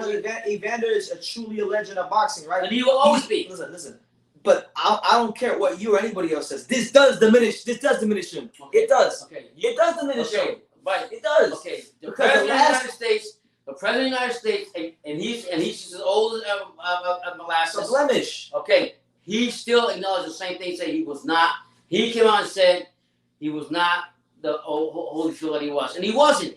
If Holyfield on his high guard would have stuck and fought back while Belfort was in him, the fight would not have got stopped. Why did the fight get stopped? Because he sat there and kept taking punishment. No. For people who know about Holyfield, it's not going to diminish him at all. But I'm not talking about those people. I'm talking about people who are younger than me, who don't know shit about Holyfield, and they're going to go on social media right now and tomorrow and the next day, and they're just going to see that some guy named Holyfield who fought Mike Tyson got knocked out by Vitor Belfort. That's all they're going to see. That's the ignorance of youth.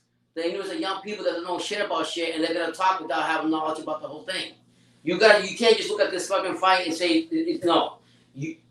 I personally think, and I'm gonna say it again, your emotions, because what happened with the Holyfield is really what struck you and surprised you. Bottom line. And then to figure out how you sit here and deal with UFC MMA has gotten you. I don't even care about that. Forget This all is that. more about like what it means. I don't give a fuck about what Okay, so this is more about what it means for the state of boxing right now. Boxing's not in a good place. Like I'm not gonna sit here. But I'm not gonna sit here. First of all, you gotta look at the thriller of being entertainment. Okay, the only real fight that was here tonight was Carl and Vincent. What do you want to say? The only two real boxers. Everything else entertainment. They messed it up with this. They messed it up with that. A lot of people, a lot of channels, A lot of people are saying that he's going like Muhammad Ali, but the thing is, Muhammad Ali didn't get knocked out. Or he did. I guess Holmes. The bottom line is, Father Time caught up to him. He did what he had to do. It happened, and so be it. Move on. That's not. Well, how you want to see it? The young crowds. It's not good for the sport. It's not about them doing the homework. It's not good for the sport. I don't care what you say. I don't care how you spell it. Okay, so Evander Holyfield, you knock the fuck out. It's not good for boxing. You flip it around and you be open-minded. So let's flip it around the other way. Belfort had the best 12 finishes in UFC, right? He's known for that, and he represents UFC and MMA, right? So flip it around. I don't care about none of that. Okay, of course not, because you have talking about boxing. It's not good for the sport. Okay, but you can't have your own agenda. You gotta be open-minded and see the whole thing. Bottom line, you see the whole thing. I am seeing that's why I'm upset. Okay, one bad fight is not gonna go ahead and fucking. You're not getting it. No, I am getting it. You're not being open-minded and accepting the fact of what's happening. You're still over here upset about what's happening. It's done. You gotta move on. That's it. You can't continue letting other people tell you. I'm gonna move on because life has to go on, but it's not good for boxing. This is one of the worst things happening about boxing. Okay, then, and if you could say that, we can switch around and say that when we talked at the beginning of the show, having Triller meshing. You asked me having Triller meshing up boxing, but also entertainment. What do you think about it? Well, what the fuck did I tell you? So you don't like it? I don't like it. I said to you, if it wasn't, I don't like it either. If it wasn't top level fighters fighting top level fighters, I don't care about any of that. But then again, we as people, just like you say, people don't know our circumstances. We don't know the circumstances. You don't know Holyfield's personal circumstances. He had to do this because maybe his finances were not. Who knows? We'll pray for him or whatever. But we don't know the whole prayer before that. So you gotta understand, he did what he had to do, and he accepted the loss the way he accepted. He was not hurt. We've seen it with our own eyes. He was not fighting back. I think, honestly, I would rather Burgos stop the fight the way he did to see him get hurt even more and being carried out from the stretcher. Simple as that. We have to accept that and then move on and say, you know what? Hang your head up high. You came back and you tried something. I don't agree with all these fucking messing up Triller and all these other things, putting a boxing professional and record. Then I'll get some Mickey Mouse record. Okay. Now I want you to remove who it is you are right now. Just look at it from another point of view. You're someone that's not a boxing fan. You see Holyfield get knocked out by Vitor Belfort. You then see Vitor Belfort grab the mic and pretty much just shit all over the whole sport. Does that make boxing look good? Yes or no? Hold on a second. Yes or no? No, but you have to yes or no question. You gotta look at the whole picture. No, it does not. I am looking at the whole picture. You're not being open-minded. You're looking at a 46-year-old that was past his prime, who beat up a legend in Holyfield, right? But now he's calling out another young guy in the show entertainment business. He's not really calling a true fighter for it. So I'm not looking at it's all. And then after that, he shit on the sport and pretty much said, "We need to do this, we need to do that." Okay, that's his own opinion. You can't just. I'm not really caring about what he's saying. I'm just telling you how. Okay, I'm telling you how it's going to look to the rest of the world. Okay, he's going to and it's not good for the sport. Okay, he's gonna shit on boxing because he's gonna support where he came from. Fuck that nigga, bro. Okay, he's gonna support UFC and MMA. That's where his fucking lineage is. So of course he's always gonna say what he's gotta say. Him calling out. I want to say it this way: Jake Paul in diapers is not really having any balls in him. He's only calling because of the money, not because the kid's young, not because he can beat him. Because if he really wanted to, he needs to call somebody out that's 46, that's retired, that's got more talent, and can do damage to him. But at the end of the day, it's all show business. That's why I don't like to mesh boxing with entertainment. I told that from the beginning. If it's not real fights, it's not real fights. We don't know reality. I bless Holyfield. He's big to the channel. I'm going to support him when he lost because I love him. I still love him to this day. I'm not going to be mad about it. And I'm definitely not going to let UFC fans, fans argue me about some old man in UFC who dominated the 12 most finishes back in his day, and a legend like Holyfield because of this fight. The only part I don't like is meshing up somebody's professional record with somebody from another sport and putting in entertainment, and then because it happened the way it happened, now it's got a blemish. But as far as arguing with somebody like a UFC or MMA, you gotta be fucking ignorant. I'm not even talking about. See, you're missing the point. I'm not even talking about UFC. No, you're mad because he came out. Listen, okay. I'm not talking about boxing fans. I'm not talking about sports fans. And I'm not what are you talking about? I'm talking about people who don't fucking follow the sport. Who gives that are a fuck? gonna see this shit. It's Those not are good. people that are ignorant, that are not doing their homework. So you have to understand that. You can't sit there and talk for them. They gotta do their homework. If they don't do their homework, No, they can they're have a not discussion. gonna do their homework. Okay, They're then. not going to. It's not for you to worry about that. You're not gonna worry invest about it. that. You're It's not gonna gonna affect the invest health of the sport long term. How? You don't see that. It's You not don't gonna see help that. the sport. They don't see that. I'm No. trying to put y'all on Right. game. You can't say that. We're talking about Jake Paul, who brought the entertainment boxing into what he's doing, fighting other entertainers. That's how it all came out about.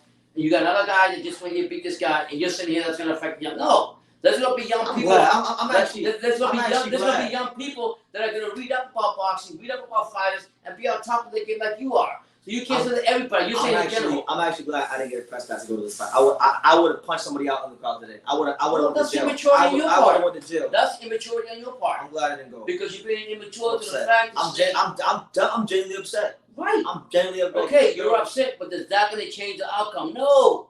You can't argue. If somebody comes to you and talks to you about something, you can't sit and argue with ignorant fans. Say, oh, well, yeah, he beat this. It has nothing to do with that. He's past his prime. He's past his It's not prime. about the fans. It's about what it means to boxing, what it represents. Okay, if you don't have two fighters in Evander there, Holyfield getting humiliated is not good for boxing. okay. I don't care how you want to spin that. He's got God. He's He got got God. a great career. No. and all this stuff, and they got He's got God in his life, and the Bible speaks about humility, and he's gonna take it just like humility and move on and say, you know, thank you, Jesus, and my health is fine, and I'll fucking move on. That's it, Brendan. Let's see. 5-day notice. Hadn't fought in 10 years. Didn't walk out to gospel. Only fell twice to balance shots, and then lost ref stoppage for defending too long. And that's not even a true loss. I mean, hey, There you go. Thank you. I'm glad you listened to what I'm saying. Thank you so much for putting it that way. I'm glad you see it that way. Because The he's millions of people that are gonna see this shit, No, they're not Brennan, gonna see it that Brennan, way. you want to be Brennan. Perception is reality. Saying, but why are you're taking it to a different level? You act I'm like not it's gonna taking bring out boxing down. It's not. It is gonna bring down It's boxing. not. Okay. It's already brought down when you mix it with entertainment anyways. When you put in entertainment with singers and actors and fighters and they're not really fighters, you're already taking away from what the sport really means in its integrity anyways. Wake up and see that. Yeah. You're sitting here arguing about something. I get right now, I'll talk to you a couple days later when you calm down. I'm not gonna be calm. A week from now, I'm gonna have the same. Okay. I might be more pissed off. Okay, Brennan, you can't. Holyfield will take this like a humility. Oh, he just don't like care. that- He just wants his money. He don't care. No, just like the comment just told you right there, and move on. It's not a real fight when you're not fighting the level you're supposed to be fighting, and it's not two actual fighters fighting. Box record is gonna say otherwise. Okay, who cares about that? It's gonna be on the record. Okay, he accepted that. He's gonna move on. Yeah. That's it. Tyson probably the same thing. He gets beat down with like all years. You don't know. You just don't know, but you can't sit here and take it to the level you take it to. You can't. All right. It's not. No, guys. Look. I appreciate everybody who stuck around for a lot. Thank you, guys. Thank you, guys. We love you, man. Assman says also BT, the people who see it that don't follow combat will quickly forget it. I'm just as sad as you are, though, man. I'm pissed. Yeah, I'm very. Thank sad. you. Good comment. Come on, bring other good comments because he needs help right now. He needs some more understanding besides. I understand just fine. That's why I'm as upset as I am. I fully understand. I understand the gravity of what's happening right now. Yeah. It's other people that don't understand. But you're understanding based on how you see it. People say, "Oh, this has no correlation." It's on his box. It's gonna be on his box. But here you go again. What do you mean it has? You're worrying about his career. Listen to the comments on there and listen to what the people are telling you. Okay? What are the people telling you?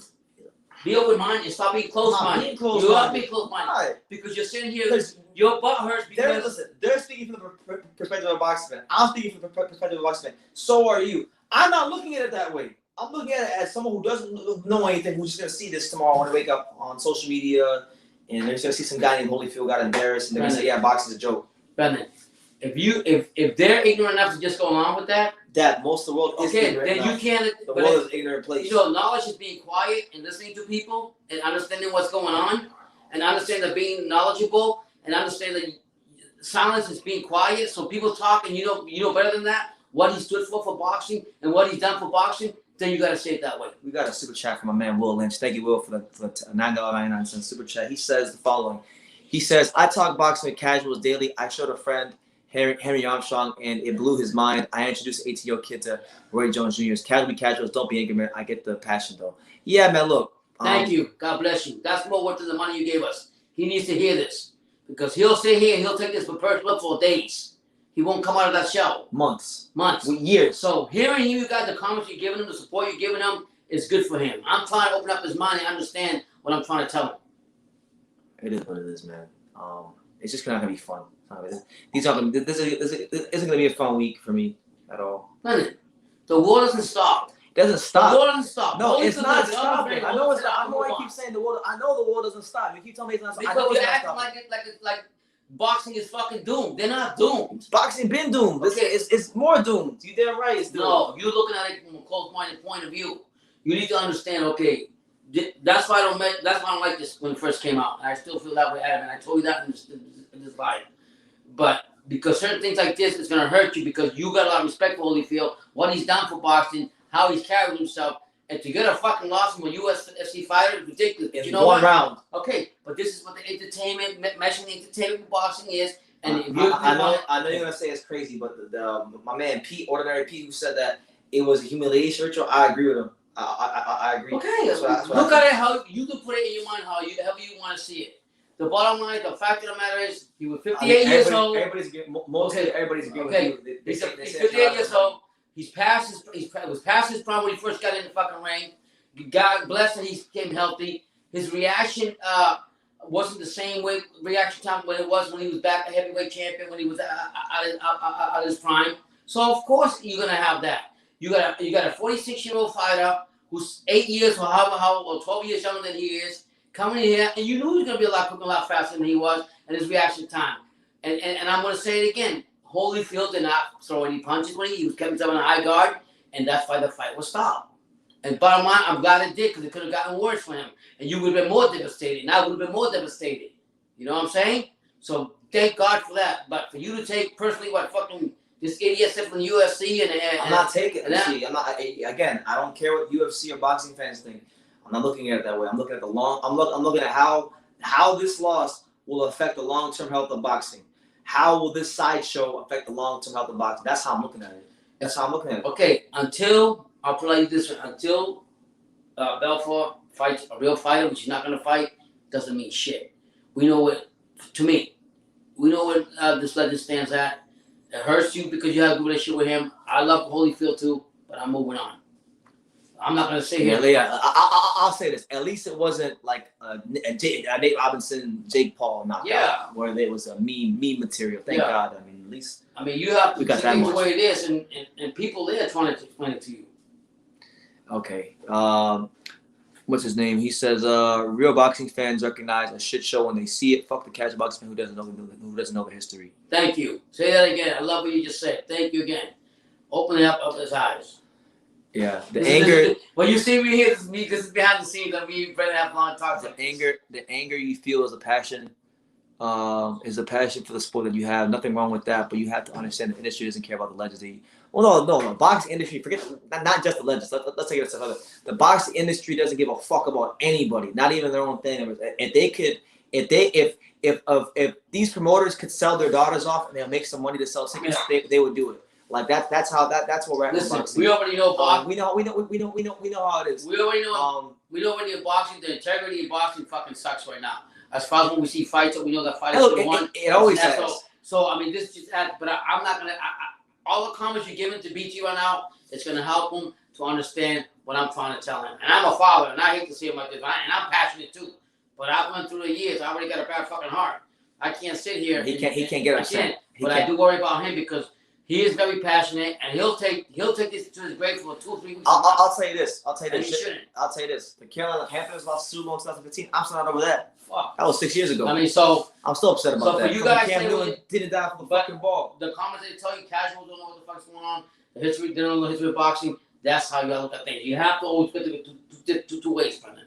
For the good, the bad, open mind. Ordinary Pete. You two are speaking on different things. We are, yeah. He's not getting what I'm telling him. He's not getting what I'm telling him. He just What are you saying?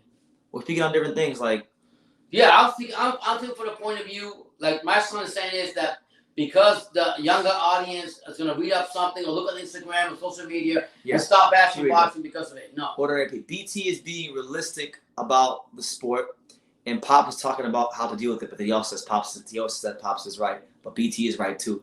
So no, none of us are wrong what we're saying. But I get what Brendan is saying. Boxing has had so much negativity. All right. I'm gonna respectfully cut you off. For those of you who don't know, like if this is your first time on my channel and you don't know me, I deeply care about this sport and I just want to see it do well. And you guys will know a couple months ago I damn near left this fucking sport altogether because I was just sick of a lot of things that I saw when I was in Vegas, right? And since I came back, it's gotten even worse. Niggas is fighting with freaking drugs in the system and sanctioning bodies are breaking their own protocol. Freaking Holyfield is getting stopped by MMA fighters. You know, it's just like you can't sit here and tell me to not feel how I'm feeling right now. You can't. I'm not saying that. Listen, in life, you're gonna have dark days, and you're gonna have brighter ones. Hold on. Boxing the same way. Boxing has not been their integrity has been gone a long time ago. When it comes to the judging and everything else, integrity's not been there. I legit don't think boxing has had a good day since the Jose Ramirez Jackson. Okay. But that life goes on. You're gonna have brighter days, and you're gonna have dark days. Right now, boxing's in a dark place right now. Boxing is dead. But it doesn't mean it's gonna be like that. But if you sit there and you bring out the narrative and you continue saying, "Oh, well, this is what happened," all this negativity, we have every day. We have something left. Some people gotta go through bad days every fucking day. But they gotta get up every morning, put on the shorts, whatever they gotta do is still continue on. Life doesn't stop, Brendan. Whether it's your dark day today or tomorrow, you just gotta make it better for tomorrow. Okay. And in this entertainment bullshit, I told you I never liked it from the beginning, and this is one of the reasons I don't like it. Here we go. I like ordinary pizzas. The light does always shine through the end, but it's been a long ass tunnel since like 2004 for boxing. That's fine. The journey might be long, and it might be a long journey, but as long as you know that darkness is gonna come to light sometime, that's all that really matters. Nope, you're right, man. But they have been doing this since the beginning. Jim Jeffries was destroyed by Jack Johnson. Joe Louis by Marciano. Ali by Holmes. Holmes by Tyson. Yeah. These people hold nothing. It's true. No, you're right. You're right. It's just very hard, man. And my son's very passionate. I'm telling you. You know what it is too? It's like, and I'm not saying that I see him. If I didn't know, like it's one thing if I didn't know Holyfield at all, and he was just a legend, I would still feel bad about it, and I'm sure I'd still be passionate. But because I know Evander, because I told you, I've done so many interviews together, like that's not good for me to see. If you, it's like seeing a family member you love so dearly, right, Brendan? And you see that family just go through some kind of accident or some kind of suffering that they had. That's gonna fucking hurt you, right? Because you love that person passionately, and you love them from your heart, and you care for them, right? The same way you have that establishment with a family member is the same way you feel about Holyfield. Jay Bones says, "I said nothing. I said from the beginning, BT, nothing but a sideshow." And I said, "I hope Holyfield will be okay." Like I said, I saw Holyfield versus a bum named John Ruiz in 1998, and this was past his prime, and he didn't look good back then. And yeah, he did say that, and shout out to you. I was worried myself. Yeah, and then if you don't follow the other channels, Cerebral Sports, in English it means Brains of Sports. He's a writer here in Miami, but he's got his own channel, over 100,000 thing. And he said right after the media that he was praying. He got a Spanish boxing channel here in Florida. Shout out to Jorge Hebrew, legend. Jorge Hebrew, and he said that he's very worried about Holyfield. He's very slow with his punches, his reaction time, and sure enough, his reaction time is not there. So Pemaroon says the powers that be know that boxing is a dying sport, and there's an agenda to cash it out. So there's an agenda not to protect its brand. Yeah, and the brand and the beauty and the history of boxing has. I mean, look, there's always been fights where legends fight a younger fighter and get destroyed. We know that, but I think anybody who has really been paying attention to these last year or so would say that I think boxing is at a low point. I'm not trying to be pessimistic. I'm not trying to be a negative Nancy, but like boxing's integrity and where it's at right now, it's got to clean itself. Yeah. It's got to clean up itself. Honestly, that's part of it. And it starts with the fucking judges. Starts with all that shit. and everything behind that. But nothing will change. We'll hoot and holler. I'll probably shed a couple tears before I go to bed tonight. And you pray for Holyfield, pray for him like you always do. And you know, I'm happy he came out the ring okay. And like I said, I'm upset too, but I've learned to control my emotions. Absolutely. And I listen, Ordinary Pete. I don't speak about this stuff too much on my channel, but I agree with this comment right here. He says all these evil fucks are trying to make as much money while they also can. This goes beyond boxing and into politics in Hollywood and pro sports and the corporate elite and all that stuff. I trust me. I am. I'm beyond aware of that because like I said, I've dealt with a lot of people in boxing. So you know, you deal with enough people in boxing, and you start to, if you're truly in touch with the spirit and you know the Lord, like you get satanic vibes from some of them. I won't say nothing, but I will say one thing. When Brendan came back from Las Vegas, he did tell me that he had a really deep conversation with Johnny. And Johnny Contejo, shout out to him, put him on a game on a lot of stuff with the sports world itself and everything else. So we know we're living in this time where everything is money's the root of all evil, money overrides everything. And I agree with what Pete says, the Hollywood stars and all this shit, they all have their fucking agenda about everything. You're right about all that. That's the reality of what we're seeing. But it doesn't mean that you got to take yourself to the level where you're going to make yourself sick. I'm not going to get sick. I'm just sad. Man. Yeah. You don't think I'm devastated either? You might not think I'm not because of what I'm talking, but inside I'm the same way. But I used to be just like you 20, 30 years ago. But I've learned I have to channel that in a different way, because if I don't, at the end of the day, I'm the one that's going to be fucking sitting here getting myself worried and not sleeping and all this stuff. I need to go to McDonald's sometime. I need to get me a fucking cheeseburger or something. Well, you know what? My motor. Yeah. I took my whole motor apart today, so I got you. But yeah, man. On that note, listen, man. Praying for him. Just keep me in prayer, guys. I'm pretty pissed off. I'm pretty upset. I'm devastated. You know, we live again. Thank God there's not a live fight reaction tomorrow. I need some time, man. This is ridiculous. Maybe soccer this Monday will take your mind off everything. Yeah, Everton play on Monday. So Yeah. That, but thank you guys for being here. Thank you, everybody. Much love for all your comments. You came back after the fight and took your time. You didn't just run off. And I'm not saying that for whatever reason. I respect you guys have to leave. But I'm saying for at least trying to open up my son's mind. Because believe me or not, in the quiet time around by myself, I suffer a lot. Because my son suffers and I suffer, because I'm just as passionate as him, but I can't sometimes explain things the way you guys can. So I greatly appreciate what you guys do, and I love you guys for that, and thank you for being here.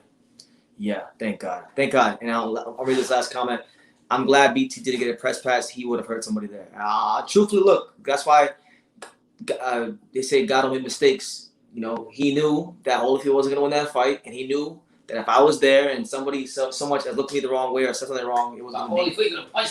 I would have been 88. I would have been the 90 Holyfield of 92. Listen, man, I see BT walk up to some fighters in a fight thing. He walk up to the fighters, so when he got that I don't get angry too much, but when you got that's that. But I do got that a little bit of dog in me. I'm not if it comes out, God forbid. One time in the basketball court, he broke somebody's tooth. What do you think I did? I don't know if it was a layup or something, but he knocked the fuck out of the guy real quick. He said, don't punk me. I might be sure, but I'll fuck you up. Till he fuck him up. I mean, he doesn't want to show that side because he's a Christian and everything, but at the end of the day, one of his family members that he really loves, like I say, Holyfield in his heart and his passion about it, they really established a good relationship. Holyfield sat with him and talked to him in live fights and everything, what we've gone through and everything. So it really hurts him a lot. So I get it. I pray for him. And I'll pray for all you guys. And thank you so much. But on that note, guys, thank you for everybody who came, made a live fun. We had a great time talking to you guys. Thank you for making our lives better. Hopefully, you know, for good, bad, or indifferent, we made your last couple of hours. You made ours too.